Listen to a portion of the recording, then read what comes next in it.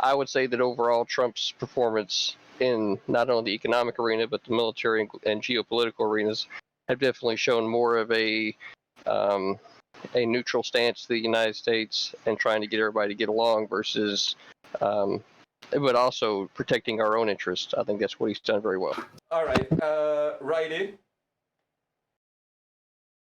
Yeah, I'm super cool. All right. So first of all, Dylan asked me to read you a message. So I'm going to start by this. So hello, welcome to the Hippy Dippy podcast recruitment. Fuck me. Welcome to the Hippy Dippy podcast recruitment panel, hosted by my favorite co-host and editor, Mr. Geek. The Hippy Dippy podcast has grown more and more to the point where we get application every day for people to be on the show. But we cannot just let anyone on. We want people who can engage in a positive manner, can tangle with people who have different beliefs than them, and know how to follow the rules. That is what this panel is about. Sorry, give me a sec. Seeing if you can hustle with the best of them, and giving you a chance to prove it. You have all been chosen because we have an interest in you being on the show, or you have an interest in being on it. Not all of you will make the cut. I will tell you this right off the bat. So try your hardest to make an impression. I will be watching. Good luck and have fun. So yeah, that was from Dylan. Left to our devices. Hmm? Is this? Are you just leaving us to our devices then, or what's the structure? Exactly the same as the Hippy Dippy podcast. So basically, a short intro statement, free debate. Basically, you engage with each other. Closing statement, and yeah. Basically, the last time you can engage with one topic is in the opening statement for the other. After that, we move on. Don't talk over each other. Address the point, don't go for personal attack, obviously, and it goes without saying, respect TOS, Twitch TOS and YouTube TOS if you stream on YouTube. And yeah, that's pretty much it.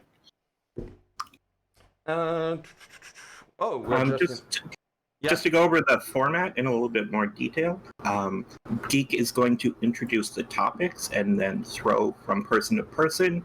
You're going to do a 1 minute or shorter introduction statement. No one is allowed to speak other than the person introducing themselves.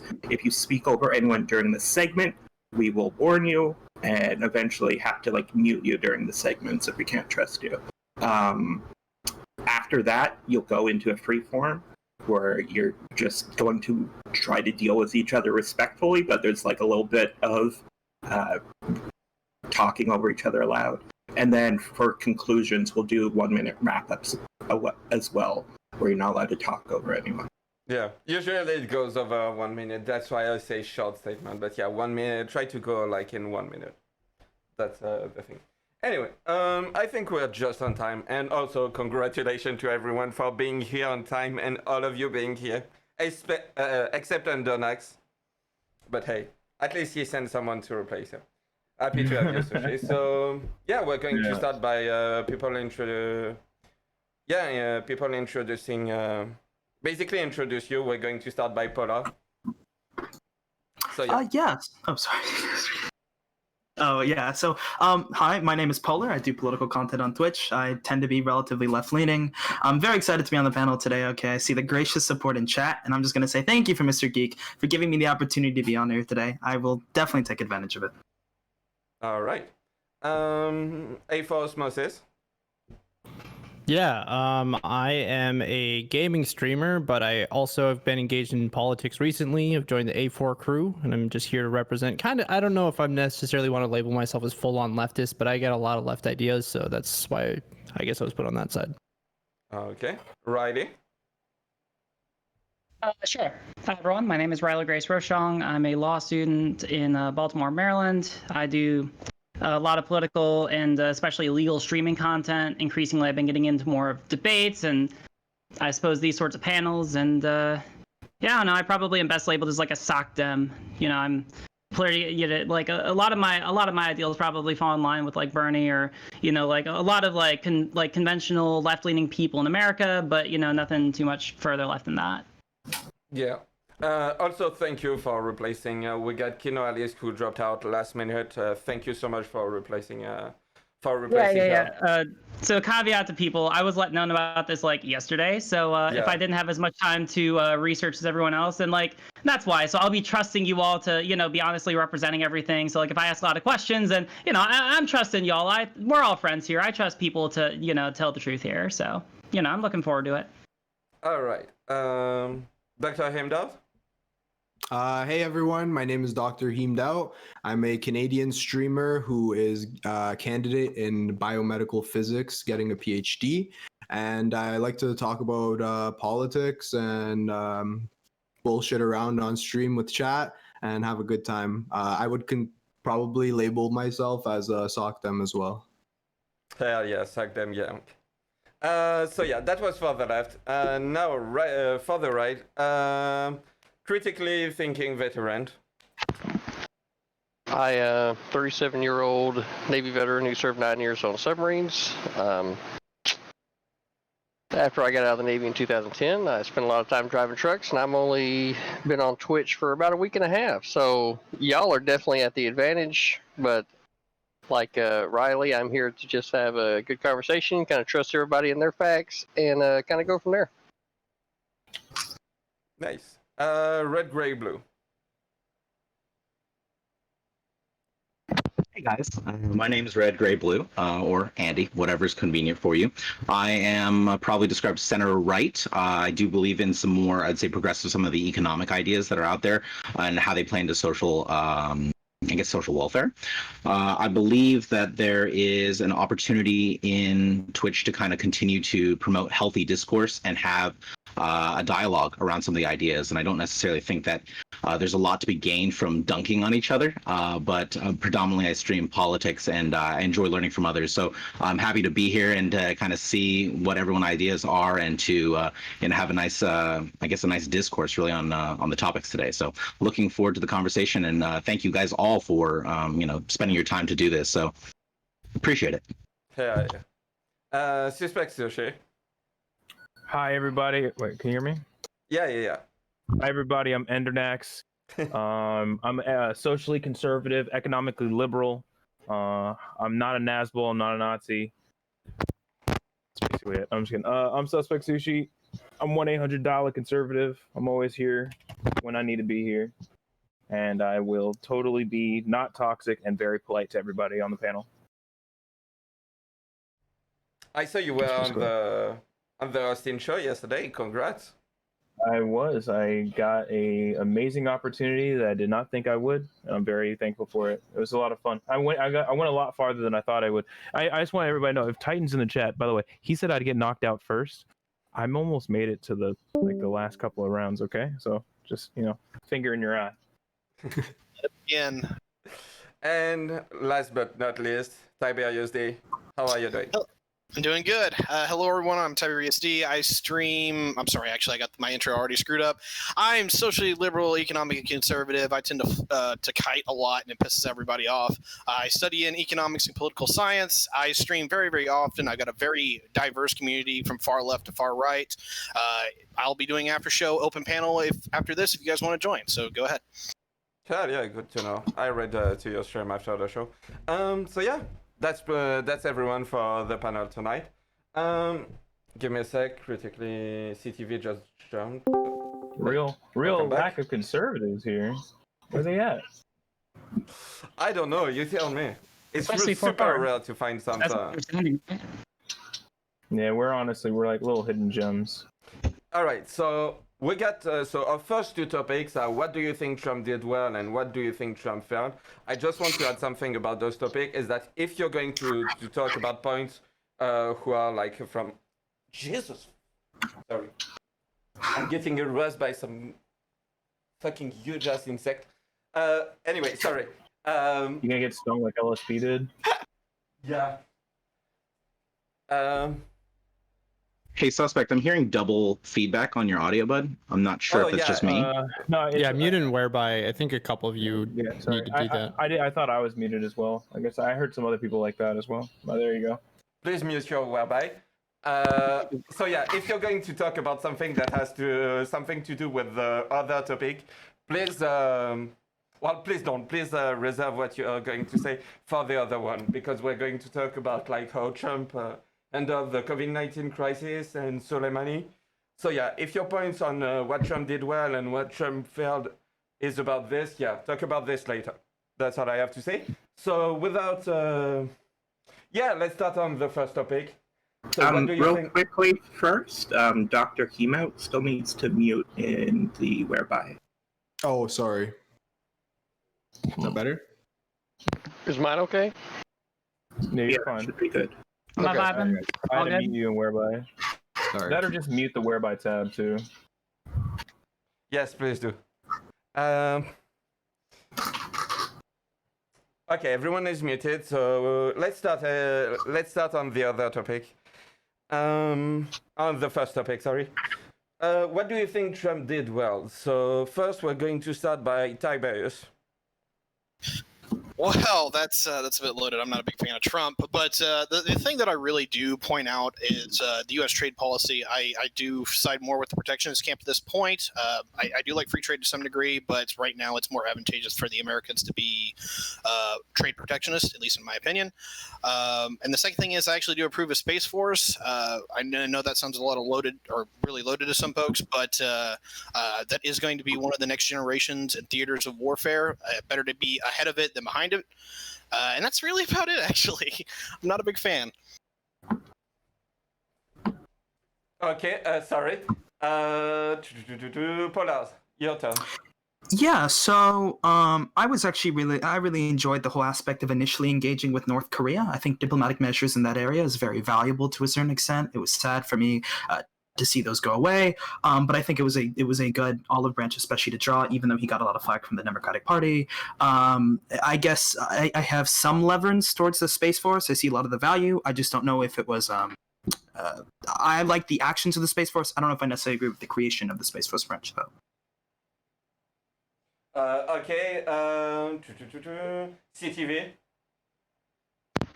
I really feel like Trump has done a lot to help the people. I think he's the only candidate that we even have had a choice in the last 20 years, besides maybe Reagan, that has really came in and really tried to do something for the people rather than being invested more heavily with the special interests and lobbyists. As Polar pointed out, the going over to North Korea and having a show of force, especially when North Korea was definitely having their missiles targeted at Guam, I felt like was a really good thing. I think that the Trump and his actions in the South China Sea have done nothing but promote free trade and preventing China from being able to actually take over that area of the sea and actually stopping more of the trade that could be happening. And kind of bringing everybody to the table and just letting them say, look, we carry the biggest stick around here. Everybody needs to try to get along. So I would say that overall Trump's performance in not only the economic arena, but the military and geopolitical arenas have definitely shown more of a neutral stance to the United States and trying to get everybody to get along versus, but also protecting our own interests. I think that's what he's done very well. All right, Riley.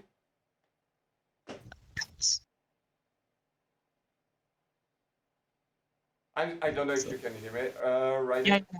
Yeah. Can you hear me? Yeah. Can people hear me? Yeah. No, pass. I have no. I have nothing to say that I'm positive. Maybe there's some economic policies. I'll let people say more about that. You can chalk this up to me not having as much time to research, but as far as I'm aware, there's not really much I'm a fan of about Trump. But that's not necessarily saying anything in of itself. Listen to people who, listen to the rest of the panelists on this point. I'm just going to kick that can down the road. Okay, no worries. Suspect Sushi.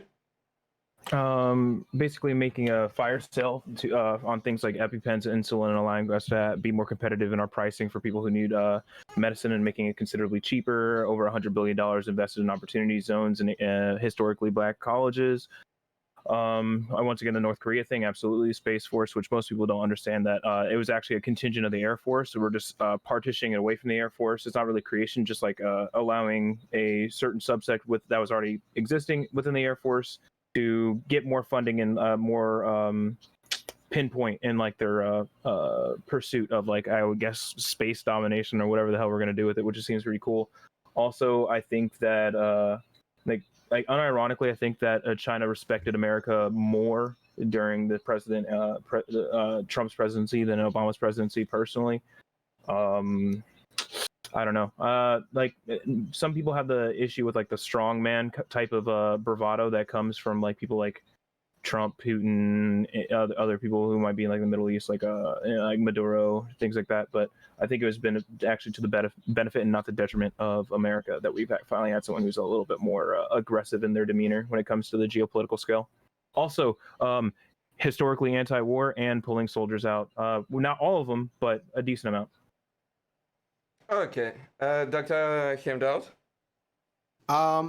Okay. What I think Trump has done really well actually hasn't even been policy based or even maybe something that he's done on purpose. What I think he's done a really good job of is actually pulling a lot of people who were otherwise not involved in the political process into the political process. So like a lot of apolitical people are now paying attention to politics, which I think overall is a very important thing for any country to have engaged an engaged population.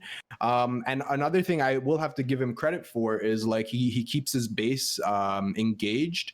And when it comes to just like pretending to be a populist, I think he does a pretty good job of I guess playing the role. I don't agree with any of his or I guess I shouldn't say any. I don't agree with most of his policies. You guys mentioned Space Force. I think it's funny to talk about some futuristic space war when Star Wars, when like 35 to 40% of people are in danger of getting evicted like within the next couple months. So yeah, that's what I have for that. All right, so before we attack in the freeform, I just want to thank Chud Logic for the raid. I really appreciate it. Welcome everyone from Chud Logic community. I'm currently being under attack, but that's okay. We're going to keep moving on with this podcast. Yeah, you can engage. Mr. Geek, I think that Red you Gray have Blue didn't get to go. round everyone. Oh, And sorry. Red, I'm so sorry. And Red Gray Blue didn't go. Yeah. I'm so Yeah. sorry. Okay. I'm distracted. Sorry. No, So it's Red, okay. Gray, and Blue. So, yeah. Osmos, just go ahead first, bud. Sure. Yeah. I liked a couple things that you guys said. Tiberius talked about, trade stuff. I think Trump at least said he was going to do a lot to protect trade and help trade, and he pulled out of the TPP, which was good. I think it was a good first step. There's a lot more that I definitely think he needed to have done to really protect American goods or American trade that he didn't. And I'd say I like things that he said about like, oh yeah, we want to ensure that we don't defund Medicare and stuff like that. But it seems like now that he's in the presidency, he's not maybe doing that as much. But at least he said those things early on, so I appreciated that, and he made those opinions at least normalized to some degree. Okay. Red, Gray. Hey, for Osmosis or Red, Gray, Blue. I don't remember who. It's okay. It's me, bud. Okay, So actually, I kind of liked where Dr. Heem was going with the thought process around engagement in the non-politicized space, but for a slightly different reason. I think fundamentally in the United States, what Trump has tapped into is an issue that most politicians are not addressing, in that there's a fundamental inequality that is not just manifesting itself in minority groups, but in disparate ethnic groups throughout the United States. So specifically in manufacturing or working class communities, you see a demographic that that Trump appeals to fundamentally, because you see them essentially looking at a lifestyle that has kind of vanished from their eyes, where they've not made the transition from a manufacturing economy to a service economy. And a lot of these people feel disenfranchised by Washington. And so I think this kind of draws attention to the very fundamental issue within our political system, in that most people are not feeling that Washington or the country even is looking after their best interests. And so I think the rise of Trump has been a spotlight for these people. And I think that hopefully will shape politics going forward in a way that I think even if you look at Joe Biden's plan for 2020 and beyond, you see that he is actually trying to appeal to these individuals with a huge dedication to the infrastructure services. So I would say I think the area that Trump has done well is actually targeting an audience that has, like Dr. Heem says, has not been served by politics and feels like their way of life is being destroyed. And I think that's manifest across the world with the rise of populist leaders and strongmen. So personally, I am also fairly critical of Trump for a variety of reasons, but there are things that I think he has done well. And I think the other thing that I would bring up is kind of reframing of the geopolitics situation for the United States, where, I'm totally stealing right now from Peter Zehan, like completely, in the idea that I see Tiberius clapping, that the idea that, fundamentally the political order that we see in today's society has been built around the notion of the United States in the Cold War, and we see now with the rise of China that there is this new dynamic at play where the United States can just capitalize on economic imperialism to create the future for themselves. And so I think Trump is directly confronting that. I'm not saying it is in the most effective way, but things such as NATO, things such as trade tariffs and trade wars and pulling out of soldiers all directly kind of influence the state of geopolitics for the United States as it goes forward. And so I think those are some of the areas that he's done well. I'm not saying he's executed well on them. I'm just saying that I think he's brought light to those areas that need attention from any political candidate going forward. So before we go into the back and forth, I'm just going to remind everyone for the next topic, when you're doing introductions, keep them a little bit shorter. And yeah, you guys go ahead and engage each other directly now. I love you, Tag Zion, on that, dude. Me and Internex are huge fans of Peter Zion, so yeah, I'm totally with you on that. I'd like to make a comment quickly about Space Force, because I feel like Space Force maybe got kind of blasted a little bit there. So actually, sorry, go ahead. Did someone? No, I was just going to throw this in the beginning. I just didn't understand why Trump felt like there needed to be a completely different service. I kind of felt like that the Air Force would have been more than capable of actually taking on the idea of, surveilling space and taking care of any issues with satellites, or maybe even putting up, individual platforms out in space to take care of ICBMs, for example. I didn't really understand why there needed to be a completely different force, so to speak, right? But, maybe it comes down to a real funding issue as far as the name. I think this is sorry, go ahead, Tiberius. Appreciate it. I think it actually has a lot of strong parallels with the Army Air Force back in 1946, how you have an entire branch of service that literally operates in a completely different theater than the one it actually has to answer questions to. And it makes sense that, hey, when you have a fundamentally different doctrine, a different way of fighting, a different theater of war, you're going to want to split that up to actually self-specialize in that field and not have to answer to the guys on the ground, or in this case, the guys in the air versus the guys in space. I was gonna ask, hey, CTV, why did you? What do you mean by he's not taking as much lobbying, or you referred to lobbying in your introduction statement? What did you mean by that? Meaning specifically that he doesn't seem to be more driven by the lobbyist, not lobbying, but lobbyist, right? He seems to be more focused on what is good for the people rather than what's good for the lobbyists and some of those other. Yeah, but what gives you that impression, though? I would really like to follow up on that real quick, because you also said in the beginning that I just want to get the statement right. You can correct me if I misheard it. You said that Trump is focused on helping the people. Is that what you said? It certainly seems that way to me. Okay, cool. Well, he took away my federal healthcare protections, so I don't really feel helped all that much, right? Like, a hospital could literally turn me away if I'm not in the state of Maryland, which has state protections under gender identity. If I walk up and I'm bleeding out from a gunshot, they could just turn me away because I'm trans. I don't feel very helped, right? Being completely frank, Like, when we're talking about Trump helping people, I feel like the opposite of helped. What's the opposite of helped? Come on, help me out here. That's the word. That's the word. So can you tell me how Trump is helping me by taking away my healthcare protections? Maybe I just kind of read the Constitution a little bit differently, but when it comes to the issue of healthcare, shouldn't that be something that's more handled at the state level rather than at the federal level? No, this is a discrimination. This is a discrimination issue, actually. Like, there are there are rules and there are amendments and there are laws in our Constitution against discrimination. Right. So then I would, you reference specifically being trans, but to me, it all comes down to all these different definitions that people would come out, whether it be black, white, trans, like all these other subjugations of people, right, should really just get back to more what the basics are, which is when you're born, you get male or female, and after that, it doesn't even really matter. So I would even go as far as to take away that one and say human being, right, as far as the language as the Constitution is concerned, but maybe that's just me. Because I'm not about subjugating the people. I'm not. Yeah. I'm gonna make this very clear. I'm gonna make this extremely clear for you.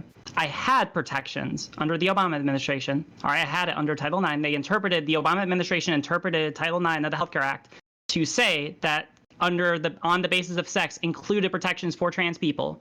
And Trump, just like in the past month or two, just took those away. He just took those away without any reason. All right, he didn't have to. There was no one telling him to except for conservative lobbying groups. He just did.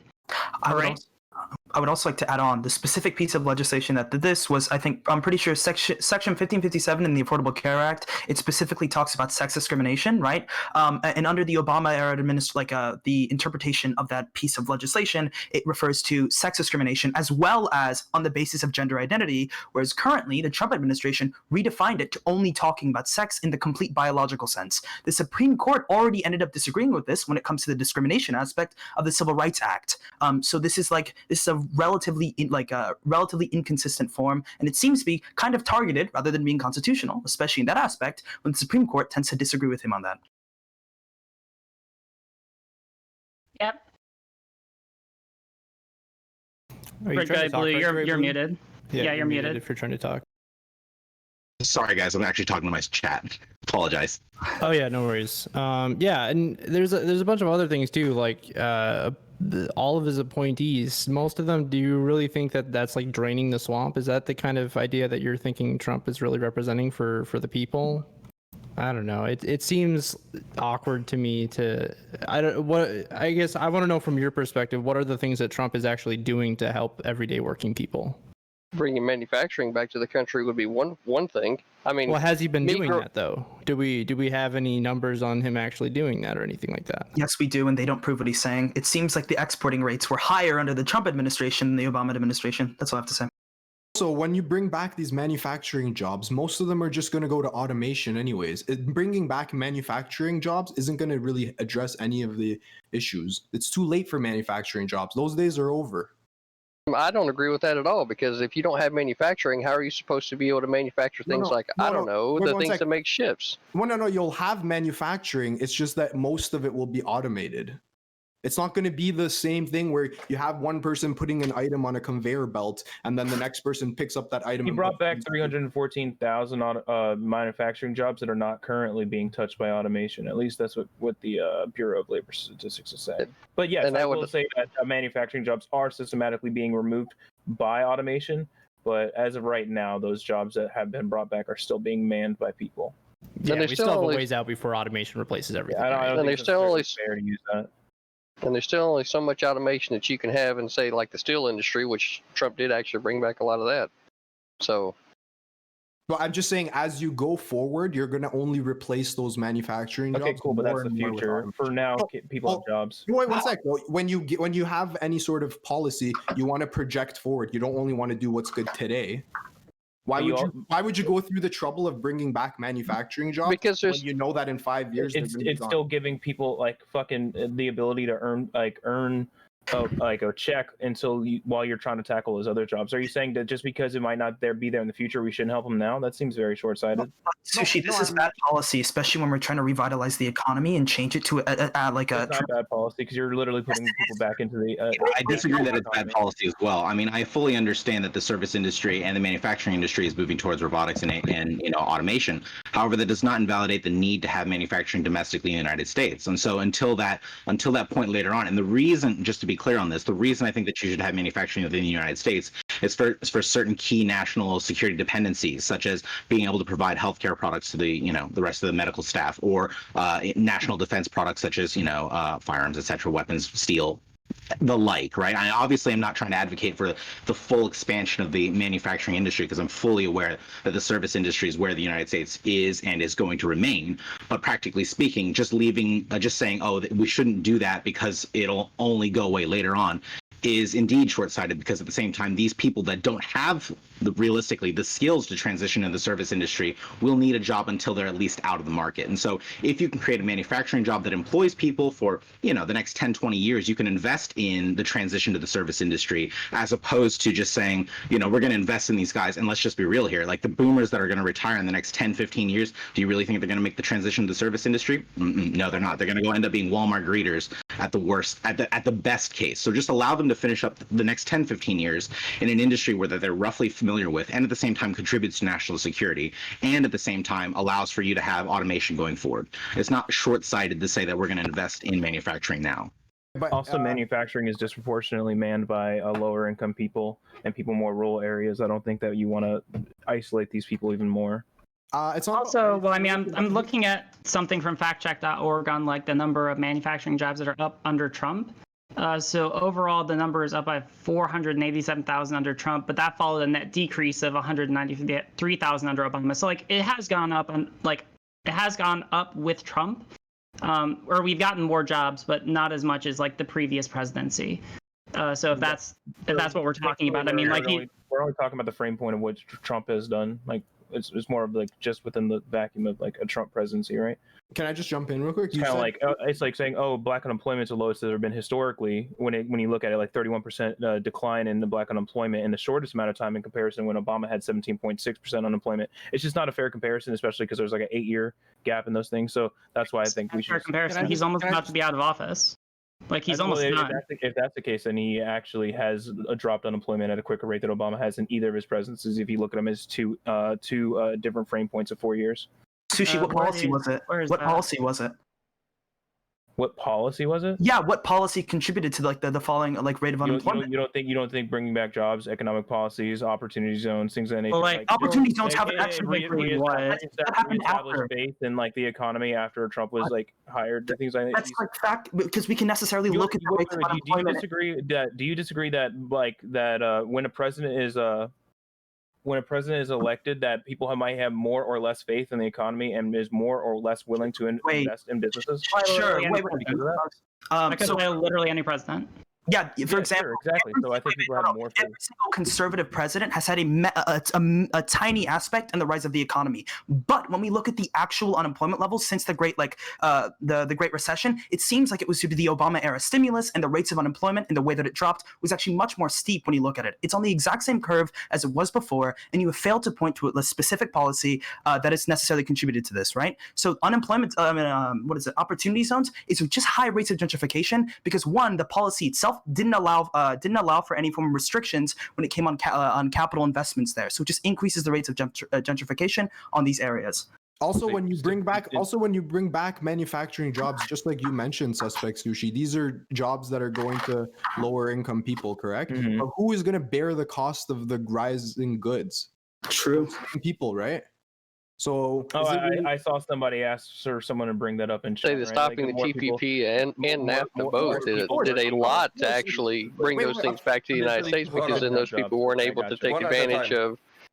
No, I'm not saying these people shouldn't have jobs. I'm saying there's more forward-thinking solutions than to bring back jobs that are going to make. What's your alternative than bringing back those? Right, but it doesn't do you any good to starve your people in the meantime just because you're trying to chase down a progressive idea. You have to take care of the people in the now, because if you don't, then you're only selling the future down the road, and you're not taking care of them in the now. That brings you up a great point, CTV. So here's what we do: we use the profits and the funds made from the rates of automation and the changing economy to make sure that these people in these areas are well taken care of. They have the ability to go to the places that they need to. They have the abilities that they need for the living expenses, and if they want to, they can transition. What they've done to the production, am I right? What I would go back to is exactly what RGB said, right? Which is I mean, what I don't understand, Polar, in the question, than what you just said. I mean, those are all reasonable statements, right? However, that is not exclusionary of bringing back jobs now. I mean, there's no reason why you would not have core national defense manufacturing within the United States. And there's a variety of things that can contribute to that. Even the Biden plan puts forward a lot of energy independence programs that are contributing towards the manufacturing sector. So,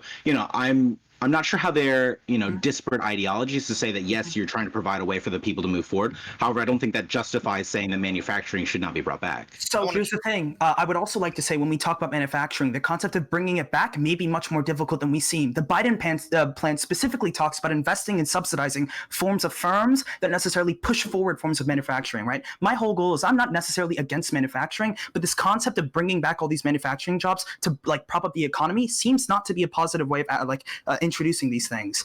Wait a minute. So you don't like the slogan, is what you're saying? No, not that. No, that's not what I mean. I mean, literally using the forms of putting tariffs, for example, necessarily harms, and using forms of protectionist policies to try to push our economy further, I think is a negative. So you don't want to subsidize things then? No, I didn't say that. Okay, so you don't like that's what tariffs and protectionism is. When you supply a local economy with funds from the government, you are creating an inherent tariff by funding a local local economy. That is exactly what. Wait, when I talk about a tariff, I mean on a national scale. We can look the effects of Trump's tariffs while looking at the forms of subsidization. These are two very different things, and it's an odd way to put those two. But subsidization is exactly a nationalist protectionist ideology for any trade industry. I mean, regardless of what you do. So if you're saying that we're going to subsidize the manufacturing of energy independence, that is a trade protectionism nationalistic ideology around creating an economy for your own benefit. No? It's not just for our benefit in this aspect, though. So what I'm saying is it's global. So it's not a. I said it's not solely for our own benefit. It is propping us up. But when I talk about tariffs, I mean tariffs in between other nations. I talk about forms of trade protectionism between other nations. I want to specifically use a subsidization to not just boost the economy of Americans, but also increase our trade output and increase our relations with other nations when it comes to the global trade scale. So that's a great tariffs, right? You see tariffs and trade protectionism. You're not a big fan of, or you think it's hurting people. Do you remember when Trump did the? I'm not hearing sushi. Is that just me? No. Yeah, I can hear you. Sushi. Yeah, I can hear you. Okay, so do you remember when Trump did the soybean tariff? Right? Sure. So when Trump did the soybean tariff, before he even put that forward, most farm not big pharma, like farming lobbyists and he met with multiple farmer, I don't know, guilds, for lack of a better word. I can't really think right now. Mm-hmm. I wasn't prepared for this. Basically, they were overwhelmingly in support for it because they looked at it as a short-term pain for a long-term game. And yes, of course, they did get a couple billion in I think 18 billion in assistance, but they understood that these things in the long term would help them out. So sometimes maybe these trade protections and these tariffs are actually helping the farmers and people who actually support our infrastructure. Do you disagree with that? So sure, we can look at exactly the trade. We can look at the tariffs, for example, right? So the tariffs imposed so far by the Trump administration are estimated to reduce long-term GDP by 0.23%, wages by 0.15%, and employment by almost 180,000 full-time equivalent jobs, right? Secondly, the second aspect of this is the negative economic effects of imposed, threatened, and regulatory tariffs threaten nearly a third of the projected long-term economic gains from the Tax Cut and Jobs Act. So when we talk about oh yay, let's go tariffs, when we look at the actual effect, it's it's not that anybody's saying, "Oh, yay, tariffs!" Just to be. That's what Sushi was talking about specifically. Tariffs. No. I understand. Let me put this in context. Who supported it that were directly affected by these things. I'm just but the farming community specifically addressed by the tariffs, right, is an intent to try to drive towards a trade agreement. Now, I fully agree with your stats that says that long term, that if we keep these tariffs up, it will be a harmful thing. I think everyone can understand that, because that is not really a question of this is basic math, right? If you're going to restrict trade, it's going to impact the economy negatively, right? But that is not the end goal. I think that to characterize it as an attack simply to just say, oh wow, it's the tariffs will destroy the economy. Yeah, long term they will. I mean, there's no dispute about this, honestly. I think even the conservative administration will put forward the notion that the trade agreements are intended to be as a result of these tariffs. Now, I'm not saying it's justified, okay, but if I can finish up on that last thought we were talking about in terms of subsidization, okay, local manufacturing. Go ahead, someone else. Before you get to that, I'm going to have us throw to osmosis, and then we're going to let Tiberius respond to after osmosis, and then we'll go back into the free throw. All right. Yeah. Just about the protectionism thing in general. I actually work in agriculture technology, so I see a lot of Sushi's perspective all the time in the industry with our growers and stuff like that. They at least believe that that's what it's going to happen. There's going to be a long term. There's going to be some trade deal or something with China that's going to end up making everything okay. But in general, the reason why I think trade protectionism is potentially good here is not necessarily just the fact that like, oh, we need to bring back manufacturing, because yeah, those jobs will go away at some point, but also not exploiting workers in foreign countries for cents per hour. Like that's also something we should be a fan of. And all these deals with China and free trade and letting our corporations here exploit that labor is also immoral in my opinion. I think osmosis, you bring up an interesting point. That is something that the TPP addressed when it came to mandatory labor regulations. That's all I have to say. Yep. Tiberius, did you want to get in? Oh, absolutely. I just was kind of waiting for my time to shine. So there's a really big conversation in economics going on between the concept of comparative advantage and the more protectionist-leaning policies. Whether you want to agree with one, there's plenty of room for debate. So, feel free to pick a side. As far as where I stand, I think comparative advantage works really, really well when you have a country that is comparable to one another, where we're talking like the United States and Canada. If you want to have that kind of free trade international policy, I'm okay with that. But when you're talking about and you're engaging with countries that have literally 1/5 the standard of living you do, all the math is going to skew in their favor. If we're talking about actually getting the advantages of trade, like all of the value that you're going to add is not going to be to your system. It's going to go over to theirs because it's more efficient to use it in their system. So I actively feel like that. As far as the tariffs, look, I'm not going to act like this is a zero-sum game where it's just a net gain or a net win. It's hit ag hard, and my family's in agriculture. The soybean market sucks right now because China doesn't want to buy our shit. On the other hand, though, this has helped everything from steel to automotive to the other end, and we're seeing that because we're seeing that in our own industrial field. Corona's fucked that up, so the data now is out of track, and so it's a little bit up in the air. But we are talking about, in general, we're talking about more workers in these particular industries, and we're talking about a higher purchasing power for them, and that's why protectionism, I think, is good, is that even if you're paying more in the United States for your direct goods, is that the people who are on the other side that actually have the demand from that job is going to boost the economy otherwise.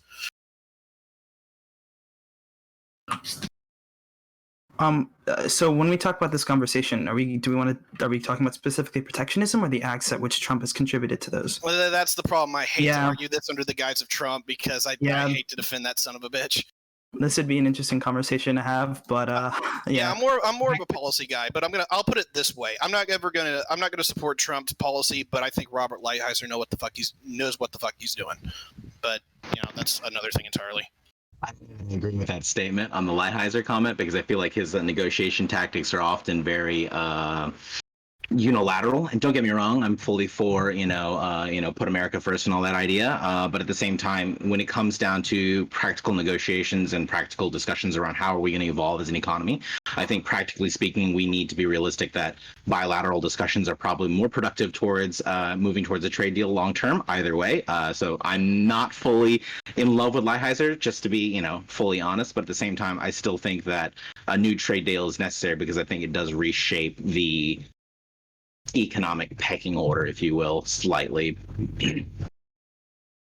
I do think that it's important, and I don't believe that I've heard it mentioned specifically, especially during the early parts of Trump's presidency, where he actually got NATO and its allies to actually pony up more on contributing to the cost of security around the world versus it just all being on the backs of the United States taxpayers.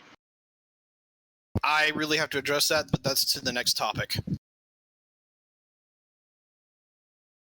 Yeah, it's actually probably a great time to pivot towards the next topic.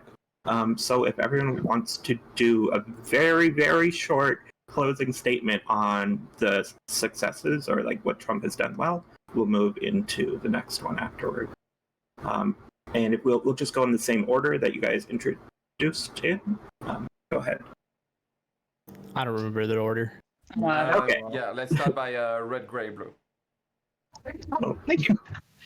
So I think in summary, the area that I think that Trump has done the most, I think, beneficial good in the world, if you will, is create a change in the dynamic of politics to allow people to focus on some of the underserved communities throughout the United States. And I think that, what Dr. Heem said was very appropriate in that I feel like a lot of people are probably more engaged with the political system now, whether or not that just simply be out of rage or, affection. I think there is hopefully a increased dynamic in the political environment. And I think it also shines the political spotlight on the people that need help, honestly. So yeah, that's my thoughts on that.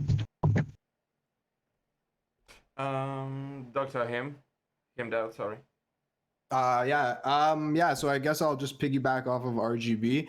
My initial point that I had written down for this was that Trump has done a good job of riling up his base and also riling up the general population in terms of getting more involved in politics and kind of peeling back that boring facade that politics had and at least making it somewhat exciting, even though for some people is, for the worst. You guys mentioned the Space Force, which I disagree with because it's a waste of money. There's no space wars going to be fought anytime. You can't have like borders in space because you can draw lines on the ground, but you can't have borders in space. And furthermore, you guys mentioned bringing back jobs, which I, again, don't think bringing back manufacturing jobs is going to accomplish anything because in 5 years, they're going to be automated anyways. There's better ways like taxing the automation that would be more effective at doing those things that we want to accomplish. So that's it for this topic. Okay, Paul as well. So just on my point, I like the aspect of getting along with North Korea initially. Dr. Heem, so I have to address this small aspect. So I think the stated goal of the Space Force was to protect like satellites and forms of communication. I probably should have mentioned that earlier. I like the memes though. I think Space Force is a funny thing. I like the name. Unironically, I do like the name, but I don't know if we necessarily needed it. But that'd be the goal, not just like fighting in space with like goddamn spaceships. Which But has there ever been, sorry, just before we continue, has there ever been any issues with satellites being So it seems like Russia is Russia and China are like doing aspects and like changing their militaries to accommodate for these kinds of things. So it's more of like a future worry. You're done with your closing statement? Okay. Suspect Sushi. Once again, I do think that what president is in the White House directly correlates with consumer trust within the market. I think what he's done for the Black community, and things like HBCUs, opportunity zones, things of that nature. The first step in the criminal reform bill. These things are really, really helpful. Chipping away at the crime bill and mandatory minimums, things of that nature. I think that having somebody who's not afraid to be kind of a bull in a china shop on the geopolitical scale is not as bad as people make it out to be. I think we need some. I think people need to, speak softly and carry a big stick more often. Shout out Teddy Roosevelt. But I don't know. That's basically it. Okay. CTV. Yeah, I mean, everybody else just kind of laid it out perfectly. I suppose that the only thing that I would want to further add to that would just be me growing up in a rural area, that I've seen a lot more positive things happening as a result of Trump and just him even being in office, and actually listening to more of the rural parts of the country have been a good thing as far as getting people to engage. So. All right. A for osmosis. Yeah, I think I agree with a lot of people in the respect that he's definitely got more people engaged in politics, whether it be because they are in love with him or they hate him. In either case, that's part of what motivated me, some of the stuff that has gone on during his presidency. I disagree with the way he's ended up going about all of these things. I think he's said a lot of things that are meant to help empower working class people, and I think that the idea of that is good, but I definitely don't see the execution of it. Okay. Riley. Yeah. I defer, or I'll just I pass on the economic arguments. My specialty is in the law and on social issues, so I'll leave other panelists to talk about that more, and for the audience to defer to them. On the helping the people, I haven't felt that, as I discussed before. We'll probably talk about that more in a little bit. Pulling people into the political process, someone said that before. I agree. That's not necessarily a good thing, at least in the way that he's done it.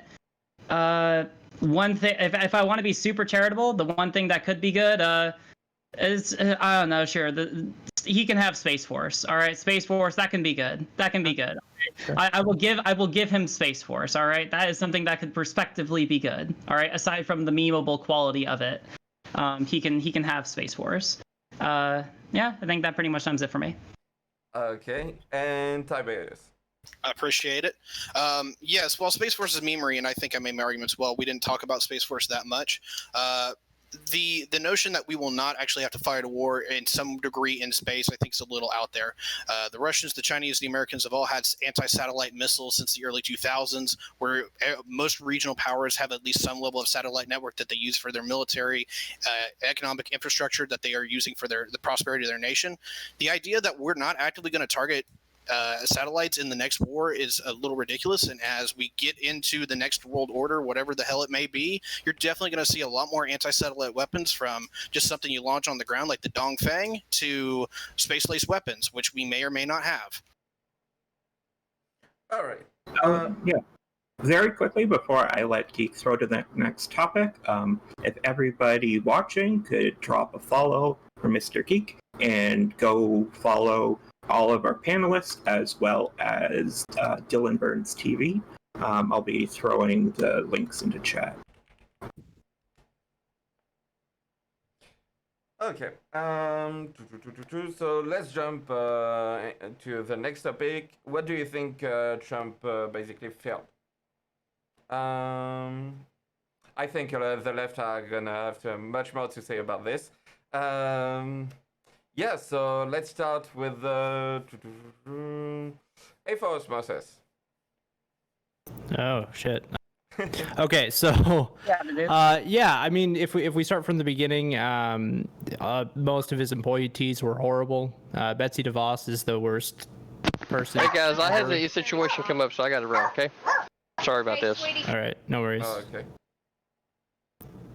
Yeah, Betsy DeVos is a horrible pick. All of Kavanaugh was a horrible pick. Ben Carson's a horrible pick for housing. Like, just everything's been awful.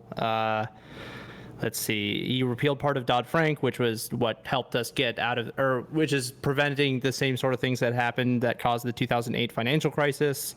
Albeit it's only on banks under $10 billion, but that's still a lot of banks, still a lot of problems potentially happening there. Approving all of this, the various stages of the Keystone Pipeline, it's been terrible. And this whole idea that like this is to get us off of like Saudi oil reliance, when literally everything Trump does still supports the Saudi regime and all of their various, you know, military efforts in Yemen and the murder of Jamal Khashoggi. Trump just like brushed that off like it's not a big deal. Keeping open Guantanamo Bay and these like efforts to try to kind of redefine terrorism so we can just kind of lock up anyone he doesn't like and not use due process or anything like that. Federal agents kidnapping protesters, stuff like that. Yeah, I mean, the list goes on, but those were the main things that came to mind for me.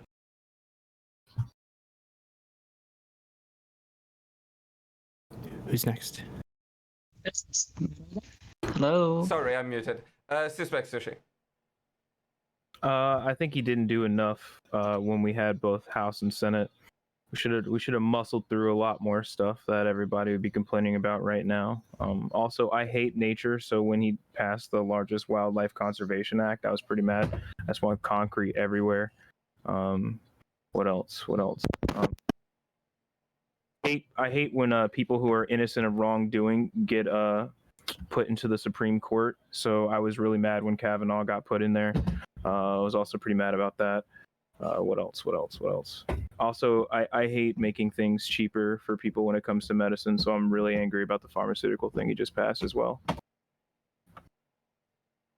Okay, nice, man. Righty. Yeah, righty. I'm definitely going to be following up on that point in a little bit, just because this is news to me, and I'm just going to be asking questions to learn more. So, I mean, like, kind of like A for Osmosis said, there's a lot. Books will probably be written about this. Just a short list that I came up before the panel. COVID, which I know is going to be a topic that we're going to be discussing on our own later on, so we can kick that down for a little bit.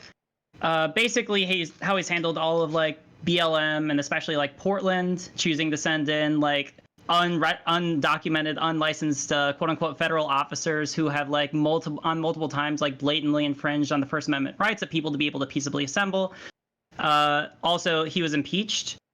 That was a thing that happened for trying to tamper in our election. Like that was just a thing that happened. I'm not sure if people remember that. Also, oh yeah, bringing more people into the political process. I agree. Not exactly the best people, I would say. Some great examples of that would include like Charlottesville. the fact that when he commented on Charlottesville, that he called all the people there, or he called all the people who identified with Charlottesville and Unite the Right fine people, even though they murdered a person there in cold blood. And then comparatively, when BLM immediately started saying that everyone who organized were thugs and Antifa, even though like there have been studies done and actually there's not a single recorded death associated with Antifa, which makes them a pretty like a laughable quote unquote terrorist group, right? Like just in my honest opinion, like if you're a terrorist group and you don't have a single death, I feel like that's a pretty shitty terrorist organization. And the trans shit. We already talked about that, but yeah, I don't have healthcare rights under federal law. That's pretty shitty. I used to have those. Oh, and also to comment more, it is constitutional issue. Someone in my chat actually brought it up. It's a constitutional issue under the 14th Amendment, which affords due process and equal protection under all the laws and privileges that the United States government affords. I can go on, but I feel like that's a pretty good place to start. Okay. Red, gray, blue. I would say the biggest failure that I would prescribe to the Trump administration, I agree with a lot of the leadership criticisms that are out there in terms of consistency of message around a variety of issues, quite honestly. And I feel like when it comes to global foreign policy, it tends to be that the reaction may be well-intentioned, such as let's do an agreement with North Korea on the nuclear deal. I personally consider that to be a topic that essentially was largely driven by political incentive. And when I say political incentive, I don't mean goodwill for the United States, but rather what would make me look the best. And so when I think about political issues such as North Korea, Iran, and etc., I feel like the manifestations of those ideas, while they were campaign promises and fulfilled, I do not think that it necessarily resulted in a productive end to that discussion. So Iran, have we really achieved anything? Are they falling apart in the next year? Are they really going to be collapsing anytime soon? Is this maximum pressure strategy working? Is this really where we're going? North Korea, the same thing. While some people say there have not been any more tests, one could argue that theoretically they still have been maintaining tests, but not on long-term missiles, so long-range missiles. So have we really achieved significantly much? I mean, okay, I guess they're not testing long-range missiles, but to me, I feel like we're still at an impasse as to what is the change in global foreign policy on some of these issues. Okay. Paul as well. So I have a couple of things. I would say. Okay, so starting off with one of the big ones would be the expansion of the camps on the border for asylum seekers or illegal immigrants, pulling out of the Iran nuclear deal, abandoning the Kurds, the tax cuts, leaving TPP and letting China take over, the trans-military ban, which was overturned, thank God, or in the process of, I need to make sure I got that right, getting rid of the EPA regulations, trying to repeal the ACA, and then rolled back the Obama-era regulation on discrimination, and then lastly, the trade war. We'll just toss in a caveat. The trans-military ban, that is still around. I cannot join the military right now. Just, yeah. Like, I can't join right now. Oh, 2021. I'm sorry. The U.S. House of Representatives voted on this was this is July 30th to approve an amendment to the 2021 Defense Appropriation Bills to effectively end. Oh, really? Yeah. I had to make that. I had to look this up myself. Okay, cool. All right, this is news to me. All right, in that case, ignore what I just said. Go ahead. Yeah, just a small precision for next topic. Basically, we try to give like the intro statement. If you want to go back and forth, please wait for basically the free form. Can I get my shot in real quick? Yeah, sure. Go ahead, Tyler. Yeah, I got missed out on there. So I've got a laundry list of things that I hate that the Trump administration has done, but I'm going to hit the biggest three things. The first one is the extreme divide and conquer rhetoric that I've seen out of him. I thought during the election, I'm like, that's usually normal, but once you take that presidential seat, you know how to stop that shit. You are not the president for conservatives. You're not the president for liberals. You're the president for all Americans. It's time to be the adult, and he is not being the adult in the room. The second thing is all of his advisors that are smarter than him, he is outright kicked out. Jim Mattis, McMaster, Kelly, they're all gone. The only person that I think is even smarter than him at all is Robert Lighthizer. Everyone else is literally dumber than him, is just a yes man. The final thing here is I absolutely hate this guy's foreign policy, especially when we're talking about who the allies are. Like, he wants to shit on the Europeans, and I understand there's some arguments there about how much they wanted to do defense spending. Personally, I want to de-arm Europe myself. But he wants to buddy up with people like Turkey and the Saudis. These are scum of the earth people. We should have absolutely nothing to do with them, and that's the people he wants to make the big alliance with. I don't understand this. I don't appreciate it. So yeah, that's my list. All right, Dr. Heemdout. Yeah, so basically I would agree with Tiberius. My main sentiment was going to be that he has failed at unifying the country after he got elected, and he's failed at representing anyone who isn't a Republican. And he's also failed the working class people by giving massive corporate bailouts and tax cuts. I could argue that he is partly to blame because of the George Floyd unrest and the uprising, because he completely continued to ignore it rather than meeting with BLM leaders. He met with like conservative blacks that were, against the BLM movement. And also the biggest thing for me is that he hasn't addressed the most crucial issue of today, which would be, in my opinion, climate change. And, he's done that by pulling out of the Paris Climate Accord or rolling back environmental regulations. I know Suspect Sushi mentioned that they passed the funding for cleaning up the national parks and stuff, but that's $9.5 billion over a 5-year span. That's pennies compared to how much, how serious of an issue this is. Okay. I think we're good. Did I forget anyone? Yeah, that was 7 people, but critically thinking veteran had to run out. So. Okay, perfect. As a small update, I'm looking up just like the comment about like the trans military ban and that vote, the legislation that's going through Congress, because this is news to me. Yeah, it looks like it passed the House. So tell me, did it pass the Senate already? No, it's just the House of Representatives. So that's why I said that they're trying to. Okay, so so it passed the democratically controlled House, and it has yet to be voted on in the in the Republican controlled Senate, and vetoed or not by the Republican president. That's exactly how I feel about impeachment. It was only passed in one, but not in the other, so it's insignificant to mention. Yeah. It's weird because, all right, so do people know how impeachment is done in the Senate? Like, do people know how the rules are made, right? Like, we can talk about this for a second, because the fact of the matter is, like, the rules for impeachment are not the same as any other trial in America, right? It's not like you can go to a district court and you're going to get the same kind of trial as you are in the Senate, right? The people in the Senate write the rules for how a trial is conducted, right? So let's be clear. The Senate, all right, the Republican-controlled Senate wrote the rules for how the Republican president would be tried on high crimes and misdemeanors. I don't know about you, but that doesn't sound like the most unbiased source of credibility to me. Just saying. And also the fact that we weren't able to hear any live testimony from witnesses, and there was like every single step taken to be able to obscure as much evidence as possible. I mean, like, yeah, like, it's not exactly going to go down in history as like the most unbiased source of evaluation, right? Like, it's like even from a legal standard.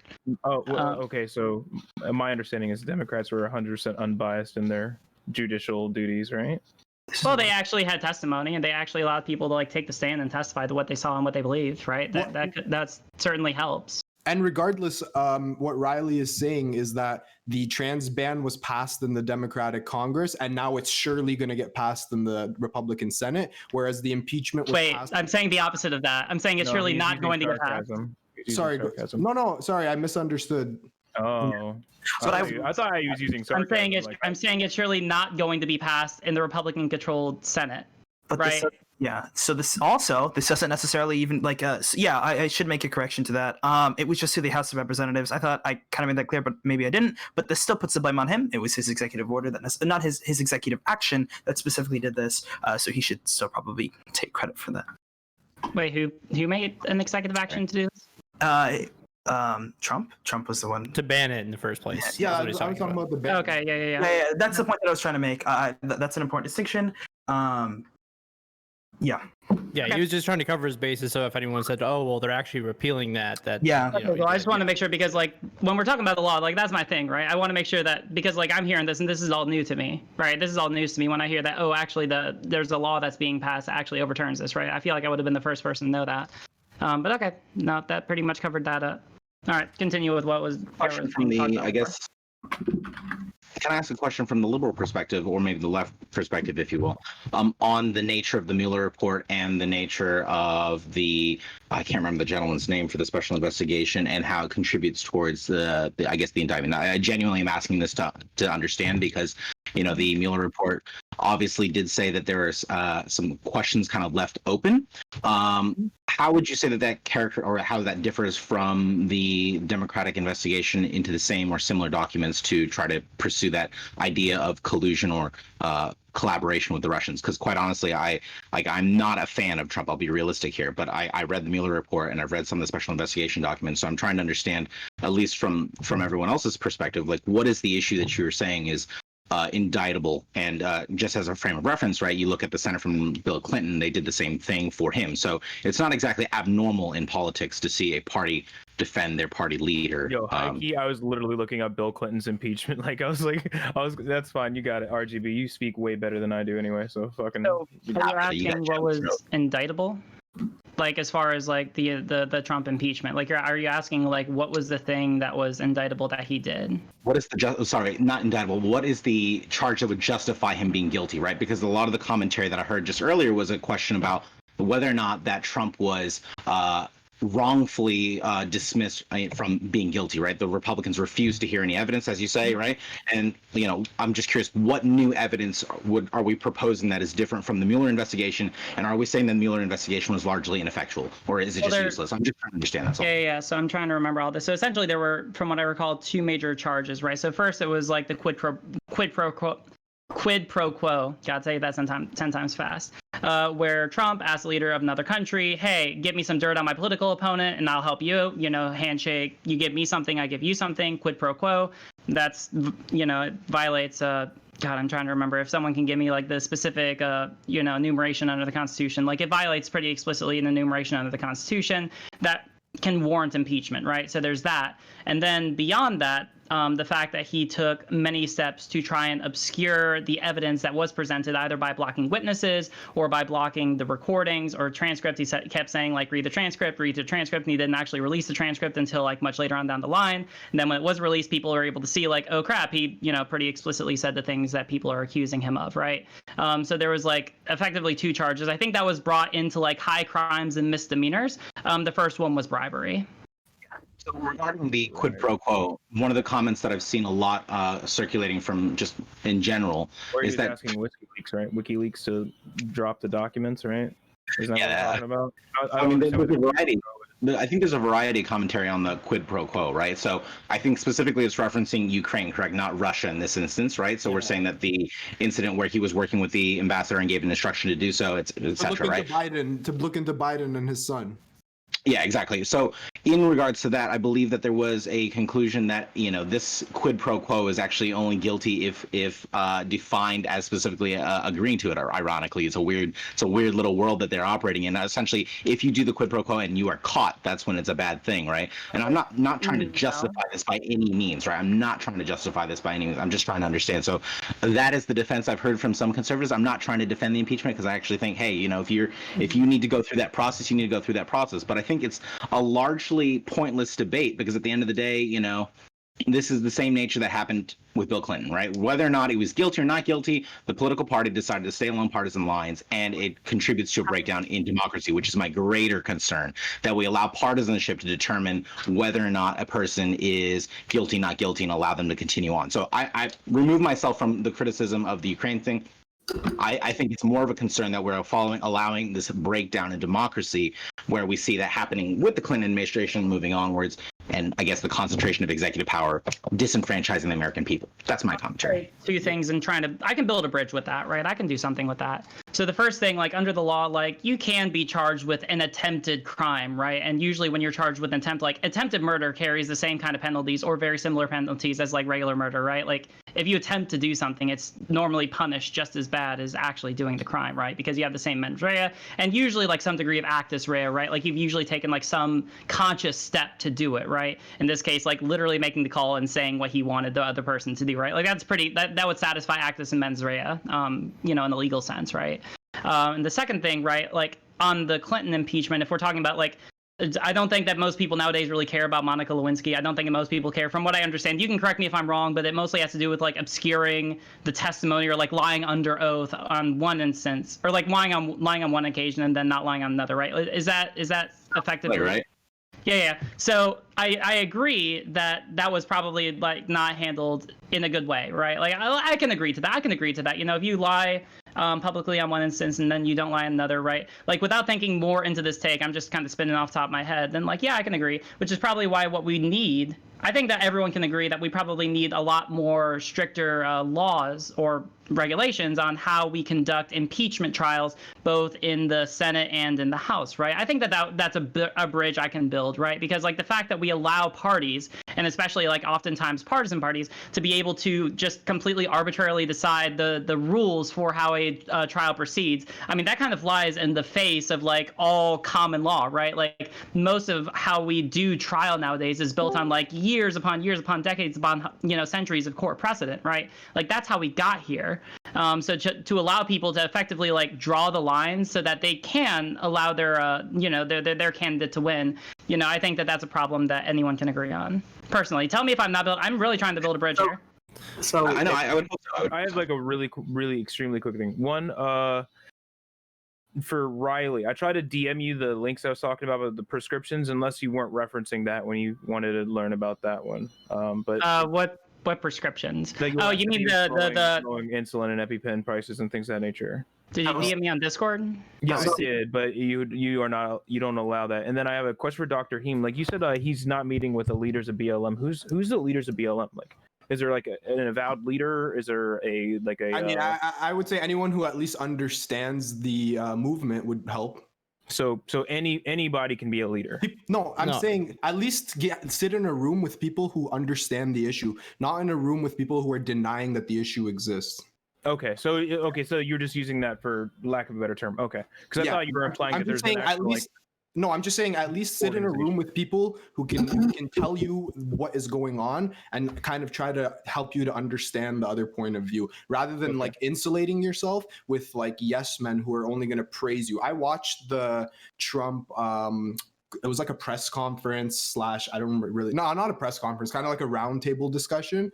And he had on some black leaders, and all of them were conservatives who were just like kissing his ass. And I don't think that's a good way to do it. I think if I'm the leader of a country and people are in the streets rioting and protesting, I agree. We should have black liberals and black conservatives. I would want to understand why it is that's happening by hearing out their point of view. That's what I'm saying. Do you agree that it should have probably been like an equal smattering of both black liberals and black conservatives to give both of their viewpoints on what's going on in America when it comes to black culture?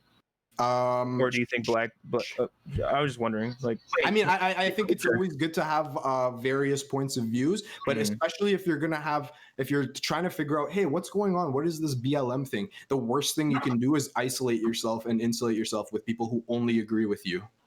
Yeah, and Suspect Sushi, to your point, I think we do need to get away from this idea that the left owns black people, because that's entirely fucked up that people treat it that way. So I completely agree with you. I know, right, dude? If you don't vote Biden, you ain't black, dude. So Sushi, so you talking about the executive action, like the one? Are you talking about the most recent one? Is that the one that you're talking about? Like you said, fire sale? Yeah.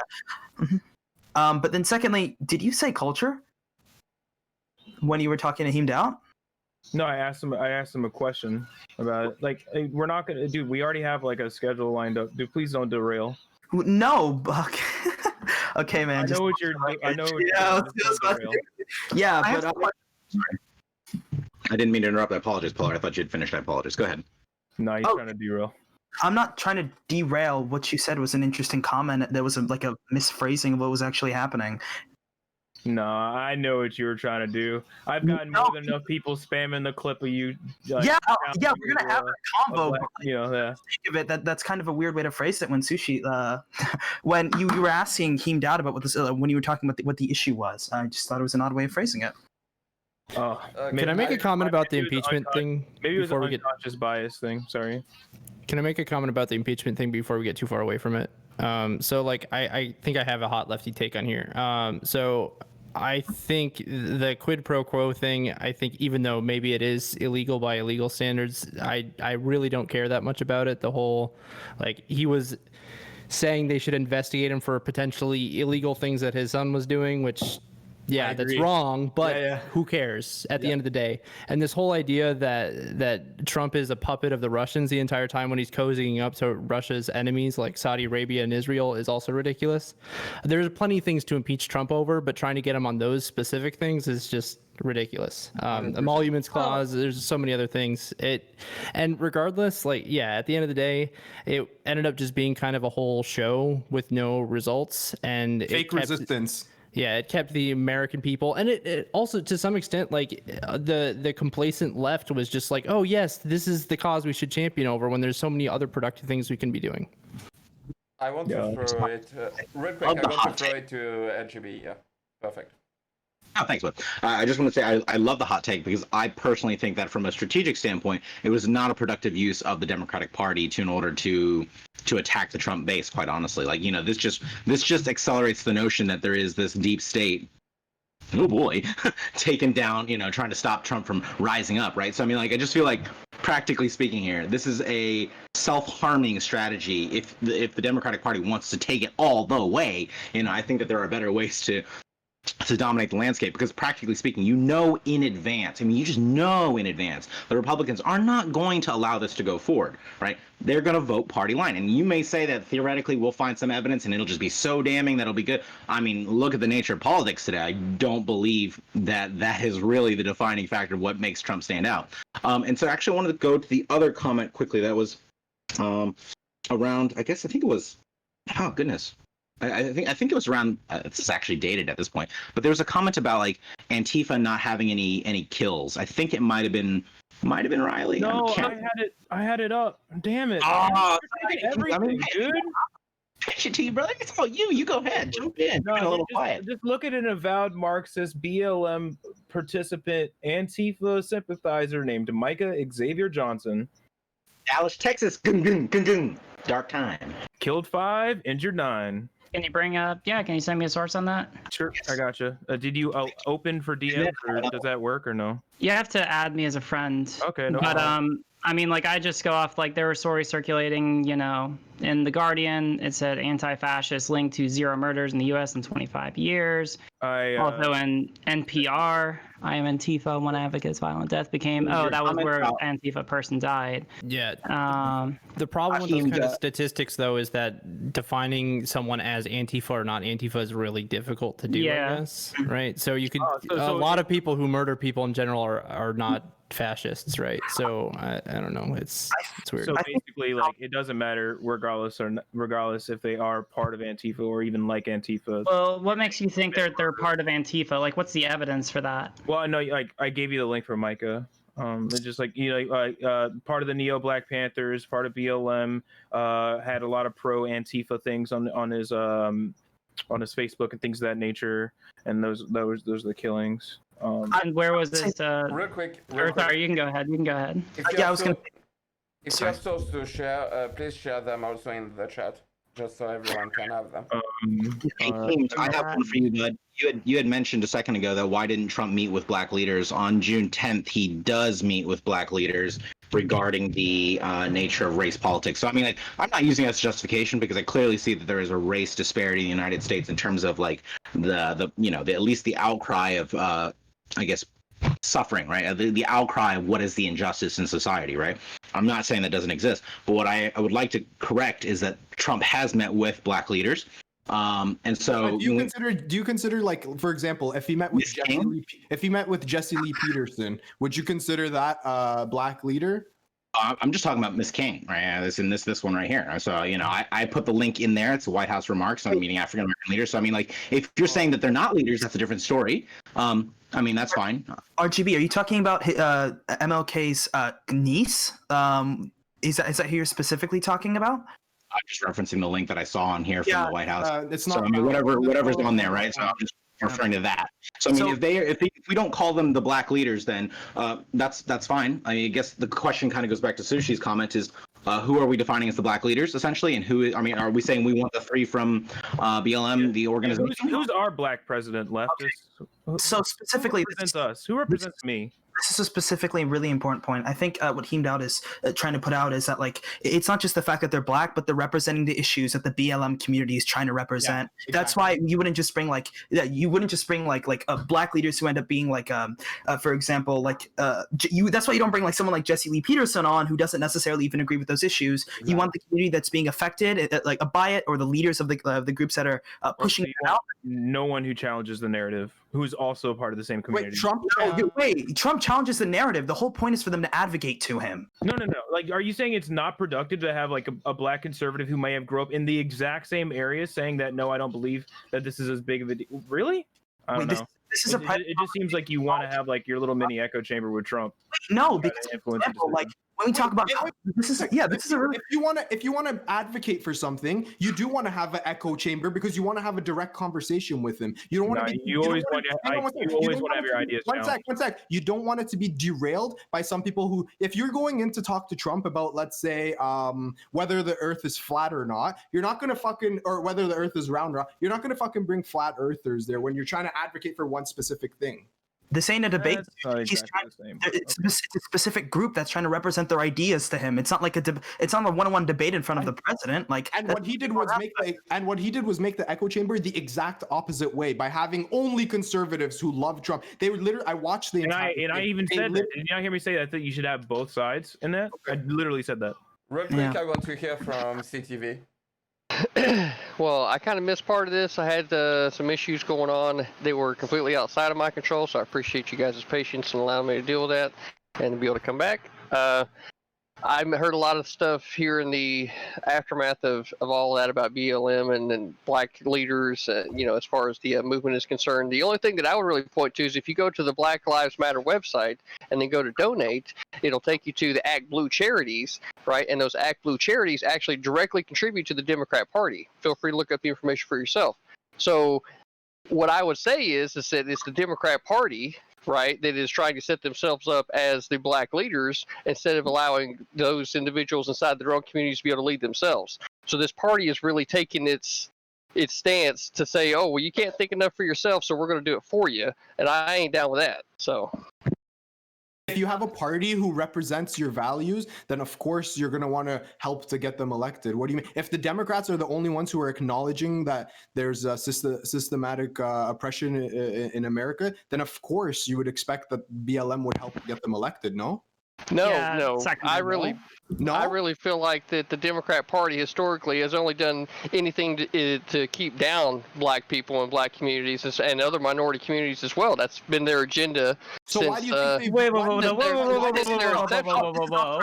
can't? That's a big claim. Yeah, why do you think they vote for Democrats? I don't understand how it's such a big claim considering it was a Democrat Party that actually wanted to keep slavery in place. Can I ask, how many proposals? Okay. Stop. Let's do it. No. So, Riley, Polos, and then after that, if you want to respond, go ahead. Okay, so I guess I'll go first. Just to talk about other minority groups in America, right? I can tell you definitively,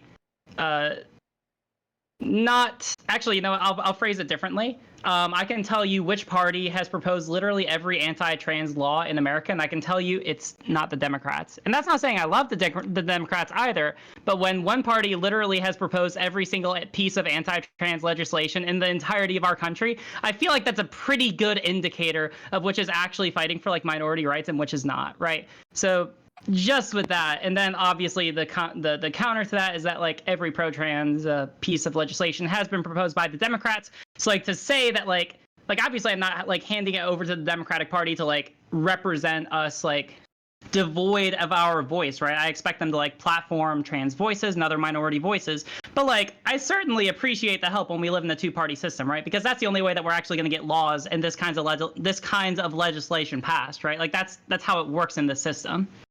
That's all I got.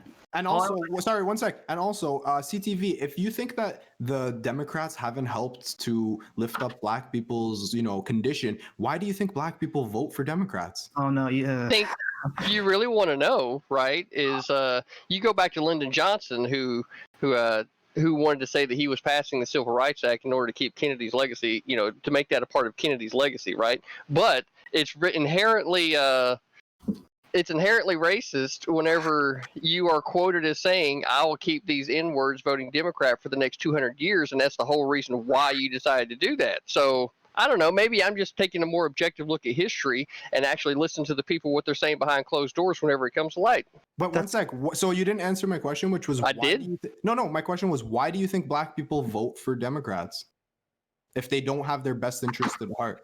Because they were sold this narrative back in the 60s. Oh, we passed the Civil Rights Act for you, so we're the weirdest own. Yeah, this is like saying, oh yeah, we're gonna trick the black people into voting for us by giving them civil rights. That's essentially what you're saying, right? It's like the weirdest own possible. Everyone, hold on. You understand that actually, disproportionately, almost every single Republican actually voted in favor of civil rights, and on top of that, the longest filibuster in American history was by Democrats to actually oppose civil rights actually being. Okay, everybody quiet for a second. We're going to throw it to Polar on what Trump has done badly as president.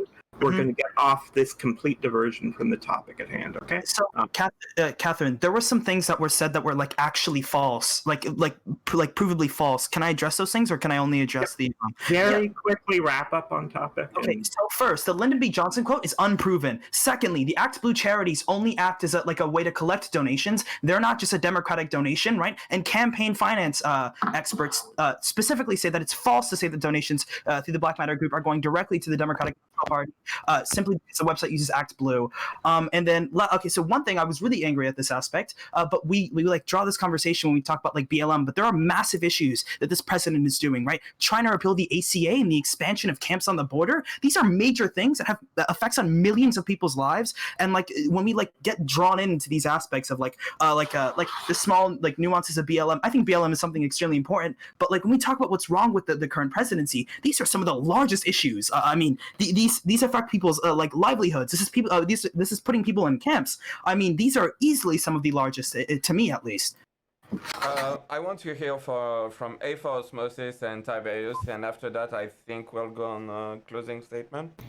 Yeah, Sushi, I have a couple things to way throwback to one of the things you said initially about like your one of the things you didn't like about Trump is that he didn't go far enough. On a lot of things, I feel like he didn't go far enough with having control of both parts of Congress, is that he wasn't able to because he had no plans, right? Healthcare, how the hell was he going to repeal Obamacare without a different plan in place? Like, they had nothing, right? And whose fault is that? Trump has always had nothing, right? Like, he's never proposed anything that's actually a good idea, and that's why even Republicans don't side with him on that. Okay. We did it. All right. Tiberius, do you want to add something?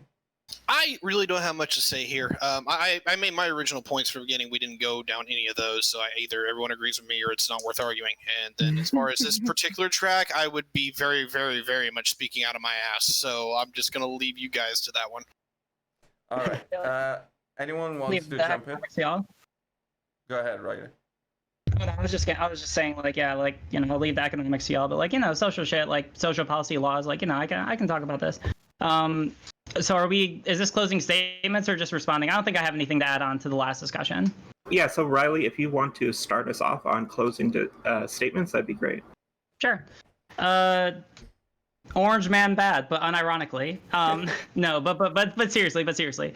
Yeah, like, I think that we basically touched on a lot of them. It's unfortunate we couldn't talk about like what's happening over in Portland, because I feel like that is a larger issue, right? Like it's literally just sending in like unmarked, unidentifiable like stormtroopers to, you know, infringe on the First Amendment right of everyone there. But like, you know, we didn't talk about it too much, so I won't berate that point. The impeachment, yeah, we talked about that. I agree that I can agree with like the parallel to Clinton, right? Like, how it was handled, like how both impeachments were handled were just terrible, and we need like flat reform on that. I can build that bridge. I can agree to that.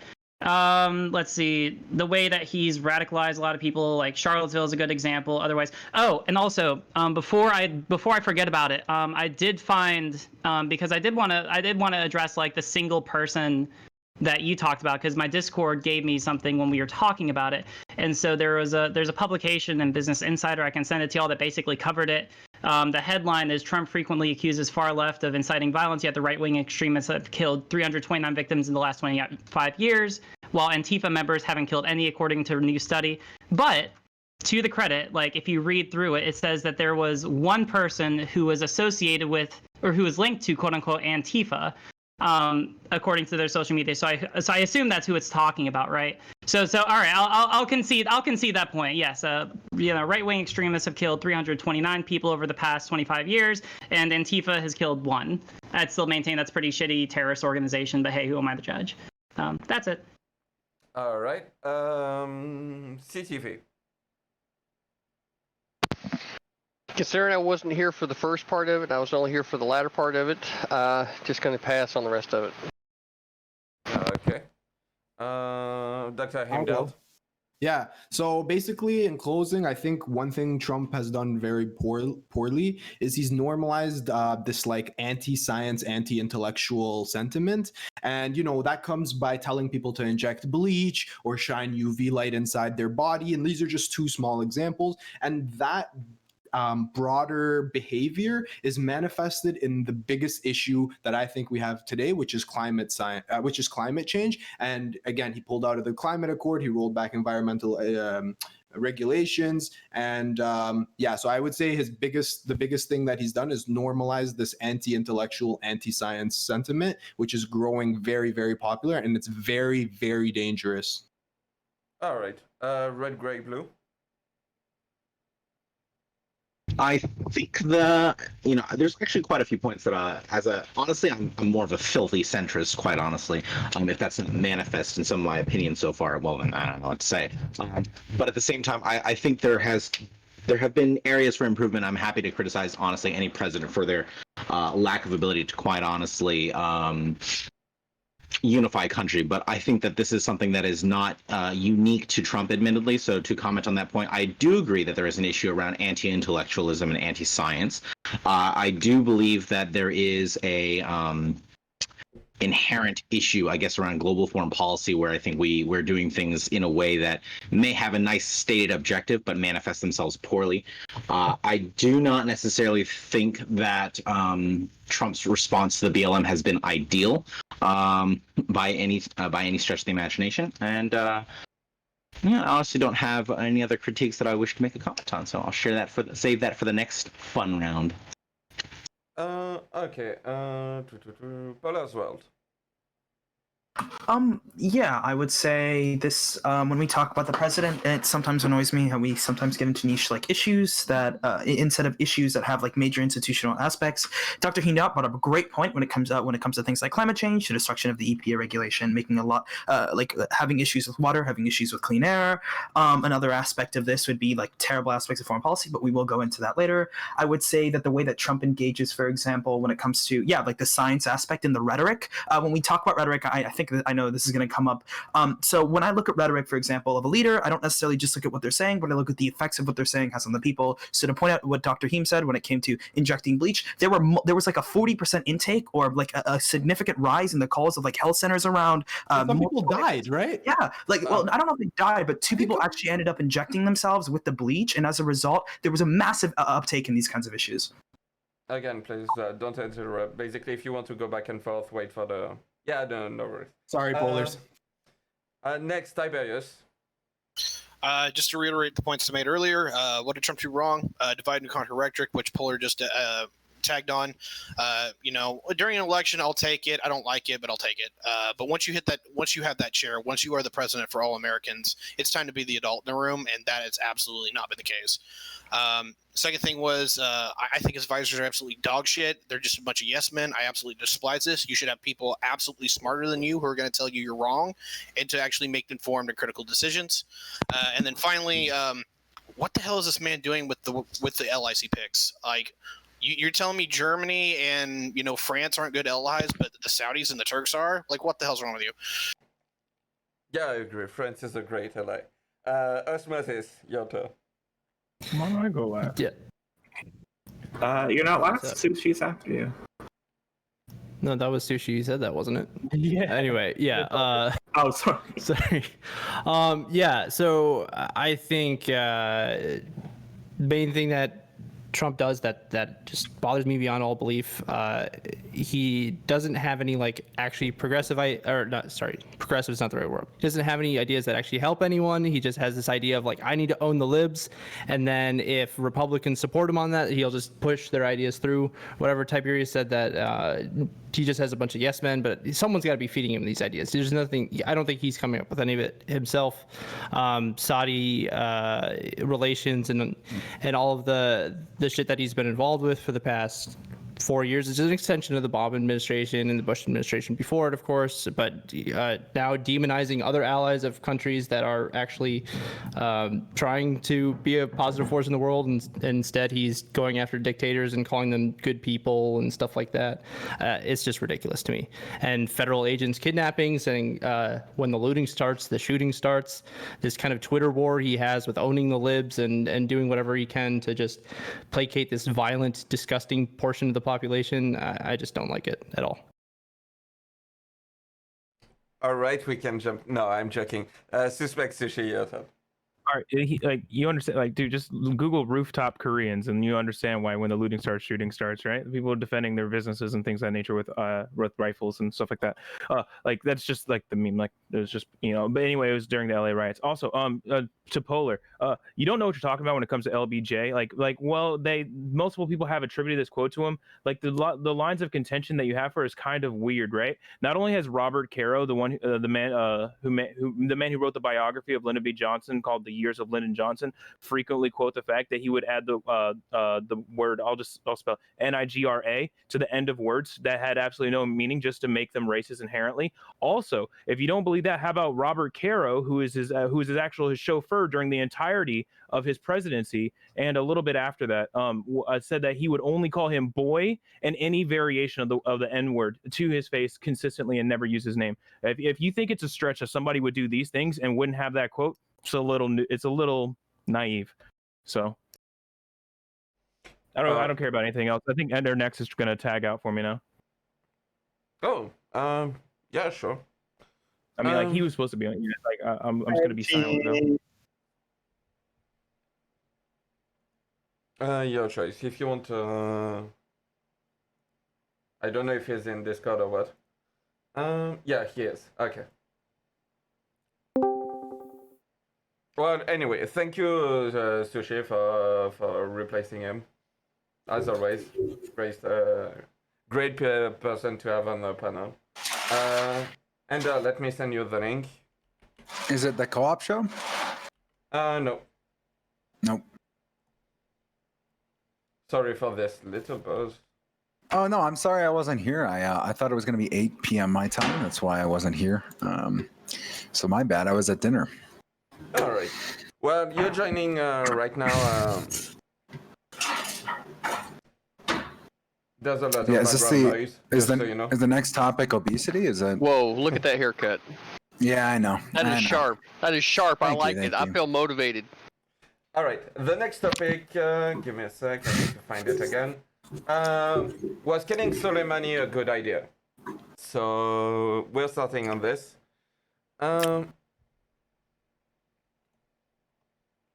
Holy shit. Thank you, Suspect Sushi, for the gifted sub. I really appreciate it. And yeah, so let's start straight away. Dr. Heem, I know you've been waiting for this topic, so I'm going to throw it right at you. Was killing Soleimani a good idea? Yeah, so I have a few things written down here. I guess I'll just fly through them. So basically, in short, no, I don't think it was a good idea. They killed the second most powerful military official of a foreign nation, which already had tensions with the United States, and they did this on foreign land. And justifiably, Iran responded with threats. It increased anti-USA sentiment across Iran. After his death, Trump tweeted, we did this to stop a war, but he was literally almost started a war. He also said Soleimani's reign of terror is over, but they literally replaced him like 2 days later. He was killed in Iraq without the approval of Congress or without the knowledge of the Iraq government.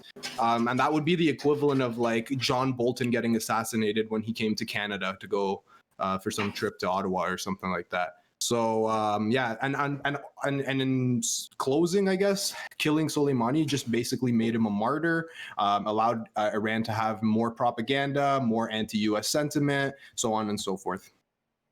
All right. CTV. Well, let's not kid ourselves around here. Soleimani was an absolute, like, very, very good strategist and has been behind a lot of the terrorist attacks we've seen around the world, right? So let's just make sure we lay that at his feet.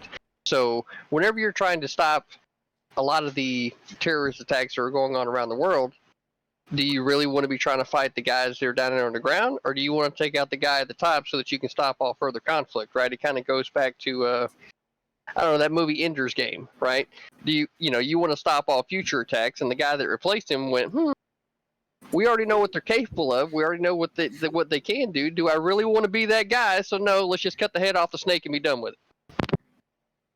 All right. Righty. Yeah. So actually, Heem made pretty much all the arguments I want to make. Specifically responding to CTV's argument just now, like, I hear this argument pretty often whenever we're talking about like whether or not killing Soleimani is justified. Was he dangerous? Yes, but the issue isn't really whether or not he was dangerous or whether the killing was like morally justified in a sense, but whether or not this harmed our international relations with other countries, right? Like the fact that literally no one and I can actually ask like other people. I'm counting on you to be honest because I didn't have time to look at this. Did Trump literally tell like anyone in Congress that this was happening? Did he tell anyone in like any other part outside of like his most secluded like closed circle that this was something that was going to be happening? As far as I was aware, this wasn't even something that was widely known within the U.S. government, let alone other countries across the ocean, right? Like no one knew that this was going to happen. If we literally had just like dotted our I's and crossed our T's when we were doing that and actually like made sure everyone was on board and knew what was going on, then like it could have gone over a lot better. But like because of this, like it literally almost started another war. And like if he is trying to make the excuse that he tried to stop a war by doing this, that seems pretty counterintuitive when the day after everyone is wondering like, fuck, are we going to go to war with Iran, right? Like it's literally almost accomplishing the exact opposite goal that he's saying he wanted to do. That's my take. All right. Endo next. Yeah. How long do I have for my opening statement? 1 minute. Okay. Yeah. The thing is that if you do implement a sugar tax, right, and it does lower consumption by 20%, dude, I'm not listen. Okay. So should we have killed Soleimani? Should we not have? Okay. Is the world a safer place without him?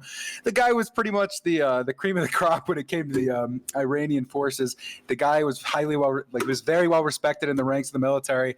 It seems like killing him probably did almost more harm than good. If you think that like the training that Soleimani was giving to the like Shia militias in other countries, that wasn't something that could be done by another individual in the army, you're I think a bit foolish. I don't think that training was especially spectacular.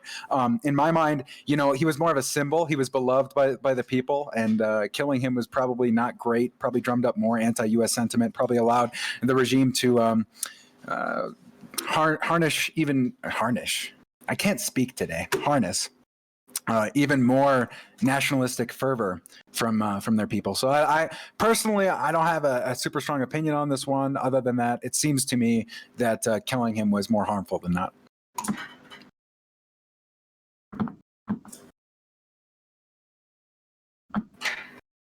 Geek might be muted, but I'll go ahead and toss this over to Polar. Mm-hmm. Exactly. So I would say that I was not in favor of this attack and assassination on General Qasem Soleimani. I think it was a very bad attack, and I can go into specifically why. It was a violation of Iraq's sovereignty, right? That was a really big deal, and we've done a lot of harm when it comes to the actual influence that we have on the people. We basically almost ended up doing massive amounts of damage to our diplomacy that we can do there. Secondly, the UN released a report and talked about. I'll read the quote. Yeah, a report by the UN Special Rapporteur on extrajudicial killings says that the U.S. had not provided sufficient evidence for an imminent threat to life to justify the attack. So yeah, there's no evidence of a direct attack, and there are a lot of harmful after effects that we can talk about. But just for the intro, that'll be all I have to say. All right. Red, gray, blue. personally think that the killing was justified in its action. However, I do question the nature of its delivery, quite honestly. When you look at the feedback generally from people that were surveyed by the Balfour Center at Harvard regarding foreign policy and how it impacts and how it would impact the Iranian relationship, there's general consensus that it is not clear what the direct action would be. And so a lot of people have commented that we almost got near a war. I mean, yes, they retaliated, but they retaliated in largely, one would argue, purposely missed. So the question kind of remains that, yes, they did retaliate, yes, and that might have pushed them to the edge, but the reality is that maybe this is a beneficial thing in that it has drawn a line in the sand. I do agree that it feels inconsistent with, I guess, a strategy when it comes to dealing with Iran, and it feels more of a political play, more designed to serve, a person's interest or a party's interest. But I don't necessarily take issue with the killing itself, because I think that the commentary that it has almost resulted in a war is not justified. And honestly, as far as the UN goes, I don't feel the need to necessarily provide them with, I guess, any insight into my actions. The same for Congress if I feel like I need to act quickly and without their direct insight. So executive branch has that privilege. All right.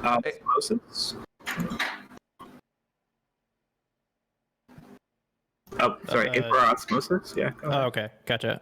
Yeah. So I mean, I think there's a huge problem with like this meme of like good and evil, bad guy stuff with foreign policy. Like Soleimani, yeah, he controlled Iranian forces against us in Syria, for example, but he also fought with us against ISIS and stuff like that. This idea that like the Trump administration put out that a Shia militia is behind terrorist attacks of like 9/11 and stuff like that is completely ridiculous, considering Al Qaeda and etc. And all the intelligence that we know points the Saudi direction, which are our allies. So this is just completely ridiculous. Yeah, I'm not just saying that Soleimani's a good guy or anything, but if we're going to put the standard of like him to everyone else and saying we should assassinate everyone who commits the kind of things that he does, there's a lot of Americans that should die too, as well as everywhere else in the Middle East. So I don't know. I think it's silly. And yeah, it did definitely cause, maybe it didn't actually cause a world war, but there was retaliation from Iran, and there could have been more if COVID didn't happen. So we don't know. Okay, Tiberius. Appreciate it. I want to kind of outline this situation a little bit. We are talking about a foreign major general who is leading the Quds Force, who was killed in Iraq, not even in his own country, in another one, by an American airstrike at an international airport. And that's just the limited incident. If we're talking about the larger incident, we're talking about how in this world, we're talking about how wars are not formally anymore. We don't declare war on anybody anymore. We have these shadow operations and whatever the hell it is. Is this something that is going to be black and white? Absolutely not. Like, this is going to cut both ways. I think I personally side more with red, gray, blue there in the general analysis. But if anyone's thinking this is an absolute good or an absolute bad, I think it's a bit warped. All right. I think we can engage. Before we do, I think Dylan is somewhere molding about the fact that we're going to talk about foreign policy and he cannot intervene. Just wanted to say this. Anyway, you can engage. Listen, when New York City implemented their 20% soda tax, okay, and what it was very important to understand was, even though that like poor people were disproportionately, okay, all right, hey, enjoy your topic, guys. I honestly, listen, I looked into this and I was like, it wasn't clear to me which side I should be on. There's a part of me that wants to be on both. So I have a question for Red, Gray, Blue. You talked about the executive branch, like when the executive branch needs to act with necessity or like with some form of quickness and swiftness, there should be like they should be able to do that. But why did the Trump administration have to act this way in this specific situation? I'm not trying to justify any defense of how it was happened, right? I'm just explaining to you that I personally do not think it is a requirement. So in dealing with this, of course, like me personally, I would consult with Congress. I would say, hey, FYI guys, I'm about to blast this dude. He's going to be dust, right? I have no qualms with that statement. However, I am just pointing out realistically here, he's not required to do so. So whether or not that's just a judgment call, okay, great. I mean, we can criticize him for that. Cool. This potentially to consult with Congress for acts of war, right? Like that's a constitutional requirement. It's actually. Congress, that's the issue. Like we may have potentially like drawn major qualms when it comes to like the UN articles, any form of international law. Like there may be massive issues with the way that we did this. That seems to be one of the largest issues with the way that we did this. So even when we necessarily I'm just gonna finish this up. So for us to even go with like this necessity attack, when we justify these kinds of like for example attacks on specific leaders, there needs to be some form of like act or necessity. And when it came to the U.S., right, when they actually when they actually sent their letter to the UN, right, they had no evidence of like a need for like necessity or like an incoming attack that had to be stopped, and there were no other options or no other area that we needed to kill Soleimani. And also, I understand what you're saying there, but what I to Riley's question, act of war in this instance, a Quds force is considered a terrorist organization. It is not necessary to have an act of war declaration by Congress, and plus, this is that usually only has to be required after a 90-day period. So it's not a constitutional commentary. From Polar's comment regarding, speaking to the UN and engaging in international politics, I have no qualms here, right? Like I fully agree that we should pursue, multilateralism when it comes to addressing these issues. However, practically speaking, right, like the Donald don't care about the UN, right? So I'm just being practical here that he's not going to follow those rules, and I'm not expecting him to. It's like trying to hold him to the standard that he's already failed a long time ago. He's like avowedly anti-UN, avowedly NATO. So it's like, I mean, great commentary, but like, okay, it's nothing new. It's who he is. Hold on. Can I respond to that? Because I mean, like, just like, you're essentially like, the argument is that like essentially you're just trying to define this instance out of being an act of war, when literally the entire consensus, like if you just look at it objectively, and again, like I think that someone, I can't remember who else made the commentary that like this is like an area of gray, right, where it is something new, it's something that's not as common as 50 years ago or whatever the Constitution. I'm not saying that the Constitution was written 50 years ago, but when like throughout the course of our history as a country, right, like. But when you look at it objectively, I think it's very hard for anyone to look that bold face in the eye and say that's not an act of war, right? Like literally the day after, Iran says that they have a warrant out for Donald Trump's arrest for an act of war against them, right? Like we were like a lot of people, regardless of whether or not you'll agree, like there was a very heavy concern that we were about to go to war with Iran, right? Like I think it's very hard to look at this objectively and just like try and define it out of being an act of war. Right, like any reasonable person would look at what happened. I think I can say that pretty safely, right? So like, what would you say to the 603 service members that died at the hands of Soleimani and his Iranian guard? What would you say to them? Hold on, I don't know the context that you're referring to, so I need to know I'm more just specific. saying I mean, like you're not addressing the question, right? Like, no, I'm you're specifically just trying to dodge around the question. No, I'm not dodging around the question, right? So why don't you tell me what I'm saying whatever the right ahead of time, right? Is, right? I'm not saying that. I'm not saying that's responsible for over 600 service members getting killed. Right. So what do you say to those families? I'm not debating the merits of that he was a terrible person. I'm not debating the merits that he was a terrible person. Going to be actually attacking other service members again, right? So historically speaking, the man is responsible for these deaths. The man is going to be responsible for even more deaths. So cutting the head off the snake so that maybe we can stop that would be exactly where I would want to go. The very quick response is I'm not debating. I also agree. Wait.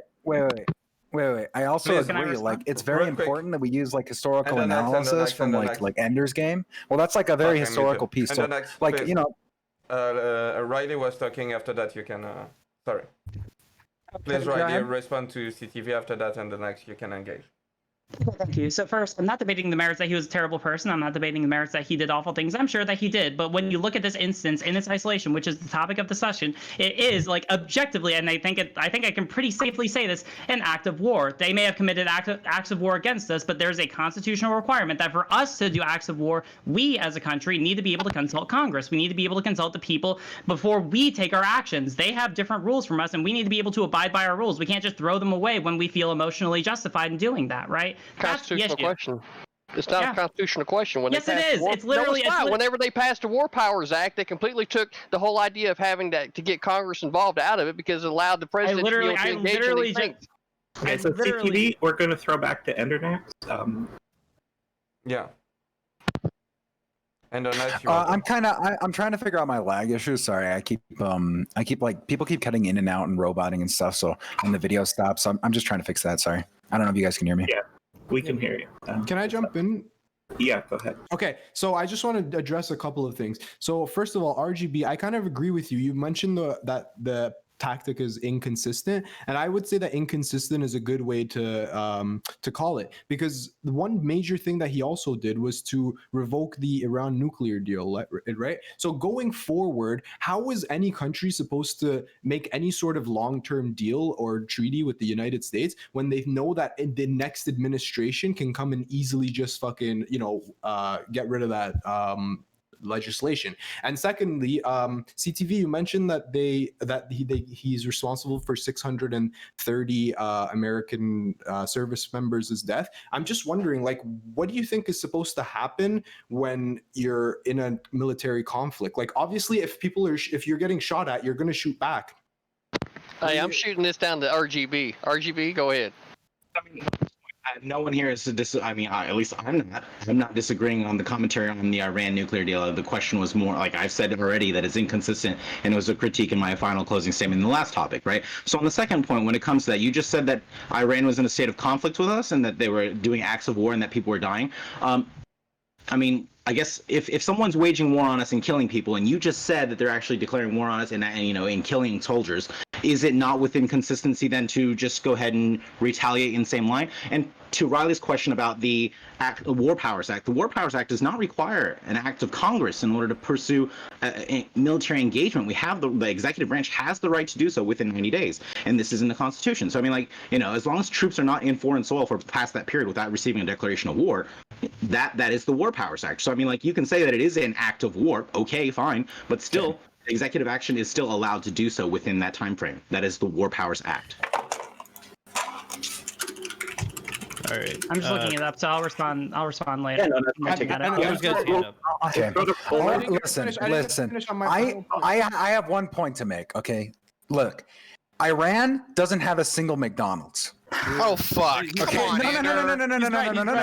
And according to the Golden Arch's theories of peace, okay, any country prosperous enough to have a McDonald's will not go to war with each other. So the real issue here isn't that we killed Soleimani. The issue is that Iran doesn't have any Golden Arches, because if they did, we wouldn't go to war against them. So the joke is funny, but we're going to McDonald's in Iran. We're going to pass it over to Puller on topic. So I have a question. So I don't know if this is actually your position, RGB, or you're just responding. So are you saying that they should necessarily be able to do this because there have been acts of war, or is it you just trying to take it from that position? I'm just responding to the comment. I said earlier. Okay, just curious. CTV. So I can almost tell you this. Americans have also, the American military has also contributed to a lot of the deaths of the Quds Force. Should Iran kill the U.S. president? Even though he's responsible? That seems more like a philosophical question as to whether or not the United States be actually, obeying international law. I'm concerned with Americans and American interests. But you have to necessarily look at the other position, right? Because you're saying that we ought to do this because he is responsible for the death of 600 and I think you said 30 American servicemen, right? But what I said was 603. Thanks for listening so closely. Okay. So at this aspect, right, if we are responsible, if the U.S. government and the U.S. State Department is responsible for the deaths of multiple Quds member servicemen, should Iran have the same right? Should Iran do the same thing that we did? If you really want to get into what's been going on in Iraq, you really got to go back to the 70s. Said Iran. You got to go all the way back. Nice listening. I said Iran.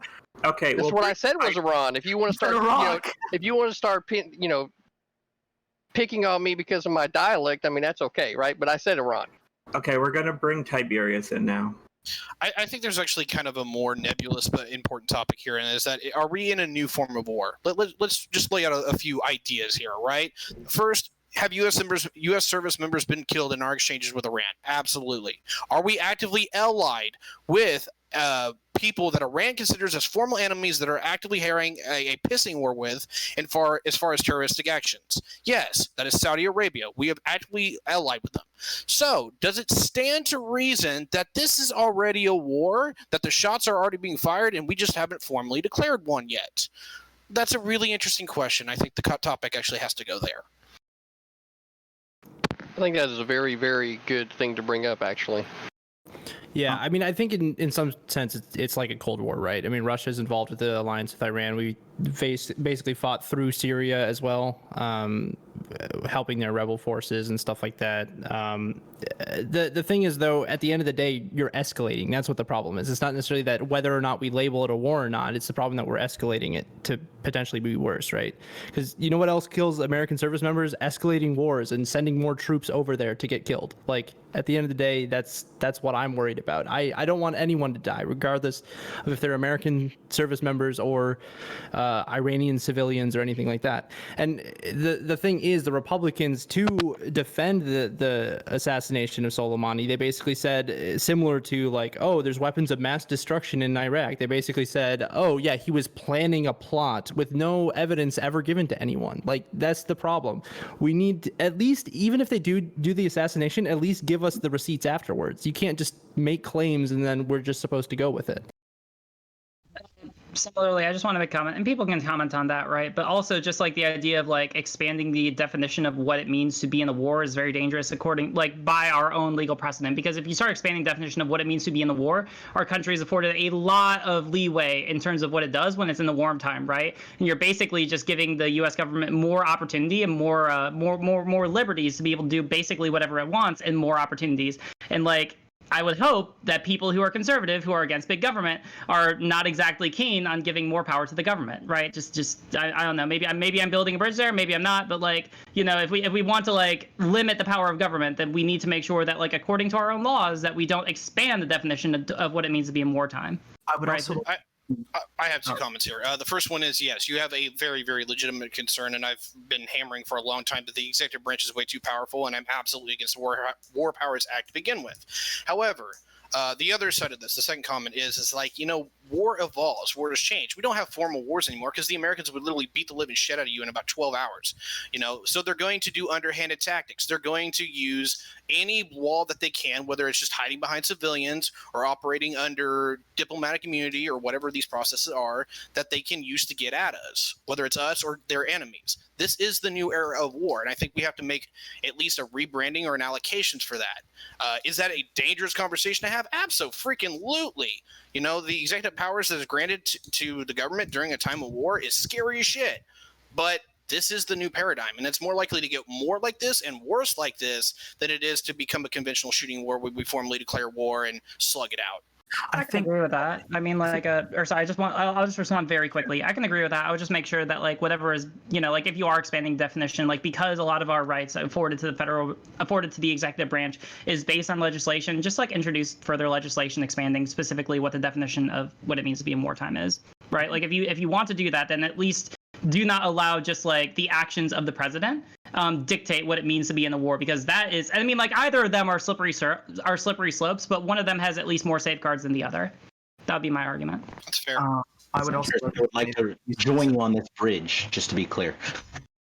So when we talk about the aspects of Iran and war, I think, especially in this situation, it can be very, very dangerous to a certain aspect. So when we talk about the circumstances, right, like you have the Quds Force funding things like Hezbollah in Lebanon, KH in Iraq, and like the Houthi rebels, for example, right? So like one of the reasons why we're always so hesitant in this aspect is there's a lot of issues that could inherently go wrong with the widespread aspects of these, right? So like I think to address a lot of the concerns, right, like we've had multiple of these like run-ins with the Iranian government, for example. We've had them in the Strait of Hormuz when it comes to like oil tankers, right? So like I don't like, this is what I think this kind of gets back to the initial point is like, well, we know like what is warfare today, but how does that specific form of warfare actually affect how we address this issue? Because I think that's a really, really, really interesting aspect or way to go down.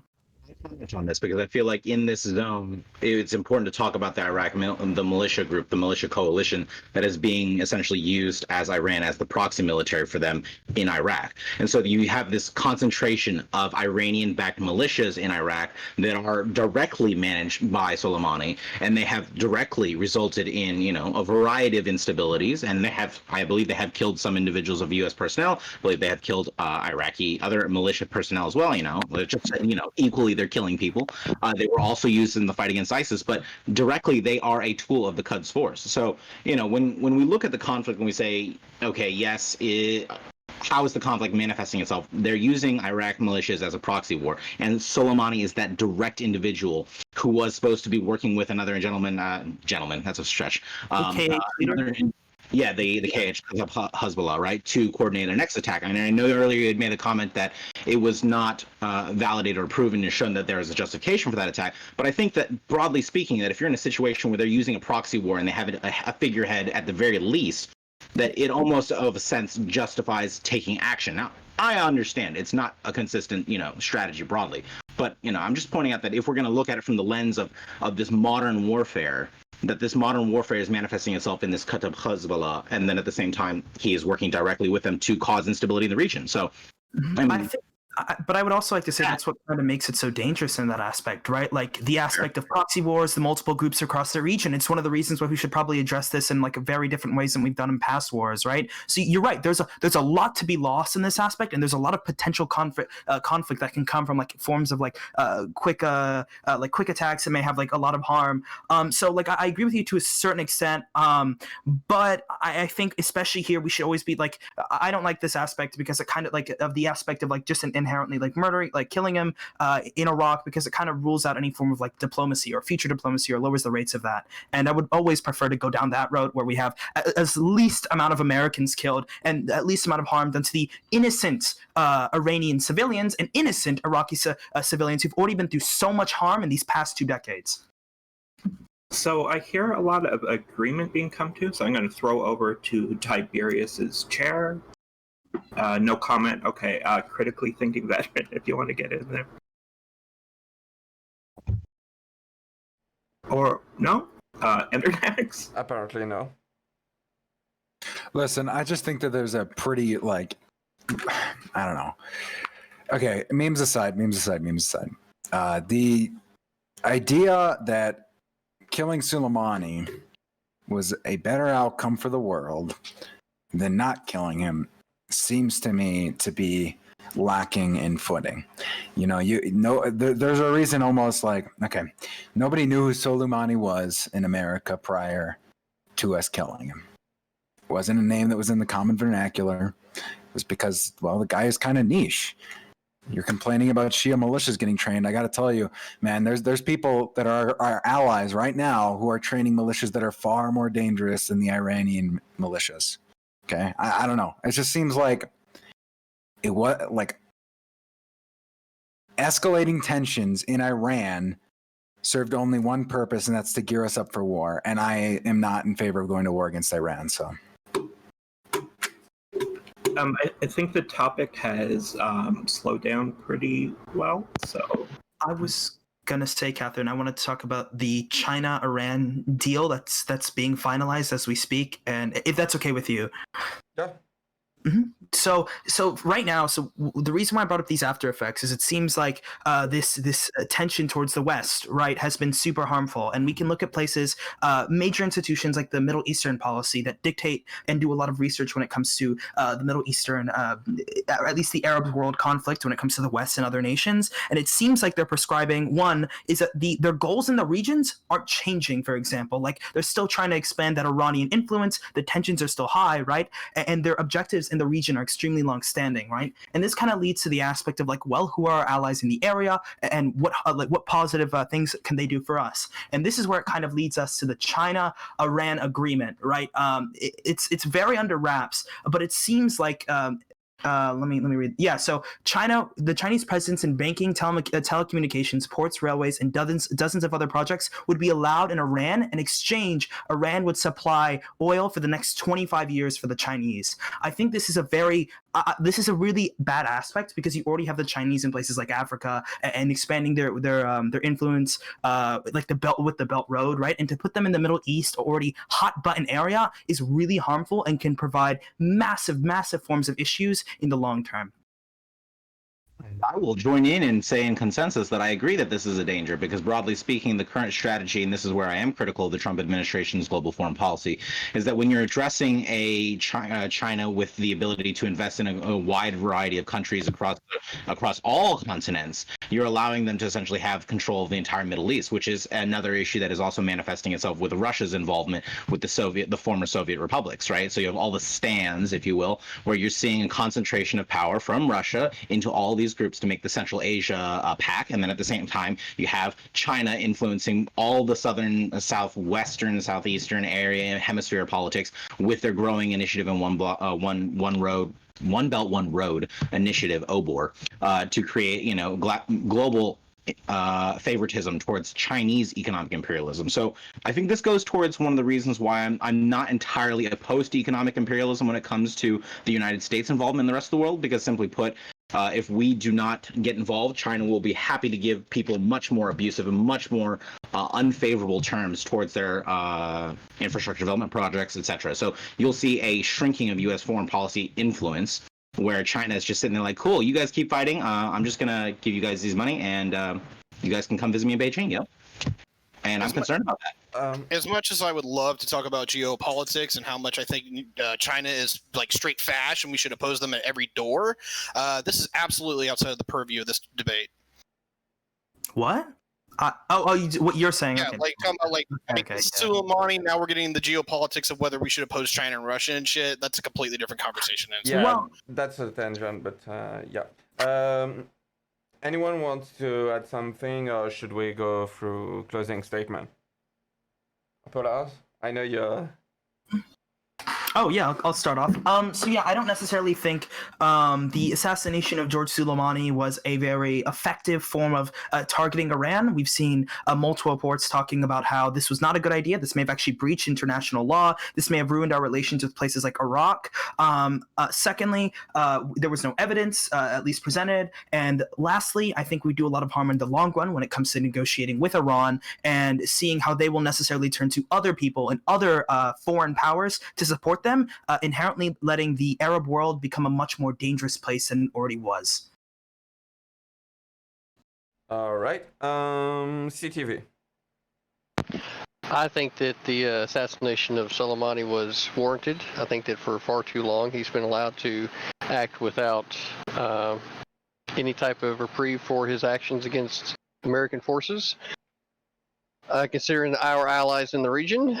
And I can't fault the acts of the president and what he did. All right. Riley. So yeah, I looked up the War Powers Act, and yeah, what you said is consistent. So yeah, I concede that it was technically legal. Also, welcome to my criticism of the War Powers Act, in literally the same breath. Yeah, the fact that he didn't tell anyone and he literally effectively acted on his own in doing this is pretty fucking terrible. I'm not yeah, I agree that Soleimani was a terrible person, and that he contributed to a lot of American deaths, and that his death may have even been objectively beneficial, right? I agree with that, but because we are operating as a country, there are certain ways that we need to be able to operate in order to have our allies and also the people within our country acknowledge and respect that we're going to follow the rules that we set out for ourselves, right?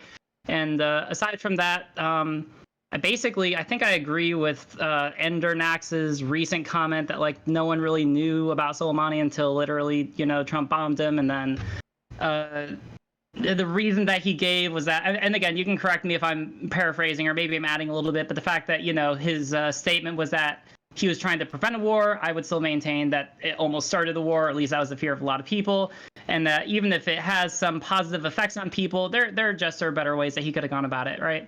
That's essentially my take. All right, Tiberius. Just finishing up my notes there. Okay, so I think I made most of my points pretty clear, so I'm not going to try to reiterate too much. But as far as the good or the bad of it, I'm largely just going to say it definitely cuts both ways.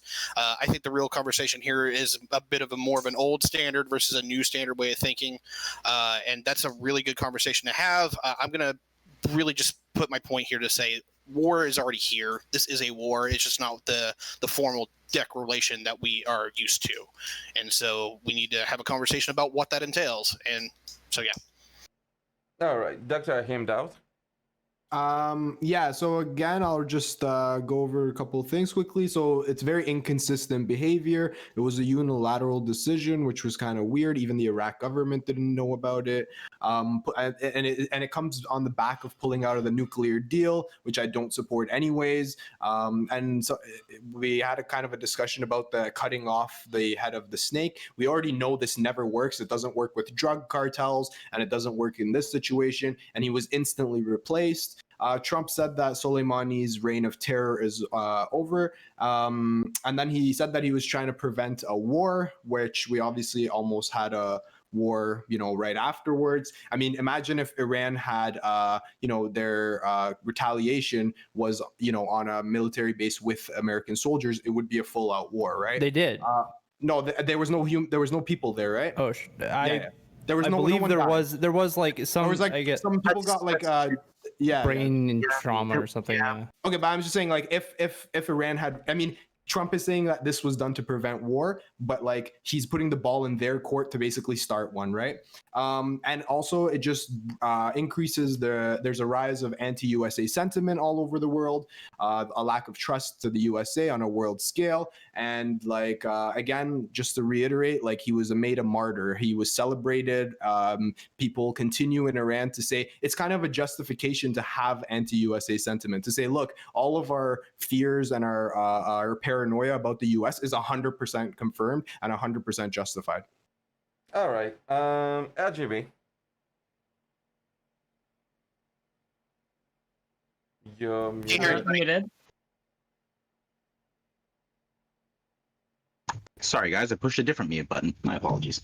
I would say that generally speaking, I believe that the killing was justified. I do agree that it is inconsistent with normal strategy. However, I do not have terribly much concerns with acting unilaterally. Historically, the United States has done so. I'm not saying it's the best strategy, but, typically speaking, it bothers me less so that he works unilaterally in that sense. The criticism around the comment that we almost had a war, quite honestly, that's a lot of shoulda, woulda, coulda. So until we actually had a war, realistically, we almost did. You're right. We almost did, but we didn't. So, the almost factor is kind of like, great, I can almost a lot of things, quite honestly. So I agree with you. Yeah, it does increase tension and does do all these things. However, we did not manifest in a war. And there's a broad consensus from people at Harvard that did a broad survey of people on the left and right that said that there is no definitive answer that this will result in a war. There's no definitive answer that this will cut one way or the other. And to go to Tiberius's point, it's like, it's easy to say, this is good from a variety of things, and a way that we could say bad from all kinds of things. So practically speaking, it's kind of like, how did it manifest itself? And so far, honestly, the deaths have been pretty low. There have been some killings, because of the thing, but it's not historically out of norm for the conflict in Iraq. So shoulda, woulda, coulda, you're right, but it didn't. All right. Next person is going to be Osmosis, A for Osmosis. Yeah, an interesting point you make there, because the whole question is kind of a should they have or should they not have assassinated him. So yeah, I mean the result is also going to be a should have, could have, would have. But anywho, I also don't think it's particularly helpful to debate like the legality of what happened there. At the end of the day, the utility of it is just bad. I mean, even if it didn't immediately result in war, it's escalating that is probably going to lead to more it has led to more anti-American sentiment, and it will later at some point as well. And I think it's also kind of funny that Trump in 2012 warned Republicans to not let Obama go to war with Iran because it'll help him win the election, yet he's potentially doing the same thing in his election year. I don't know. I think it's just silly. All right, and then the next. Yeah, so I know a lot of you are probably still skeptical about the whole sugar tax thing, but Mexico did introduce a 10% tax on sugary drinks in 2014. They saw a 14% decrease in the amount of sugary products consumed. This is really important considering Mexico has one of the highest rates of obesity on the planet. If you still aren't really that convinced, that's too reductive, I guess, or it's regressive in terms of who it targets. I don't know. The UK did it too, and they were they used the funding for school sports programs, which is really important in my eyes, to help stop obesity. But there was actually another country, Hungary, that taxed the the producers of the sugary drinks rather than the consumers, which saw a 40% reduction in the total sugar in most of their drinks. So that was pretty effective and less regressive. They just took the sugar out of the drinks rather than it having to be a consumer tax. So yeah, I hope maybe you guys can get on board with the sugar tax. All right, that's it for the closing statement. I think we have someone who just jumped in. Hey everybody, I hope everybody's having a good podcast. I've been watching, I've been listening. I just want to come in first to say, Endernax, I'm disappointed. You couldn't even go one stream without dunking on fat people again. How dare you? Number two, I think, and I'm going to say this, and I'm saying this mostly so people can improve and know what they're doing right. I would say the person so far who I think is the all-star of the show, I think is Dr. Hamid. I hope I'm saying your name correctly. I think that your intros have been quite fiery, and that, of course, has gotten attention. I think the way you've presented your ideas in a clear, concise fashion is also good. I like how your camera is crystal clear. I like how your noise is crystal clear. I think you've done very well. Next, I would say Polar is doing very well. Early on, I had some worries. I didn't think he was speaking up that much, but later on, I saw him speak up more, be more concise with his points. Next, I would think critically thinking veteran. I think he's being very. I like his boldness. I like how blunt he is. That's something I appreciate a lot. And I really impressed by him, because at the beginning I was like, no, he's got the headset mic. Oh, I'm ready for this. But then as time's gone on, I've been more impressed by him just being more bold. Definitely after the technical issues, he's really recovered well from that. I also think Red, Gray, Blue, even though you were not very vocal on the first 2 or 3 topics, this last one, the Soleimani topic, I saw you speaking up a lot more. The only tip I would give to you is that going forward, I think speaking up more would be something I would give you advice on and doing well in. Endernax, you're just dunking on fat people again, so I got no things to say to you again. With the sugar Wait, I thought I made really good points. Well, we were talking about Soleimani. Did Soleimani attack? Wait, did it Soleimani, sugar tax? They both start with an S. Look, I mean, unless Soleimani, that's how the American Revolution got started. Unless Soleimani did like a terror attack concerning cookies and getting everybody to get diabetes, that's not really something I'm really impressed by. What do you mean by cookies? Wait, what do you mean by cookies? Like the circular food. You're gonna start talking about the Cookie Monster? What's going on? Circular food. Hey, how many cookies? Wait, how many cookies did that? Wait. Okay, mute him and Geek, mute him. Tiberius, I gotta be honest. I've seen you like looking down at your phone a lot, looking down at your desk a lot. I don't really know if chat's on the phone or what's going on. I also haven't heard you speak up that much. I would like to see more from that from you. Oh, you got notes. Okay, that's good to see. Okay. When it comes to Riley, I would say so far you've done quite good. I would say that the not having a really just a pass thing at the first topic was a little weird. I understand you didn't have time to prepare, but if you were going to talk at all the topic, I'm sure you could have thought, like generally knowing that Trump, that there's negative things with Trump that's done. I'm pretty sure you've could have gone into a few of those as a launching off point. I think everybody, it's really important to use the time wisely. If it's just what you want to do, that's fine. But I would say going forward, I think that would be pretty cool. Is there anybody else I haven't commented on? I think I've commented. Oh, hey, Mr. Geek. I mean, like, you're doing great for a Frenchman. Very bold for a Frenchman. Anyway, that's the only one to comment on. I won't be back. Wait, hold on. I just want to say, I've got a lot of messages in the chat. A4 Osmosis. Hey, you gotta speak up. I'm sorry if I didn't comment. A4 Osmosis, I gotta say, I think you've done you've done okay. The only thing I would say more is I think you should speak up more, because I want to hear more from you, but I'm not hearing more from you. That would be the only comment I would give there. Okay, I'm doing this because I would rather make sure everybody knows the things I'm looking for more going forward, and everybody knows who's I think is on the right track, so you have a chance to do better in my eyes going forward, or just keep doing what you're doing. Is all up to you. Good luck. I think this is going really well. Keep going. Hold on. Yeah. The chat in basically unanimously is fuck, sorry, I forgot the word. But anyway, the chat is reclaiming is trying to get ooh as an emote. Trying to get okay, ooh as an emote. I'm gonna be honest. Ooh, and this is the thing that's not debatable. If anybody debates it, it's an insta-ban. Ooh is the worst emote. It sucks as an emote. It doesn't really express any emotion. It's just a dumb fish. I hope it goes belly up And I get it. It was a sub goal. You guys donated like 110 subs in one stream to get ooh. But you know what? You missed the sub goal. You had one day to do it and you failed. It's the worst emote. It'll never be an emote on the channel. All ooh posters, bad. I see you all posting ooh in chat. And you know what? Here's my response. This is an illegal gathering and you must all disperse and return to your facilities and to your homes. I'm enacting an ooh curfew. No ooh posting anymore. Anyway. Can I ask a question? Sure. What is it that you're talking about? Because I don't even know what this ooh emote is. It's a fish. It's a dumb fish that opens its mouth. That's all it is, and people love it for some reason. It's the best emote on Twitch. That's how that literally does not sound as interesting as you might have made it. You know what, CTV? You know what, Hamid? I'm sorry, but he's not my favorite panel. I'm with you on your. Who is the worst? Who is the worst emote? You know what? I'm with you 100%. You know what? Yeah. I think I've just made myself a conservative in the span of 10 seconds.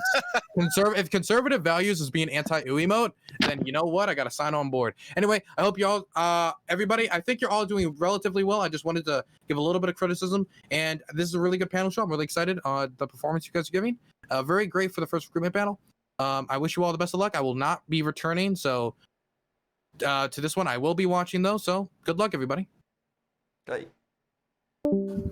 All right, so real quick before we jump on the next topic, two things. First one, so this is the HippyDP recruitment. If you're a streamer and you're interested in politics and you want to join the HippyDP podcast every Friday, 8 p.m. EST, you get perfect. Then about the command, you can join the Discord. You get a HippyDP recruitment channel where you can basically, apply or drop your candidature. I don't know if that's the word in English, but anyway, you can apply. That's the first thing I want to say. Precise if you're left or right. And link your Discord and Twitch. That's the only thing I'm asking. Second thing I wanted to talk about. Please, during closing and opening statement, don't engage. Like, don't go back and forth. If you want to go back and forth, if you have something to say about someone opening or closing statement, please keep that for the open forum, basically when we can freely debate. Anyway, let's jump to the next topic, which is how did Trump handle the COVID-19 crisis, basically. How Trump handled the COVID-19 crisis. Opening, we're going to start by Riley. Okay, 1 second. Let's see. I would say that it's been pretty bad. So in totality, and there's a lot of it, he started off by trying to pretend it was a hoax, trying to frame it as some kind of political move by opposing parties, and only actually started doing something about it once it got to be such a problem where he could not ignore it politically. Even to the point where he was interviewed on Fox News and where they confronted him with the fact that actually we have more COVID cases than like any other country in the world, and we have more deaths than any other country in the world. And as much as he might want to say that the numbers are not lying, they aren't. They're widely agreed on by like all reputable sources. And the fact that he's made this into a political issue has caused numerous deaths. I'd amount this to similar to an act of terrorism on his own country. And it's a pretty cringe move, all things considered. That's my take. All right, RGB.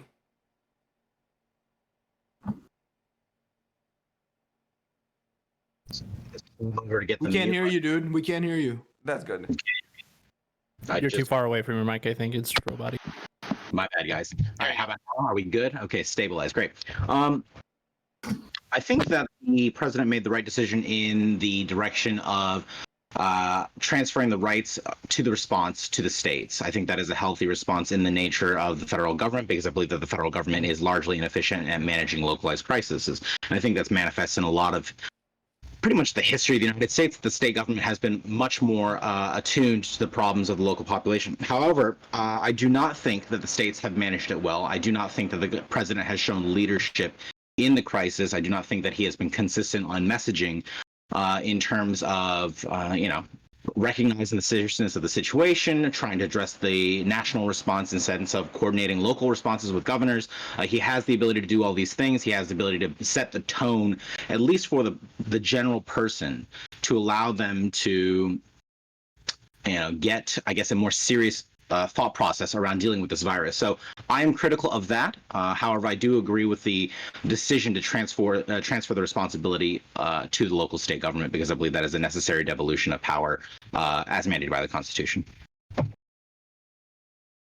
All right. Next is going to be Paula. Yes, so my position on this would be, I think that the Trump administration did a very ineffective job in the start of the initial response to the coronavirus pandemic. I think his campaign and his administration specifically, was plagued with a lot of misinformation, ignorance, and just a lack of inaction. I think that's one of the things that heavily plagued it, and we see the heavy effects right now. I also see major aspects of like the rhetoric that he pushes having massive effects on society that were negative and had a negative effect on the response and made it much harder for not just the federal government to respond, but state governments as well. I wish there was a little bit more federal play into this, and I wish that states could be held more accountable when it came to their regulation in this crisis.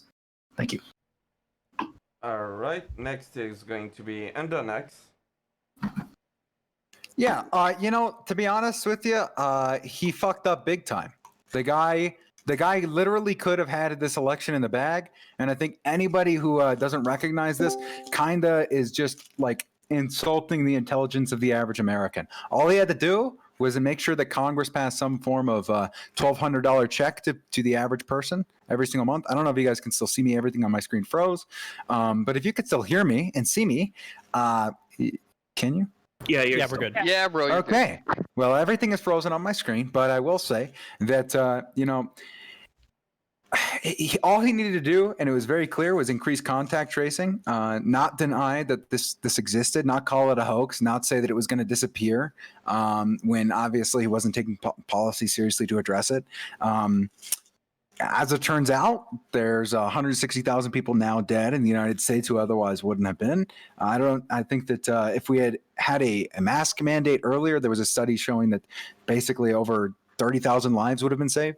And as somebody with what I'd like to think is a moral compass who actually cares about human life and American life, I think it's unconscious. Like, why can't I not say unconscionable? But I know I just said it wrong. Anyway, it doesn't matter. Listen, the point is, it's fucked up that Donald Trump is not getting more blowback from the conservative right about this, considering how many deaths were caused by his inadequate policy. And this idea of like states' rights supersedes the lives of literally tens of thousands of Americans is laughable at best. All right, that's all. I don't know if you guys can still see me, but you dropped from the WebEye. Okay. Well, I'll relaunch it. Wait, what the fuck's going on in here? Am I interrupting something? Yeah, a little bit. Yeah. Nice one. What's going on?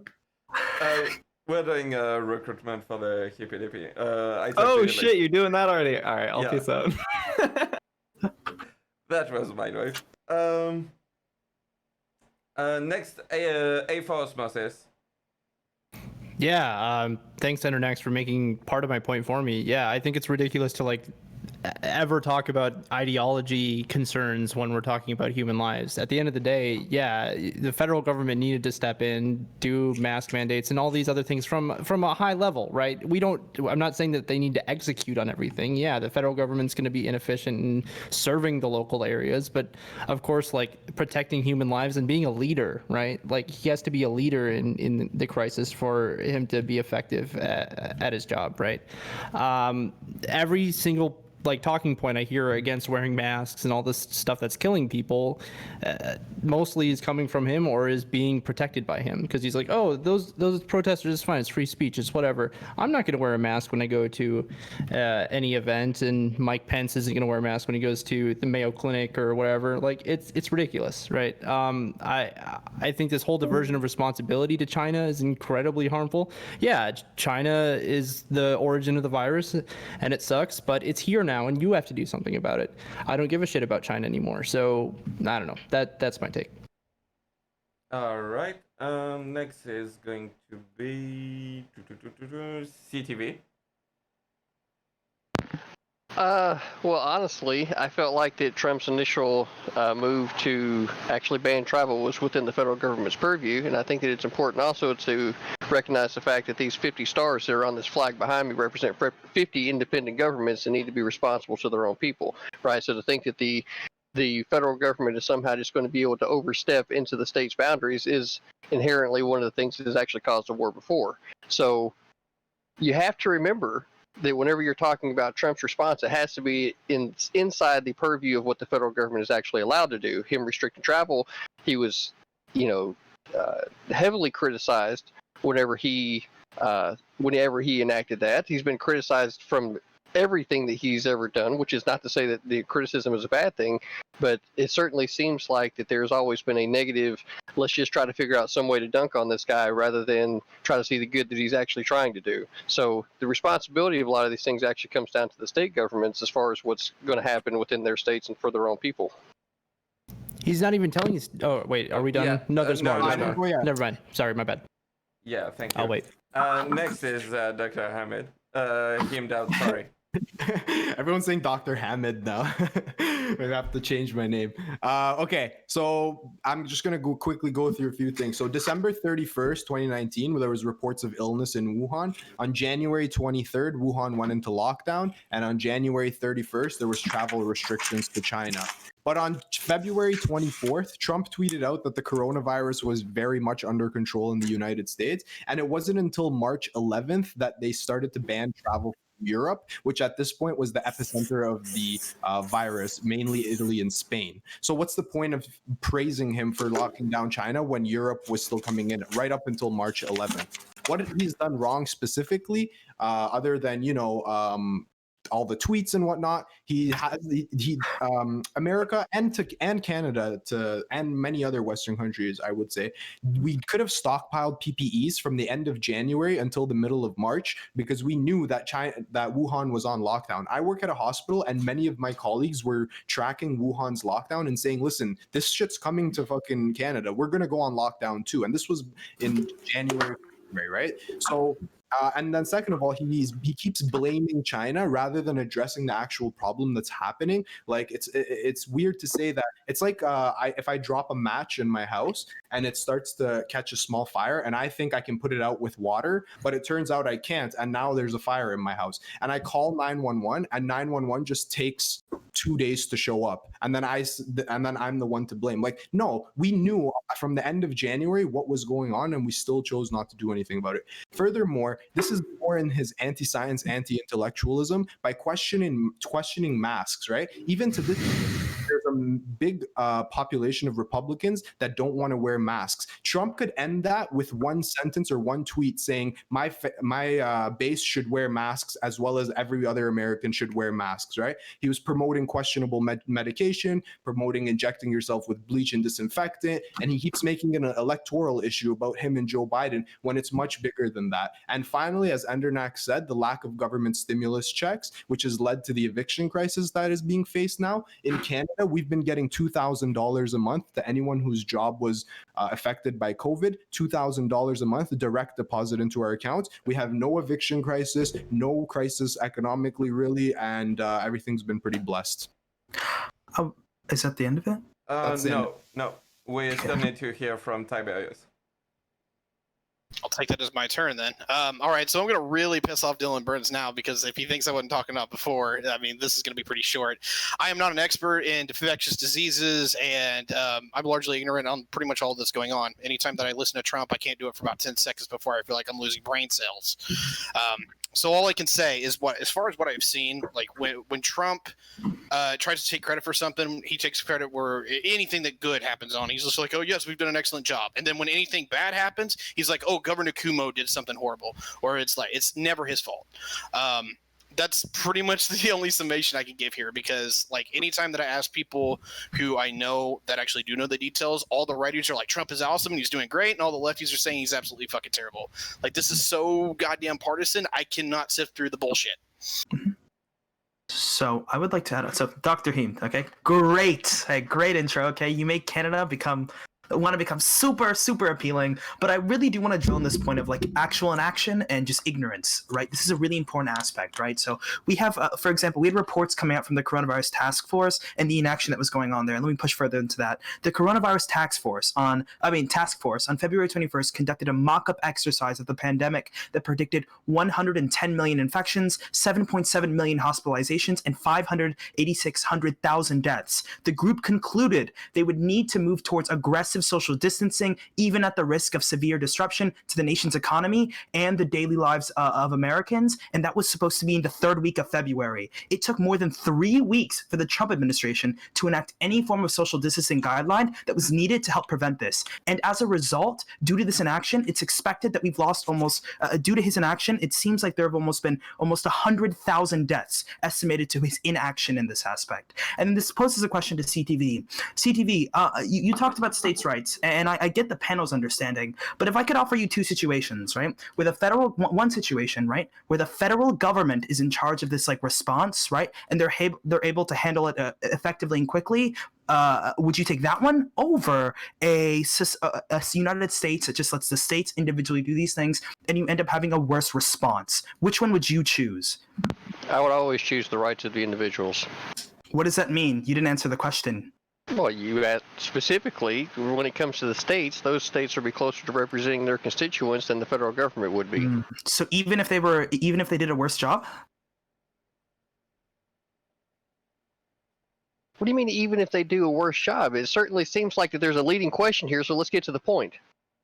Yeah, so I already understand Red Gray Blue's aspect on this. He's saying that he believes that by allowing this in the hands of the state, they're able to do a better job, and I understand why he does those things. But with you, it seems like it has more to do with the aspect of the state's rights. Ender, do you have something to say? Yeah, I was just going to ask, how far does this principle go? Since the federal government obviously doesn't do, in your eyes, doesn't do a very good job of representing the constituents of a state, should states, negotiate their own trade deals with other countries, since they can represent their constituents better than the federal government can?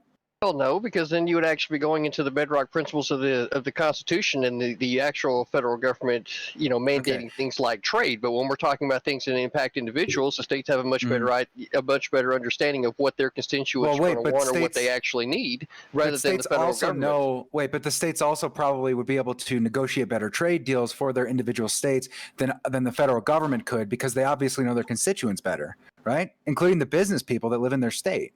These powers are outlined in the Constitution. No. It's the principle. I'm asking about the principle. I'm not talking about. I'm asking about okay, so if this is the case, why not go further? I mean, why have a federal government in the first place if we really just want localized government to control everything? If you wanted to go down that little rabbit hole, then why doesn't all the separate 50 states all have their own U.S. Navy? Right? You need a federal government. We're going to bring some order to this, all right? Because this goes to the Commerce Clause analysis, all right? So do people know, where the federal government gets the vast majority of their authority from? In the Constitution, do people know where most of it comes from? All right, there's a pop question. 3, 2, 1. It's the Commerce Clause, right? And effectively, long time ago, right, in the case Marbury versus Matheson, the Supreme Court interpreted this tiny bit of the Constitution to basically give, again, we're abridging it very condensely, right, but effectively to give the executive branch all the power that it does today, right, or the executive branch and the legislative branch, right.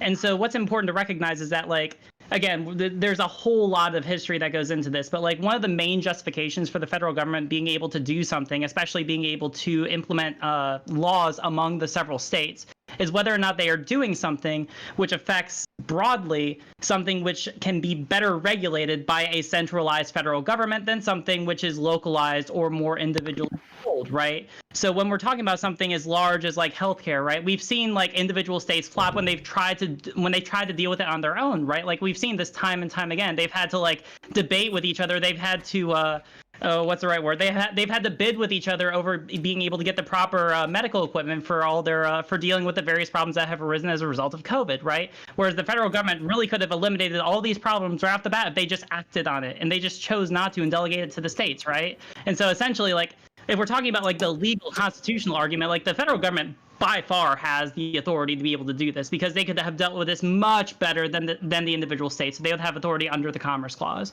I understand what you're saying. Also, you can't leave it to states when there's freedom of travel between states, right? Yes. Unless you block every state and say, okay, no one's allowed out of their state lines. Okay, then you can leave it up to states. But as long as people are able to travel, if you have a mask mandate in one state and they don't have one in the other state, well, then what's the point? Also, so like Trump isn't just responsible for federal oversight from like a legislative perspective. Like, I don't care if he makes laws or not saying whether or not you have to wear masks, but he should at least be leading an example and telling people that's what they need to do. He's doing the opposite. He's harming people. He's saying schools must open, even though there's no evidence that that's going to be safe for anyone, right? Like, it will be safe for the capitalists when the parents are able to work. That's all that school is, really, right? I mean, it's inherently daycare, dangerous. Right? School is just babysitting, so mommy and daddy can make money. Yeah, so he doesn't have to. Inherently dangerous. No, I agree. I'm agreeing with you, A4. Yeah. No. No, it certainly seems inherently dangerous to me to say, let's just, keep everybody at home. But when the one thing that keeps everybody out of poverty or abject poverty is the ability to be able to make money, right? So what we're all trying to do is to find that balance in between all these things. And we've all been stuck in our homes for 5-6 months, except for essential workers. I think it's about time that, there's not going to be a way to be able to stamp this thing out completely. So with that in mind, everybody, in theory, is eventually going to end up catching this thing. So at some point, you got to keep the economic engine that keeps people with, having money in their pockets to be able to keep moving. Otherwise, why don't we just all shut down and not have any type of Wait, but there's other countries that manage this effectively that have almost no cases, right? And they're not even just Asian countries. They're New Zealand now. Australia is doing pretty good. There are other Western countries that exist in the world that are actually doing a really good job. Right, and they're able to have their economies function, though, and they don't have people dying. The U.S. has been doing more testing than any other country in the entire world. We have more deaths per capita than anywhere else in the world. You actually going to believe the Chinese numbers on that Internet? Okay, well, I don't count. We don't know their numbers, so I literally cannot. What I'm specifically going to do is pass the mic down to RGB. RGB, I'm sorry, you're muted. I'm sorry, you're muted. I want RGB to enter on that because he was waiting for a while.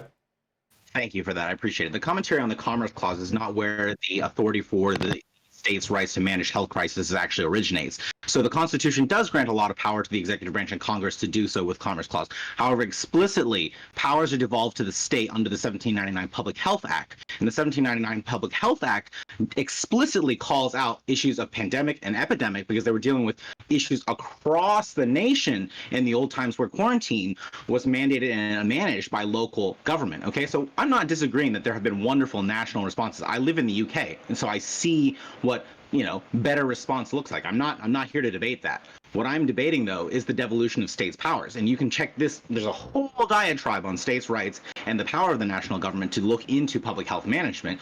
But you check out We the People, the podcast. It goes a specific topic on the nature of the Constitution and its commentary on public health. So specifically, 1799 Public Health Act allows and directs specifically that these powers are for the state. And as you know from your study of the Constitution, any powers that are not listed directly in the Constitution don't just suddenly manifest themselves through some general welfare clause. Okay, baby. Well, I'm glad we suddenly cared reserved to the states. I'm just really happy that suddenly constitutionality matters. Riley, then under next, and after that CTV. It is a common constitutional interpretive belief that when you do not specifically enumerate something within the Constitution reserved for the federal government, that is reserved to the states. That's a concept which exists, but there's a lot. But to say that that's something that's universally accepted in all instances is an overextension of what that actually means, right? It is taken to mean that sometimes it's not universal. You're muted again. We also have multiple examples of this. This is specifically the example, though, where Congress devolves those powers to the state by the 1799 Public Health Act. So are you saying this is just not legislation? I'm looking at it right now, and it says that they have the authority to be able to delegate it. What I'm specifically commenting on is that the decision to delegate that authority to the states, right? I think that we can agree. I'm not saying that it was illegal what they did necessarily. I'm saying it was the wrong decision because the federal government was in a position to be able to deal with it more effectively. That's what I'm saying. I can fully agree that the federal government should have responded betterly. I'm not there to disagree with that statement. What I'm just saying is I'm supporting the justification behind devolving powers to the states. That's all I'm saying. There is technically a legal justification. That doesn't mean it was the right thing to do. Yes, there's a law that says it was the right thing to do, and so they're not going to face legal recourse for it. But like based on like we can also look at the policy in the historical interpretation of the policy and of the Commerce Clause, right? And we can know that like this is something which historically we would want, like the Supreme Court would want the federal government to be able to take over because they have repeatedly told the federal government that they should take on issues which the states normally can't on their own, right? I'm not making a necessarily like an argument that they violated the law, but rather that on a policy argument, they should have done this because the Supreme Court has recommended it on multiple occasions.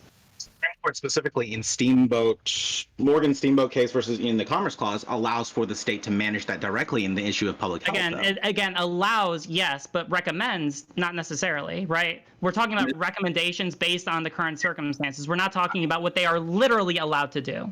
Right. Yeah, if you're talking about like literally allowed to do, yeah, they're literally allowed to do it. Should they have? No, because we can see like that the states were not able to deal with it in as effective a way as the federal government. I think it could have possibly worked out if you had a better leader at the top. Like, are you telling me that Obama managing a state response would not necessarily be effective? Well, now we're talking about who, you know, woulda, coulda, shoulda, right? Like, what about this argument when we were talking about Soleimani, right? Like, you know, we can't have it both ways. Yeah, fair enough. Quick, can I just jump in real quick? As someone who, this is just like a slight derailing of the conversation, but I think it's important to bring up right here. As a lot of people who, you know, say I don't want to vote for the lesser of two evils, like I personally voted for Justin Trudeau's party in the last Canadian election, and let me tell you that I am very fucking happy that we don't have a conservative in power during this crisis right now. So like it does make a difference, and I'm sure if had it been Hillary, it would have been slightly better.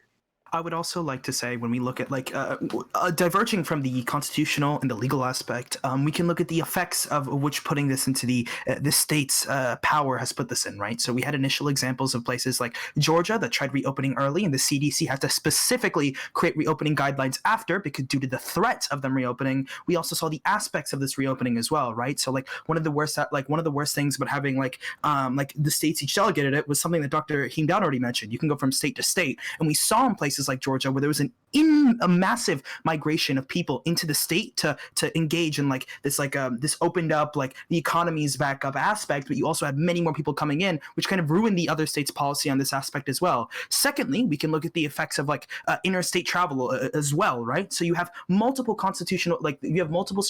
state Supreme Court cases that are specifically referring to these things when it comes to the concept of interstate travel and commerce, and it's getting extremely difficult to do these things on a state-by-state basis. So it seems like having some form of like federal, like at least more federal jurisdiction in this aspect may have actually relieved this crisis a little bit better. And then secondly, we can go, I had a lot of points on this. So specifically, I think in the hospital overflow aspect, right? So we haven't utilized the Defense Production Act to create a steady supply chain of resources needed for these hospitals, and it's becoming extremely difficult in areas like Texas and extremely difficult in places like Florida, where they're not completely, but they are pushed to the max. For example, in places like Texas, you have death boards deciding who can and can't get care, and this is the disgusting thing. We are America, okay? God damn it, I'm taking the Endernax position on this one. We are America. Okay, we should be leading this shit. Okay, we should not have aspects of where we can't provide resources to our hospitals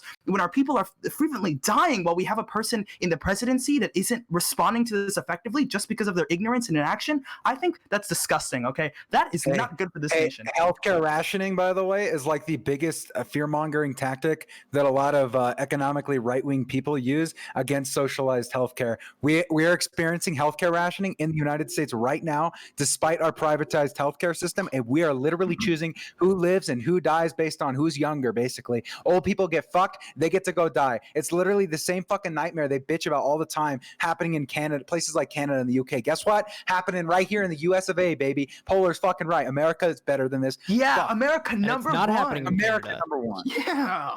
That's what I have to say. Sorry. Canada number one. Hey, Ghostbusters, you want to jump in? That's literally not ever been a thing. Just letting you know, Heem down. Wait, Life's pretty great up here, real bro. quick. we're doing it. Wait, we're doing it right now. We're literally choosing who lives and who dies based on healthcare rationing because we don't have enough ventilators. He's talking about who's number one. Yeah. Please. I want to hear from Ghostbusters.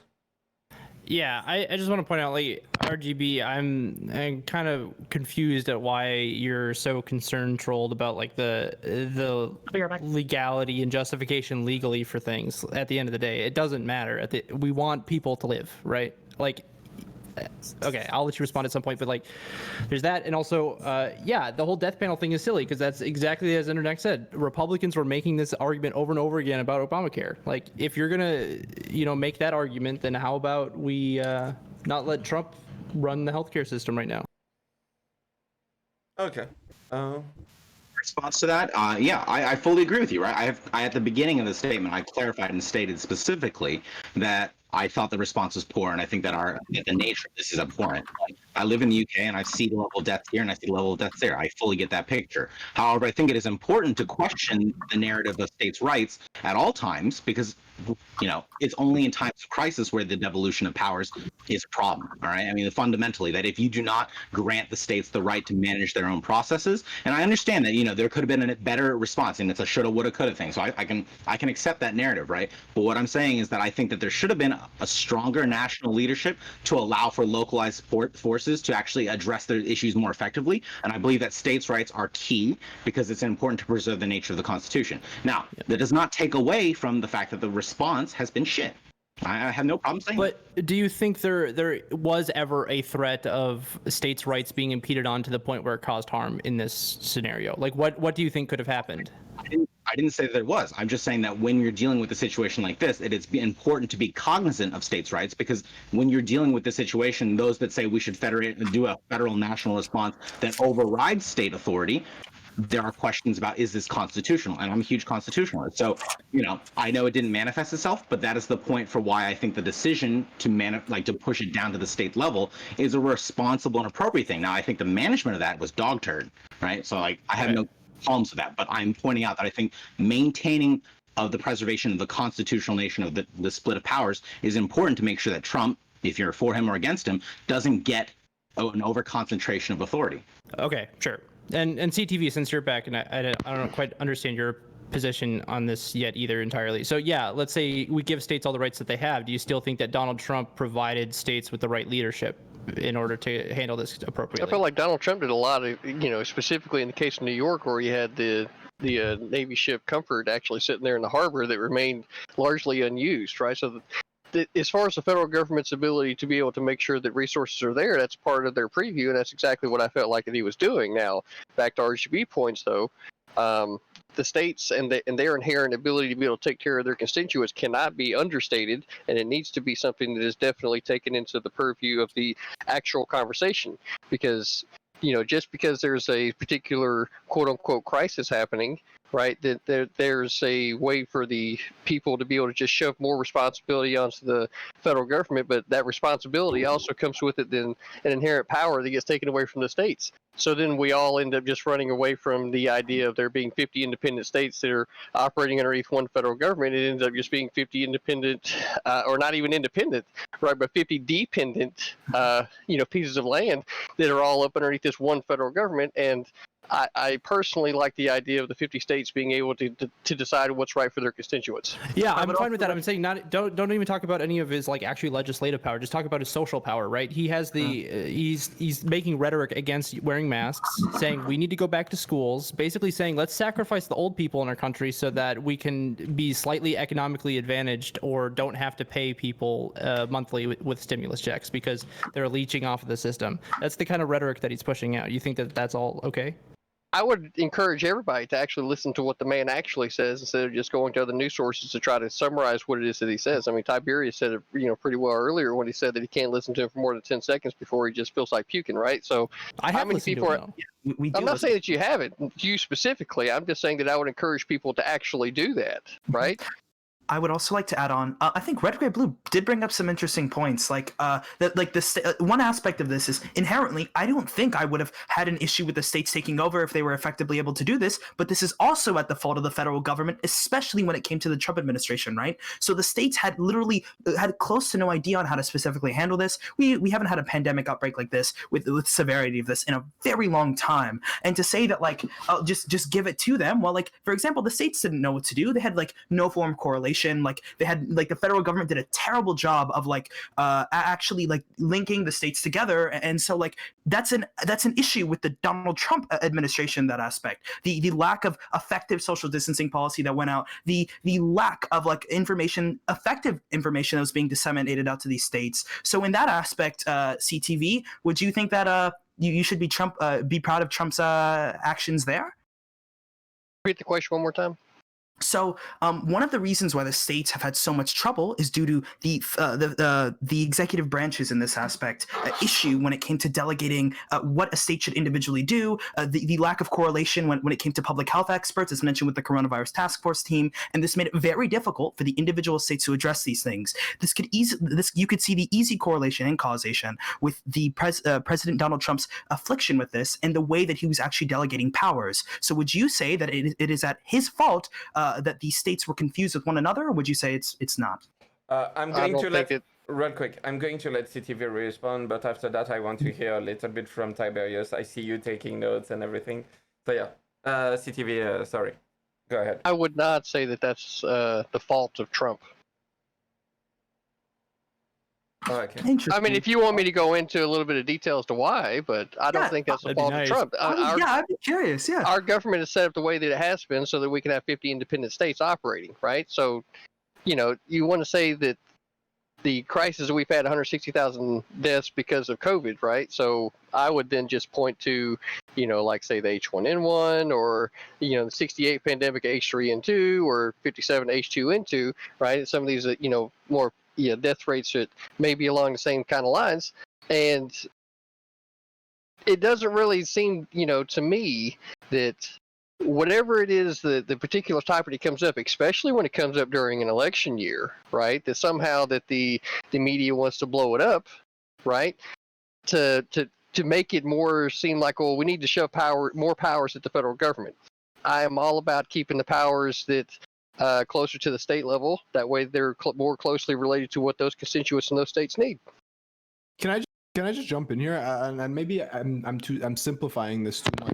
But to me, like in metropolitan areas, for example, like I live in Toronto, and in Toronto we have like some suburbs, Mississauga, Milton, and these other cities that 50 years ago, these were all individual cities. But as time has moved forward, the population has grown so much to where these lines are very blurred. Maybe when the Constitution was written, each state was so different from another, or, travel wasn't as easy. It would take you months and months to travel to other states or across the country. But now with the amount of movement and people movement and air flight and all these things, it's very important during a pandemic to make sure that everyone's on the same page at a very basic minimum level on the same page, and then you can specify, this state is doing better or worse, and then allocate. But you need to make sure everyone's on a fundamental same baseline page, which Trump can't even do from one day to the next. He changes his mind, he changes his tactics, he changes everything from day to day. But to your point, though, I would say that the needs of, say, New York State versus the needs of Colorado or one of the breadbasket states would be inherently different because of the population densities, and therefore I don't think that the federal government needs to step in those cases and say, oh, well, what's good for New York is going to be good for everybody, or what's good for California is going to be good for everybody. I think that's why it's very important to keep those things at the state level, because if you don't, then you're inherently going to shit on other states and what their actual needs are for their constituents. Real quick, before anyone jump in, I want to hear from Tiberius, and after that, Paula, if you want to answer, yeah, sure. I do apologize for not jumping in here, but there's again, I do iterate. I don't know a lot about some of this shit. I'm sure literally as soon as I said anything, like half of you guys would be able to attack me. So here's what I do know. Is this a wonderful conversation between states' rights? Absolutely. My general conclusion is I think no one really had a plan for this. I don't think the feds had a plan for this. I don't think most of the state governments had a plan for this, and I think everyone botched the fuck up. I could be wrong on that one, but that's just my general consensus. As far as my personal state, I feel like we did okay. That's Indiana. Could be a lot worse, could be a lot better, but it looks like we are losing control, and it looks like almost every state right now is letting their new their new cases pretty much across the border going up for every state except for like one or two. There's wonderful conversations between private healthcare and socialized healthcare. I'm the only thing I'll say with that is, like, when it comes to macro policy with the United States, It doesn't looks like no matter if it's privatized or socialized, and you can compare how we do education versus healthcare, we seem to fuck it up. So there's a long conversation in that as well. So if anyone wants to take it, go ahead. Yeah, So I have I'm a not. question for CTV. I was gonna say CTV. So you have an American flag. That's an American flag behind you, right? I don't know. Does it look like an American flag Yeah. to you? I'm just making sure. Okay, just making sure. But then you talk about like you just waved off the 100,000 potential deaths of this virus and just compared it off to the H1N1 virus and acted this wasn't a big deal. But these were almost statistically preventable. So then you have this American flag behind you, but then you're just toting off the deaths of 100,000 American citizens like it's nothing. Like how you want to just take whatever it is I'm saying and put a negative spin on it. I love the left's ability to be able to do that. As if I'm just saying that none of this stuff actually matters, right? What I'm saying that does matter is the state's ability to be able to handle their own issues. That's exactly what I'm saying. But I specifically heard you talk about the 100,000 deaths that could have been prevented, and you easily just compared them off to the H1N1 virus.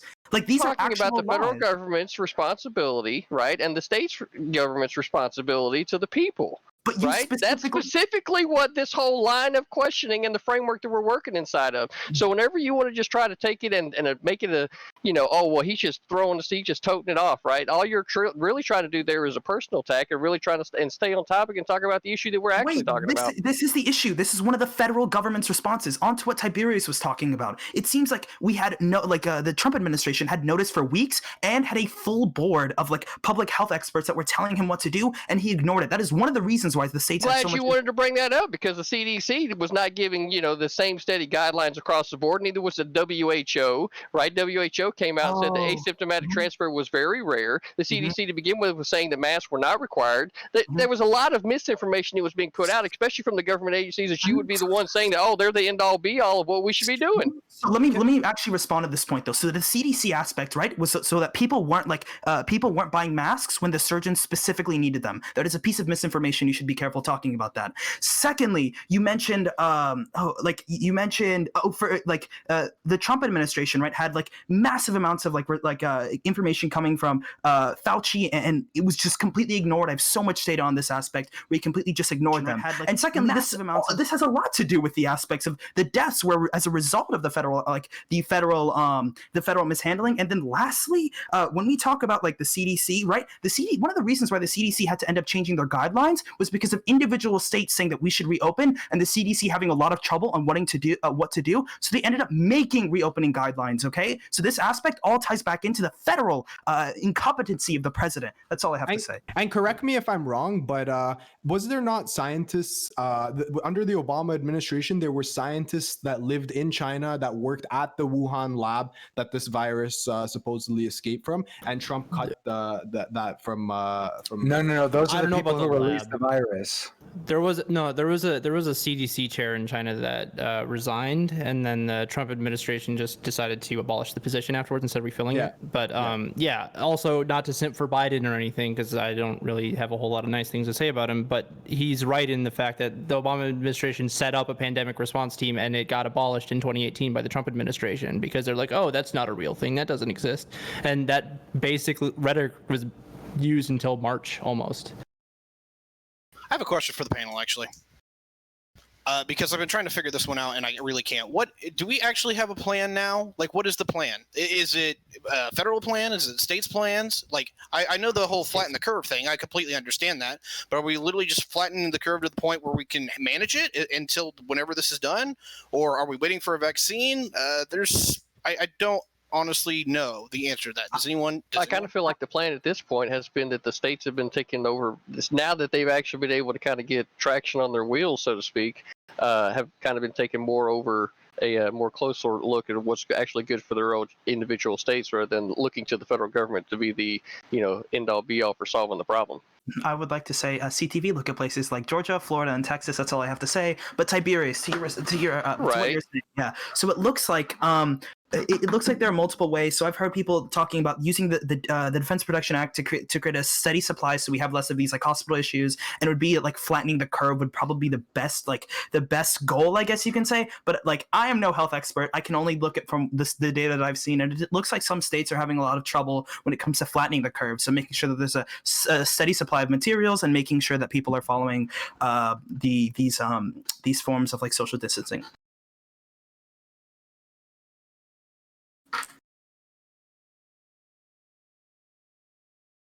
You ready to move to the next topic then? Yes, let's do it. It's I 4 think- a.m. I'm sleepy. There's another topic. Does anyone want to add something, or should we do a closing statement? I'll add something one more time. So I was gonna CTV. So you specifically talked about when we were going over the Soleimani stuff. How Soleimani ended up killing. Hold on. No, this Let's is keep relevant it to the this topic. This is to the topic. You mentioned 603 American lives, and you thought that was really important to you. I commend you for that. But what about the 100,000 American lives that are dead right now, that are gone due to inaction? Look, that's apples and oranges. Apples and oranges. Didn't kill them. Apples and oranges. How is it Apples and oranges. But what is, okay, so you're right. Maybe it is apples and oranges, right? But this one was completely preventable, okay? If we had listened, it would have been completely preventable. It wasn't completely preventable. Sorry. If it was completely preventable, it never would have left the country of origin. What? No, I mean the deaths. The deaths could have been highly preventable. Well, not all 100,000, but yeah, it's still Highly some preventable. Yeah, percentage of the deaths. At least more than the 600 That right or there whatever that you claim is Soleimani clearly killed. one of those coulda, woulda, shoulda hindsight arguments, which No, you it can was always have about obvious. anything. The question is whether we could have prevented this. This question is about hindsight, right? To look back and say, how was it handled? That was the whole question. That's what the question's about, yeah. Yeah, and in hindsight, we all knew people should have been wearing masks and social distancing. This has been CDC guidelines from a hell of a long time ago, and Trump was against it the whole way and supporting people who were protesting and making shit up about. Yeah, he's promoting all these protesters who are saying, oh, the masks are suffocating and killing us and there's microchips in them and shit. Like, all of that's bullshit. And he just wants it because that's what people supported. He's like, oh, well, I need to get voters this way. It's getting pretty late. Are people still good to do another topic, or do people want to wrap up? I'm okay with this one. I think this is probably this next one probably a little shorter. I think this one's not. This one's just like your opinion, and then we're done. Yeah, this one's gonna be spicy as fuck. All right. Okay, let's do a closing statement for this topic then, and then we'll engage for the new one. But yeah, we're going to make the last one really quick because we just hit the 3-hour mark. So yeah, we're going. Yeah. So closing statement. Let's start by writing. Yeah, I stand by my arguments. So essentially, there were plenty of signs from very early on that this was going to be a serious thing. Trump just chose to ignore them. He painted them as just like politically motivated or propaganda or something. I mean, like it seemed very clear that he tried to paint this as a political attack on his own person, especially during the election cycle. And look where that got us. We have more deaths than any other country. We have more cases than any other country. I think it's pretty safe to say that, like, at every stage along the way, we have repeatedly handled this worse than like any other country in the world. And yeah, a lot of people could have not died. You know, it'll be interesting to see what happens after Trump is out of office, whether it is soon, which we'll be getting to, or like 4 years down the line. But yeah, I mean, like I would liken this to an act of terrorism, personally. That's it. All right, Tiberius. Okay, so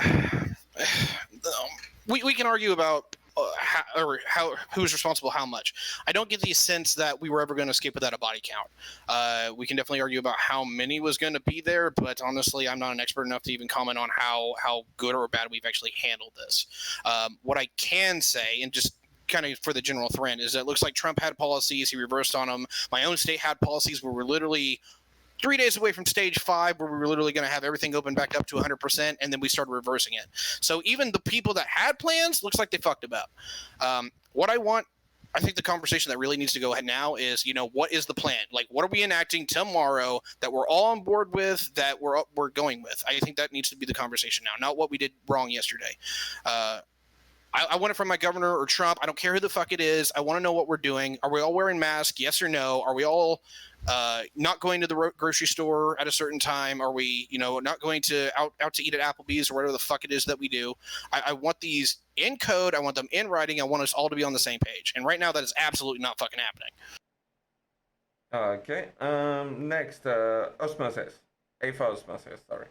Yeah, and okay, so I just want to say that like this argument that this is all about states' rights is the same kind of justification that people use to like justify the Confederacy and the Civil War, and it's completely ridiculous. At the end of the day, like we're talking about people's lives, and there isn't this false dichotomy of like either we put everyone back in school and we kill a bunch of people or they all starve to death. Like that isn't the argument here, right?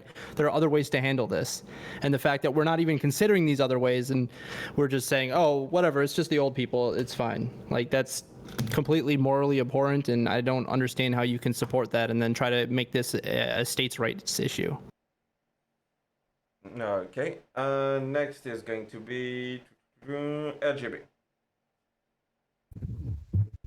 I take your point, for osmosis, on the states' rights excuse, because I think it is used as an excuse. However, I think it does not invalidate the concern that you should be constantly proactive about ensuring that the appropriate rights are, managed across state and federal responses. Now, I am heavily critical of the federal response to this issue, and I believe that they could have done more to save lives. And I believe that they could have led states in a much more effective response towards solving these problems. So I take your point, but at the same time, I still advocate for states' rights regardless, because I still think that that is the most appropriate response to a localized issue. Now, naturally, there should be federal controls in those places to make sure that the borders are protected, so that there's quarantine or travel across borders. But, that's not really what I'm trying to drive forwards to. So I fully agree, that there should have been a better response, and I see that in my day-to-day life where I live. So it's kind of like, it's kind of pretty obvious to me. And I know a lot of conservatives take issue with that, but at the same time, it's like, you have to be practical here. The U.S. is number one, and we're not number one in a good way on this one. So let's shoot for managing public health in a better way, going forward. All right. Next is going to be Polos. Yeah, so to sum up this point, I think there's actually validity in Red Gray Blue's point specifically. But secondly, I think this could be heavily tied into the terrible response from the executive branch. Okay. Donald Trump refused to use the Defense Production Act to keep a steady supply of resources for the hospitals. Secondly, he went 2 months without a Fauci briefing during one of the worst coronavirus times that we've had, okay?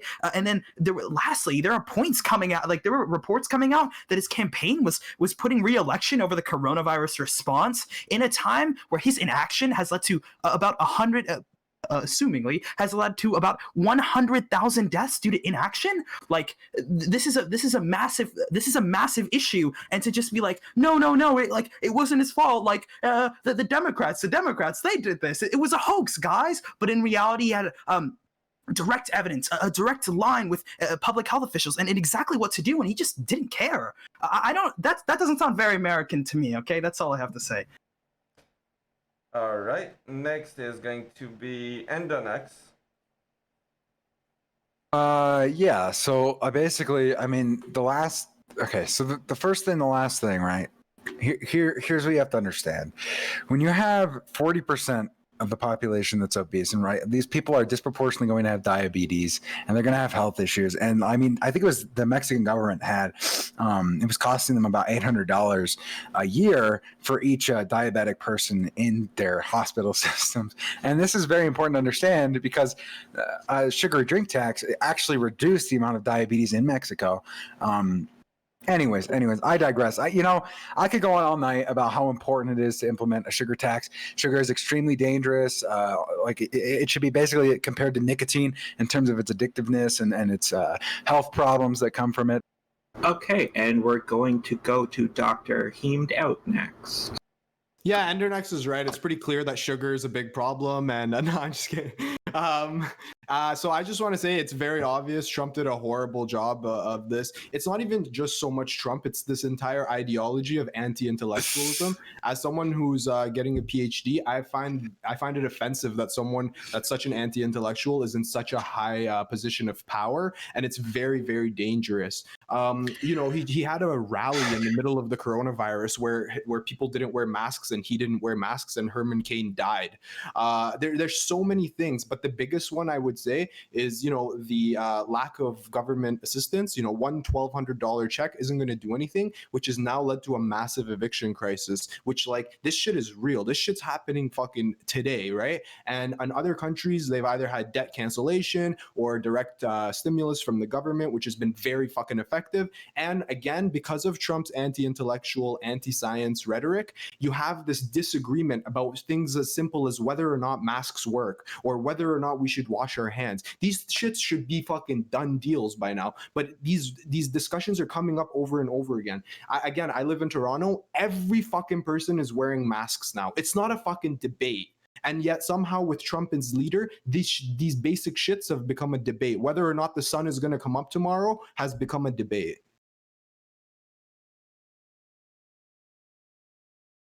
And we'll throw to critically thinking veteran last. Well, I think it's inherent for all Americans to make sure that we remember that whatever powers that we give to the federal government are powers that are going to end up staying there. So the more that we decide that we're going to centralize the power, the more that we actually take away from the state's ability to be able to address the concerns, the real concerns of their constituents. So it doesn't matter really who's in the office, whether it be Trump, Obama, Clinton, doesn't really matter, right?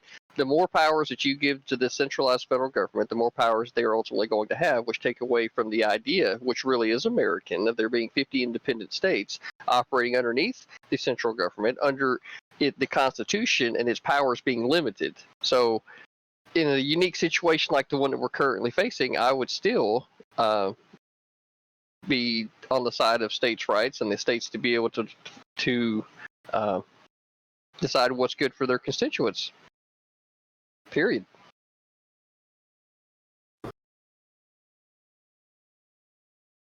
Geek, are you too afraid of the wasp, or? Yeah, kinda. All right, so we're going to start for the next topic, which is what chance do you think? What are his chances to be re-elected? So yeah, Catherine, can you handle? Yep, I'll handle it. We'll start off with Polar. Yeah, so my position on this is actually kind of an interesting one. So we have this whole idea of coronavirus deeply affecting the chances of Trump even winning the presidency, but I'm actually getting kind of worried. For example, the RCP averages are looking like it went from 10% to 6% in the past couple of weeks. That is kind of a scary number. I think when we look at the re-election chances, it shouldn't be oh well, well, this is just exactly what's going to happen. I think this should motivate us to work harder for the presidency that we specifically want, because these issues are so goddamn important. Okay, so keep fighting. Okay, go. Hey, Biden 2020. That's all I have to say. Sure, and I'll just throw over to Tiberius. All right, so this one I really want to know. All right, so right now, if the elections were to happen right now, I absolutely think Biden would win. I don't think it'd be an absolute blowout, but I think he would get most of the electoral vote, over 350. The problem is this is 3 months from now. I would just want to go over a few things. One, we do not know who the Democratic VP is. I think that's a huge deal for a lot of swing voters, because these are the people who decide the election. Both of these candidates have a large chance of dying in office. So I think the people who matter, who are going to decide this election, this is going to be a huge deal. I can tell you, for me personally, this is going to be a massive influence on who I vote for. Dare I say. We've got 3 debates coming up. God, I feel so bad for saying this, man. Biden, I loved him 4 years ago. I feel like he's just gotten so much weaker now. He really does come off as a little no, I'm not even going to call it weak. He literally just strikes me as what's the word I want to use here? He really strikes me as he's starting to have Alzheimer's. I could be wrong. I hope he comes out strong swinging on these debates. I was not impressed personally with the debates that he was in the spring. I think we're probably seeing the point where Biden has hit his high point, and I think that's going to be about right now. And then from there on, we're looking at Trump gaining as we get closer to the election. It's going to be a close fight, but if I had to estimate, right now I'm looking at 55% chance Trump gets reelected. And A for Osmosis, you're opening. Yeah, I definitely think that the coronavirus hurt Trump's chances. 2020 in general, I think, has hurt Trump's chances with everything that's happened, Soleimani and all this. But at the end of the day, I don't like the whole ride in with Biden sentiment. I like the settle for Biden sentiment a little bit more. Like, at the end of the day, sure, he's losing it mentally. I'll grant you that. You can totally tell during debates and all of that stuff.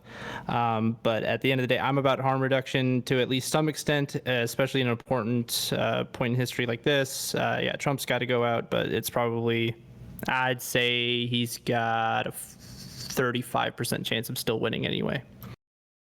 Okay, red, gray, blue.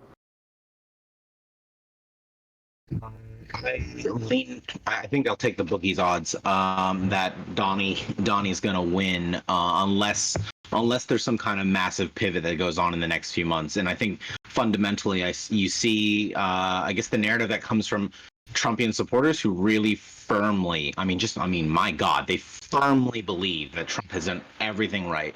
And I mean, that's okay. That's your opinion. I'm not there to judge you for that. I don't really care, right? But the practical reality is these people fully believe he has done everything 110% correctly. And so when you look at the environment as it is now, honestly, I think people in the Black Lives Matter protests that are, potentially not giving it the best image possible play to his favor, in the sense that they will politicize and call it a violent organization. They will call it whatever they want to do in order to identify this narrative of culture war, which will fit a conservative agenda, right? So practically speaking, they are already using this. You can check any conservative media outlet and they're playing to this narrative completely, right? Whether it's true or not, it's not really the question, because politics is a game of perception. So for these people, there is a culture war. For these people, Donnie is standing up for them. And I think fundamentally, that is the narrative that has to be challenged. And I think COVID has done a great job of shaking the moderates, because I think fundamentally, there is an issue here, right? There is an issue where people are dying and the case numbers are pretty painfully obvious. So in that kind of situation, that is the balance you have to strike. And the reality is that, there could be some danger zone in the next 3 months. We have Biden does the snafu and makes him look like he's, not home. Well, then you got a problem, right? Because the candidate is going to have to beat this entrenchment of the narrative of the culture war, the narrative of the establishment is trying to take Donnie down. This is a real problem. And I think it's going to be a close election regardless of what happens, unless somehow the moderates just really show up. And whoever's watching, my God, I hope you're voting. I don't care which way you vote, but my God, you better be voting this season. Dr. Heem down. Okay, so I'm just gonna give you guys the odds from Bodog, which is a sports betting website. So Joe Biden is currently minus 160. So you'd have to risk $160 to win $100, and he's the favorite. Donald Trump is plus 135. So you'd have to risk $135 to win $100. So he's the underdog. And Kanye West is plus 10,000. So you'd have to risk $100 to win $10,000. Now, that's just what Vegas thinks is going to happen. But I will say straight up, I think the majority of Biden voters are just Trump haters. I think Trump has done a very good job, as I mentioned in the previous segments, of riling people up, whether they love him, which they loved him in 2016, but now a lot of people that hate him are going to come out and vote. So I guess we'll just have to see. Another thing is that a lot of Trump's support comes from the age group, which is most affected by COVID. So I don't think that's going to help him out very much, because older people are taking COVID more seriously than Trump is. I do think that at some point, though, Republicans closer to the election are going to bring up the fact that Biden plagiarized when he previously ran for president, and that's a fucking bad look, man. That's a really fucking bad look. And they will hit him hard with that. And I have no doubts about that. His son getting $50,000 for having no idea what fucking what oil is. I don't even know what the hell he was doing. These things are fucking easy attacks that you can make at Biden. And of course, there's always the risk that he has a gaffe so fucking bad that it's just unfixable and he just drops the ball. All of these things are a possibility. But right now, it looks like he's on his way to the end zone with no defense. distance in between him and the end zone. It's just a matter of like, will he fumble the ball? Will he trip on his own feet? I don't know. And the bigger question that I have is like, if Trump loses, will he take the L on the chest, or is he gonna whine like the Donald we know he is? And what's the removal power? What's the removal process going to be like? I'm much more interested in that. But yeah, I would say if the election was tomorrow, Biden would wipe the floor with him. But November is still a long time away. Yeah, critically thinking veteran. I don't think that Biden really has a chance, to be honest with you. I mean, when you come right out and say during the Charlemagne interview, if you don't know if you're for me or Trump, then you're not black. I mean, to me, that's just one of the most appalling statements that anybody could actually make, right? And he said it with such fervor. Man, I mean, that guy meant it, right? If you don't know if you're for me or Trump, then you ain't black. Like, are you, like, come on, guy. Like, You're right. You know, so for me, you know, everybody always tries to paint Trump as a racist, yet you can't really, you know, point to anything. But with Biden, you can definitely go, oh yeah, look at that guy, he's racist for real. You know what I mean? So when it comes down to some of the things that Trump has done, whether you agree with him or not, he has done a lot of good things for America, right? And I can't say that Biden's record actually shows that he would be somebody that would be concerned with all Americans. He definitely seems to have a undertone of racism that does not serve all of the American people as well, nor most of genuine Americans' feelings towards that particular issue. So I think Trump's going to end up taking this. It probably won't be by a large margin. I think it'll probably end up being close, the same way as it was in 2016. But I do think that as RGB pointed out, that the people that support him are going to continue to support him because, for whatever reason, there is this culture war that is going on where anything that gets said against Trump, that people are going to see it as the establishment just trying to remove him because they can't control him. I mean, the last time that we had a self-funded presidential candidate was, I don't remember in my lifetime. So there's definitely aspects to this to where there's an argument to be made for both sides, but ultimately it's going to be the Trump train of 2020, baby. RileyGraceRoshong. I really want to go after that. Yeah, so I don't think it's certainly a clear, decided race. I think that to say that it's clear and that there's a fair equivalence, I think to say that one racist comment from someone is worse or as bad as not handling a pandemic well and resulting in the death of hundreds of thousands of people, right? I don't think that those are Not equivalent hundreds. actions. Hold on. These are my statements. Yeah. These are my statements. Well, let's make sure they're factual, though, because there hasn't been hundreds of thousands yet. During this section, or I'll have to mute. Okay, this is Riley's opening section. Thanks. Continue. May I continue? Yeah, go ahead. Thank you. Anyway, so do I think it's, a decided Trump or Biden, what's going to happen? No. And really, at the end of the day, I don't care. It's not going to change how I vote. I'm still telling everyone, go out and vote. Even if every single poll comes back and tells me that Biden is going to be winning tomorrow, I'm going to be doing the same thing, which is going out and voting and telling everyone who follows me to go out and vote. Because I'm not going to have a repeat of 2016, no matter what the numbers say, no matter how different the circumstances are. I'm not going to get complacent, right? And on the, the debate about, again, this doesn't really go to the question as it's posed, but voting for Trump or Biden, again, I'm not exactly I just put on the riding for Biden hat, the meme is quite real. But it really is settled for Biden, right? You measure them 1 to 1. One is just objectively better than the other, or one is worse, however you want to put it. And that's it. That's literally the entirety of the calculus. Anything else, literally the next 4 years, the minute that Biden steps in office, I'm just going to be spending every single day ripping into his asshole, right? But he is better than Trump, and that's all I care about. That's it. Okay, and sorry. Yeah, now we're going to go to Ender Snacks with his statement on whether or not Sugar will get reelected. No. Come on. I mean, listen, guys, I think it's going to be a 50-50, and I think anybody who doesn't think that is probably not paying too much attention.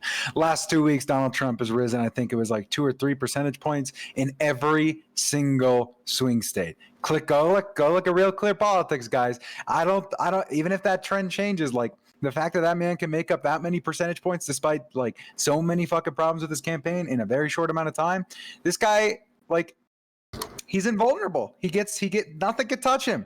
Nothing can touch him. Nobody gives a shit. That's like, and honestly, the left is kind of to blame for this. I mean, when you fucking read about every little fucking thing the man does for 4 fucking years, it's kind of hard to give a fuck. Like when I wake up and I go, oh, what did Donald Trump do today? What are they fucking screaming about today? I don't care anymore, okay? Fuck you, okay? It's too much. Anyways, listen, if Donald Trump or Joe Biden come out in favor of a sugar tax, it's done for the other one. I mean, that is the, like, smartest policy for America right now. So one of them does it, I'm telling you, it's game over. All I right. heard Kanye's for sugar tax. Really? Holy Andrew, chill. Hey, Kanye, 2020. Is that everyone? Yeah, that's everyone. Okay, yeah, so I want to start. So when we look at historical re-elections for incumbent presidents, it seems like when we look at like the presidents like Jimmy Carter and George Bush Sr., it seems like they tend to get out of the office in major times of crises. So like specifically economic recessions. And like if the Democratic Party was able to harp on that enough, and I really hope they do, harp on the coronavirus aspect enough and really push that, it actually may hurt him much more than if we were just a regular like standard time. And what Endernax is saying does have a little bit of value, right? Like inherently, this is one of the points I was making earlier. There are real issues. I mean, like real issues that are very important to the majority of people, right? So like the ACA, right? Major issues when it comes to things like housing. These are things that we probably need to drill on. And sugar taxes, okay? That's a really big fucking deal. But lastly, okay, you know, CTV, you were talking about like the racist like statements, you know, like it doesn't, you know, policy doesn't matter, but we can just look at racist statements, right? It's just not racist at all. There's nothing racist with saying when Mexico sends its people, they're not sending their best, okay? Some of them are good, some of them are rapists, and some of them are killers. We don't even know what we're getting to, okay? Wait, There's some of them? I don't know because it's not racist, right? I don't know because it's not racist. But that's all I have to say. It's just not racist, yeah. Yeah, so it's the open debate section, and we can just jump in. Curious, like, while I agree with you that the left attacks or, you know, critiques Donald Trump in a very shallow way sometimes, I'm just wondering, like, what do you expect them to do when he comes out and tweets dumb shit every day? Like, they have to fucking mention it, right? I think No, they don't. Yeah, I think he's the president, right? So if he says okay, they can mention it. Wait, there's a difference between mentioning it and the outrage culture, man. Yeah, 100%. But I think I agree with you in that the reason that this sentiment exists amongst the left is because they don't have any real policy to push back on, really. Like they lack the real resistance, so it's easy resistance for them. Kind of, yeah. Actually, I agree with you too. But Pretty I much still think that's exactly valid, like right? the MSNBC like resistance crowd of like Russia for like 3 years straight. Rich O'Malley talking about the same goddamn stupid story for 3 years straight. Yeah, it's like they literally have nothing because the corporate wing, at least, has no like they have no policy criticism. I mean, Joe Biden deported to help deport over 2 million people from the United States, right? So like what leg do they have to stand on? Well, here's the thing.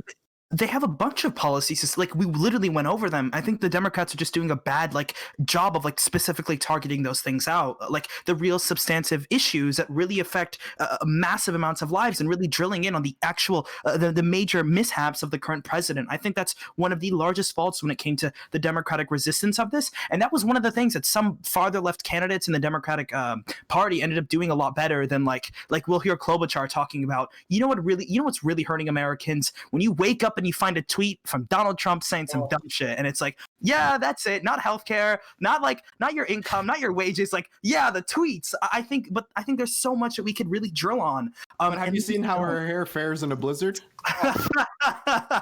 But no, it like seriously, you're like he like this is an issue with the Democratic Party that they necessarily just have to drill in, and if they don't do that, I could easily see this I could see this end up going to Trump. But if they really focus in on those issues, I think he has a much lower chance of being reelected. I'm sorry. I was just say this tactic isn't like a partisan thing, though. This is like media companies wanting to make money. Fox News did it the entire time Obama was in office as well, with all the birther shit. I mean, Donald Trump was at the head of that kind of shit. So I don't know. I don't care about blaming the right or left on it, but like, let's call it what it is. It's not.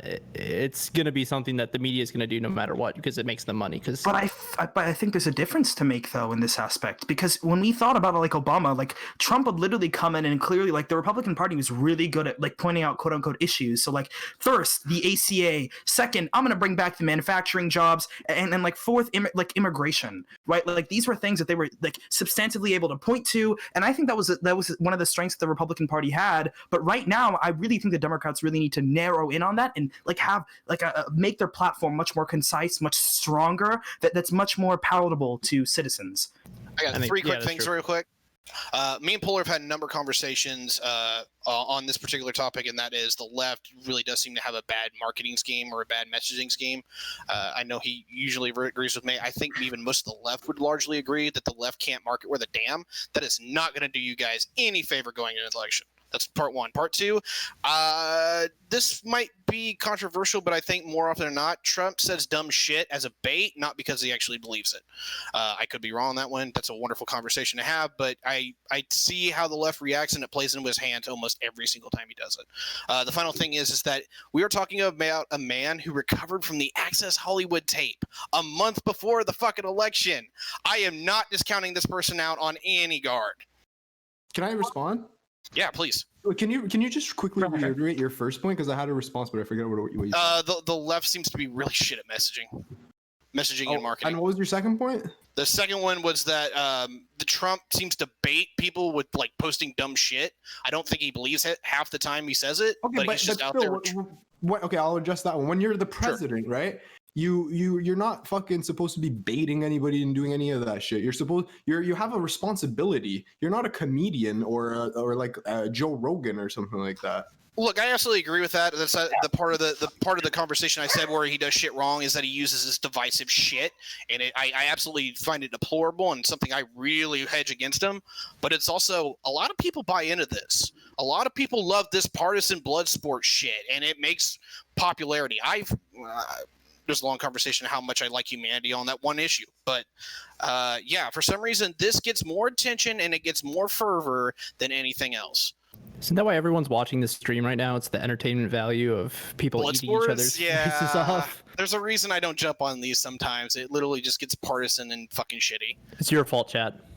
I say just like on the left doesn't know how to advertise or do media or whatever. I mean, like credit where credit is due. I feel like, and you know, you can do with this opinion what you want, but like I feel like it's been a pretty smart move across the board, basically hiding Biden as much as they can from the public eye right now, right? Like I think that we can all agree on that. He's not exactly the greatest in front of a camera, right? So credit where credit is due. They've done a good job basically managing what's effectively like a broken presidential candidate for getting into office, right? Now the rest of this, like Trump, I mean, like, yeah, president shouldn't go out and tweeting this stuff, but objectively, I do agree that like he's appealing to his base, right? It's not surprising for me to see that. There's not really an argument to be said there, right? I think that the definition of what it means to be a president is going to be shifting as we get more into like the age of social media, where something like Twitter is going to have like massive ripple effects on like every presidency from now until the end of time, right? So you know, it's gonna change is the point. I would add on to what Riley is saying, right? When we think about like the way that Trump specifically will do things in comparison, this man is literally like the way that his supporters and his base treats him is like a superstar. I mean, the continuous like campaign events, the continuous rallies. I think the only president to ever still continuously have rallies and still campaign well into the presidency. I mean, these are all very effective tactics. And like when we talk about like the left can't like market. I think, Tiberius, were you referring to just the Democrats and left, or are you just talking about like the left? There's a really good distinction in there, and I think I might have to process that one before I give you a solid answer. Okay, sure. Yeah. Can I just say it again? Real quick, because I have been waiting, and I'm going to power through this, and I'm going to keep get in. Go ahead. Get him, RGB. So I actually have no criticism, actually, of the idea that the party needs a rebrand from the Democrat side, or that their messaging could be better. But I actually want to propose that, indeed, the conservatives need this as well. The Republicans actually need to take a rebrand and actually stop being the party of the frickin' dark age, quite honestly. Like, because practically speaking, you know, there are a lot of policies that can be put forward that are conservative in nature and small government, limited power, et cetera, that still allow for the party to not be full of people that kind of get branded so easily as hate and fear mongers. Like, come on, guys. Like, this is rookie politics here. Like, why are you allowing the entire minority base to be taken by one single party just because you can't seem to put forward an ideology that just somewhat balances things out a little bit? You're just like, guys, there's change that can be made to make the Republican Party very palatable. I mean, you look at the Tories here in the UK, and they have plenty of diversity. I mean, it's not perfect, don't get me wrong, they're still not there yet, right? But you can see how the spectrum can move, and that the Republican Party does not need to be branded as only Trump forever and ever. And this culture war that we're living in between liberals and conservatives is mind-boggling, because it's just like every single thing that Biden puts out there. Like, honestly, there are some things that they could just give to the Trump conservative campaign and be like, yeah, here you go. You know, you wanted to sponsor clean coal. Well, let me just put another industry to sponsor. Here you go. Here's some energy industries, right? Oh, why not? Why are we only focusing on clean coal? It's mind-boggling to me that we accept the narrative that the Conservative Party has to be this thing. So while we're talking about rebrands, let's do a nice old GOP and be like, I don't know, a new old party. I don't know what the hell you put it, but just change the goddamn party. My God, it's so stuck in this single-minded, narrow mentality. It's baffling. There's a problem I have here, and I hate to say this, but I think Trump is actually that change that they're like actually rebranding the party now, because they've actually kind of kicked on Wall Street to some degree here. And I'm not even going into the whole tax thing, but like Trump does not believe with fiscal conservatives. He doesn't like these people. He's largely kicked them out of the party. Most of the like economic conservative part of the party is now gone, has been outright kicked out. And so I'm starting to look at a party that is starting to look a lot less traditional Republican and a lot more fash. It's starting to scare me quite a bit. Yeah, we could see that, right? Like specifically, like I think RGB brought up an interesting point. Is like when we look at like certain minorities in America, if the Republican Party was just a little bit more, I guess you could say, inclusive in that aspect, a lot of their policies would like go out to them. Okay, like unironically, we now have blacks for Trump, LGBT for Trump, Hispanics for Trump. Like these are all real things and that are growing. I mean, we had sushi on. Like these, like the Republican parties are like adapting a little bit more each time, and I really hope that they don't go for a rebranding, because I think there actually could be an issue there. But Bowlers, you don't think that there's always been Hispanics for whoever the Republican leader? Not to the certain extent at which we are now. But with the exception of is the extent due to more light being shined on it due to social media? And yeah, that'd be probably one of the reasons that have contributed to it. Have always existed. But like it's growing right now, and it seems like the Republican Party is like a little bit by little bit like moving farther away from things like or the Conservative Party is moving farther and farther away from things like, you know, the Civil Rights Act, farther and farther away from things like slavery and like these acts that like people could have plausible deniability to. So it's just becoming just more plausible to be with them and like not be called certain words and like not be a quote unquote like group traitor. So they feel much more comfortable. Like we saw Blexit. And this was like this is a thing that they're literally starting to push money into. And I think RGB brought up an interesting like point that they're actually going to start. If they want to win votes, it seems to be more of an effective strategy. They're growing very slowly, but like if they end up actually doing it, there may actually be an issue. I think the issue is already at hand. The second thing I'm going to say is I forgot to mention this comment. I need to write my notes down a little better. Is that Trump seems to be the most active cult of personality president that we've ever had, and that was to that conversation you guys were having about the rallies consistently, even to this day. We've never seen that with a president after election. It's usually just during campaign season. That scares me also as well. Again, hence fash. Yeah. The idea of like bringing minorities into the Conservative Party, like in a vacuum, I don't disagree with that idea. But practical question, like what policies or laws has Trump proposed that are actually like pro any kind of minority group, right?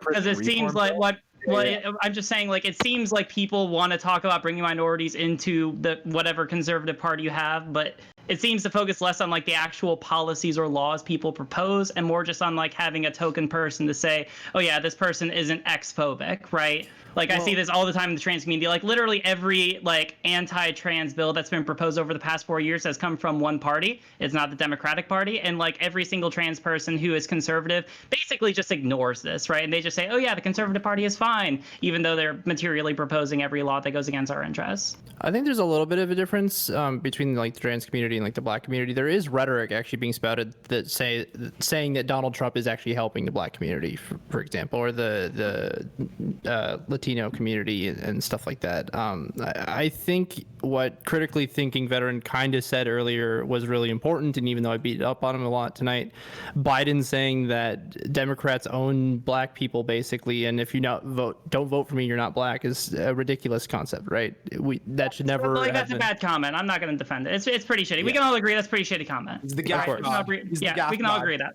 Yeah, and this is the same. We're talking about rebranding the Conservative Party. I mean, we need to rebrand the Democrats in the same way. That kind of shit needs to be gone, right? The fact that both parties are racist and all this other stuff, like it. Yeah, I don't know. I think we need to. At least the Democrats have something. Like there's the AOCs of the Democratic Party. Hopefully, will take over in the future. Let's please not use her as an example, because that just is a rabbit hole that doesn't make it any better. I love AOC though. CTV, yeah, that's great. The thing is, CTV, she's not looking to appeal to you, right? Because she's looking to pull more left. Of course, she's not looking to appeal to you. That's the problem that the Democratic Party has made over the last few decades, is that more and more they've tried to appeal to the right side instead of appealing to the left side. And now there's so many people that don't even. I would argue that the left side has only been trying to appeal to the left side. They haven't really been trying to care about anything, conservatively valued. I would actually divulge with Dr. Heem on this one to a certain extent, because it seems like these at least the certain populist rhetoric, or like certain leftish politicians this year ended up appealing to like independents as well too. So I think we are moving in that direction, but it may not only appeal to like left people, but people who like feel disenfranchised by their economic system and where they are. That's like a really interesting aspect as well, that like a lot of the neo-libs, quote unquote, haven't done a good job of addressing those issues, and that may actually push them farther, like not farther left, but more okay with these kinds of ideas. Let's go to red, gray, blue, and then Endernax, and everyone, we're going to move towards closing statements soon. I'll defer to Endernax. He hasn't spoken much. I just have to go. That's all I was going to say. Oh, yeah, okay. If you want to actually do your closing statement on this topic, and then shout yourself out quickly, Endernax. Cool. Yeah. So I think it's I'm not going to do the sugar tax thing again. Hey, all I'm going to say, man, is I love you, chat. And by I love you, chat, I mean, you guys pretty much suck. The Ender Snacks meme is bad, but you might get an emo. I don't know. We're going to have to talk about that, okay? Calm down. But thank you for having me on. I'm sorry that I had to replace myself with sushi beforehand. I got here. He was screaming at me, by the way. Apparently, I don't know what happened, but he messaged me saying, "You better get your ass home now. I want you here to I don't want to be on here anymore." So I don't know what you did to him, but he did not want to be on here. I hate to rat him out like I ratted out Ankar, but hey, you all have a good night. I had a good time. I'm sorry I memed a lot. I couldn't resist. Okay, I don't know what the fuck's wrong with me. Love you, Ender. Love you, Ender. See you, man. I'll keep passing it through people to do your final statement on this subject and do a shout out of your own content, and then Geek will do final wrap up after that. So, Polar.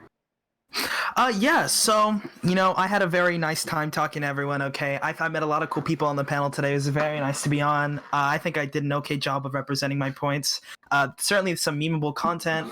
But, when I Spoilers World, I do political content, okay? I stream Tuesdays, Thursdays, Saturdays, and... Oh, shit, this isn't the closing. But more importantly... this election topic is very hot button, and it needs to be something that's drawn attention to, right? As well as the election campaigns shouldn't stop. This shouldn't be just a thing that's like we should just give up on. It looks like the points in between each other. The polls in swing states, for example, have been getting closer and closer with one another. This is an issue that the Democratic Party needs to address and not just give up. Wait, Catherine, am I also supposed to shout myself out right now as well? Yeah. Okay. Yeah. So had fun today. And secondly, Sushi, the point that I made earlier was saying that your claim was invalid. We don't like to spread false information. Okay. That's all I have to say. Yeah. And we'll go to critically thinking veteran now. Well, I suppose on this particular topic that some of the things that came out have to do a lot to do with the rebranding of the parties. I think that Trump did a good job of actually bringing at least some type of message that the Republicans could actually get behind, because a lot of it just seemed kind of more stagnant before he came along, to be honest. I think that the Democrat Party itself historically has not really served the interest of all Americans. I think they've historically only served the interests of a very small group of Americans, all the way back to their advocacy of slavery. So I would think that the Democrat Party itself needs to actually kind of go away, and maybe those people that are affiliating themselves with that particular party maybe move to a party that doesn't have such a disenfranchised history. Moving forward, though, I think that Trump is doing a good job of rallying his base. I think that whenever he speaks, he definitely does say things that is just only going to piss people off just so that he gets more media coverage, which, controlling the narrative, or at least his name being put out there, keeps everybody talking about him, which is why we're even on this panel to begin with, right? So, in conclusion, Trump 2020. Yeah, and if you shut out your content, critically thinking about it. I haven't really kind of got started with all that. I just kind of been participating with other viewers, but I would shout out RGB, Red, Gray, Blue. There, he does a great job of. Honestly, he's one of the more fair and understanding and hosts that have been out there. I think he does a good job of staying on topic and trying to actually stay on the issues versus trying to get deviled up in the details and actually attack the person, which I commend the guy a lot for. So shout out to RGB, man. If you're not a follower of his, definitely get on that. Okay, and we'll go over A4 osmosis. Yeah, I guess closing statements on everything as a whole. Yeah, Trump basically sucks, and we're left with an unfortunate situation where we're choosing the lesser two evils for the 500th time, and I'm entirely sick of this cycle, and I'm gonna keep trying to fight against it even after the election, and I hope everyone else does as well. I've had a good time meeting all of you here today. I feel like I'm not nearly prepared enough to be doing these things yet, but I'm mostly a game streamer trying to dabble in politics and whatnot. I live in Minneapolis, so things like the George Floyd protest really got me involved in ways that I did not see myself getting involved in the past, and I hope to learn a lot from you guys. Yeah, that's all I got. Yeah, and we'll go to Red, Gray, Blue now. Thanks everyone for honestly spending the time to actually have this conversation. I really enjoyed it. I've learned a little bit actually from everybody, so I appreciate the time that you guys put into it. And generally speaking, I think the nature of politics right now is kind of, in my opinion, pushed us to really kind of labeling other parties and labeling the participants of those parties, and I feel like we don't take the time to understand what other people are trying to advocate for in their values. Now, don't get me wrong, there are a lot of people out there that have malintent and are dedicated to an ideology that doesn't make any sense, honestly, from a humane standpoint. But that does not invalidate the possibility that there are people there that have legitimate concerns that are not being addressed, and I think that's how Trump got to this place today, and I'm kind of concerned that it will still kind of manifest itself going forward. But generally speaking, I cover politics, and we have a good time just discussing a variety of things. And if you guys ever get the chance to stop by, would love to have you, and you can come call me a filthy centrist, and I'd appreciate it. Thanks, guys. Yeah, and we'll throw over to Polar. To me? Yes. Yep. Wait, I thought. Okay, you already went. Sorry. Yeah, I was. We'll throw over to Dr. Aimed Out. Yeah, so just quickly on the election situation, it's looking like Biden's gonna win unless something crazy happens, like Trump decides to handle the eviction crisis or decides to address the BLM protests, which I really fucking can't see that happening. So it's looking like it's gonna be Biden, baby. And as for myself, yeah, come check me out at Dr. Heemed Out. We hang out, we talk about politics, we talk about religion, relationships, honestly anything. We fucking smoke weed, have a good time, and you guys know like that meme like React Andy. I do some like React Ahmed shit because I'm Middle Eastern immigrant living in Canada. It's a good time, man. We have a fucking blast on my channel. And I really enjoyed being on the panel with you guys. It was a lot of fun, man. I really enjoyed it. Yeah, Tiberius. Oh wait, sorry. And lastly, take care, brush your hair, and don't forget to sit in a chair. Yeah, Tiberius. All right, so I think I made some pretty good points. So the only last thing was the last note I was going to hit on, which is that when it comes to Republicans and minorities, there is a bit of a cart before the horse thing here.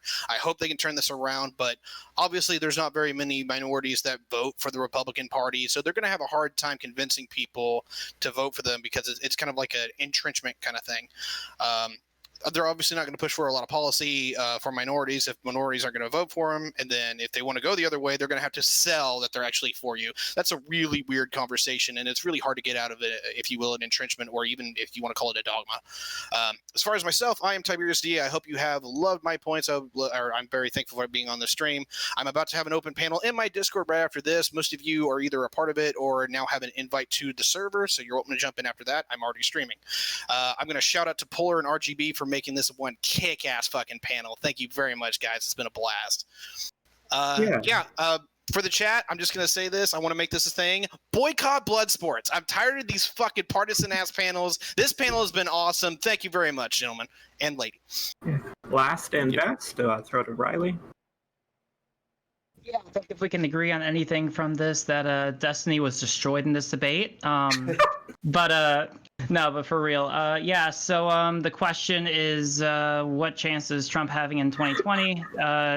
I mean, you can look at whatever sources you want. I don't really think that the answer matters. Vote, and vote Biden, baby. Listen, settle for Biden 2020. That's pretty much my take. Personally, my name is RileyGraceRoshong. I do YouTube and streaming stuff. Just like here's my name. Just like Google it and you'll find me. And I think that's pretty much it. Yeah, and before I finally give Geek back the reins of his podcast, I just want to say everyone was phenomenal tonight, and I really appreciate it. You guys were really respectful. The couple of times people talked over each other in the intros, it was people on the same side, quote unquote, just trying to make sure everyone's being accurate. So yeah, thank you so much for coming and engaging usefully. Geek. Yeah, this was a great panel. I got a lot of... Geek, you're muted, buddy. Yes, it was nice to have a nice conversation with all of y'all, and I do appreciate the respect. It was very nice. All right, so I had a lot of fun hosting this panel, so thank you to everyone who joined in. It was a great 4 hours. There was a debate. I had a battle with the wasp. So yeah, it was a lot of fun. Who won? I won. But yeah, the awesome. wasp gave up a good fight. I want to add also, I want to really thank KatherineDominates for doing such a great job to hosting this panel. And also thank Danabo. He worked basically in the shadows, but he helped me a lot tonight. And yeah, so thank you to everyone who was here. And I hope to see you in the Hippy Dippy podcast.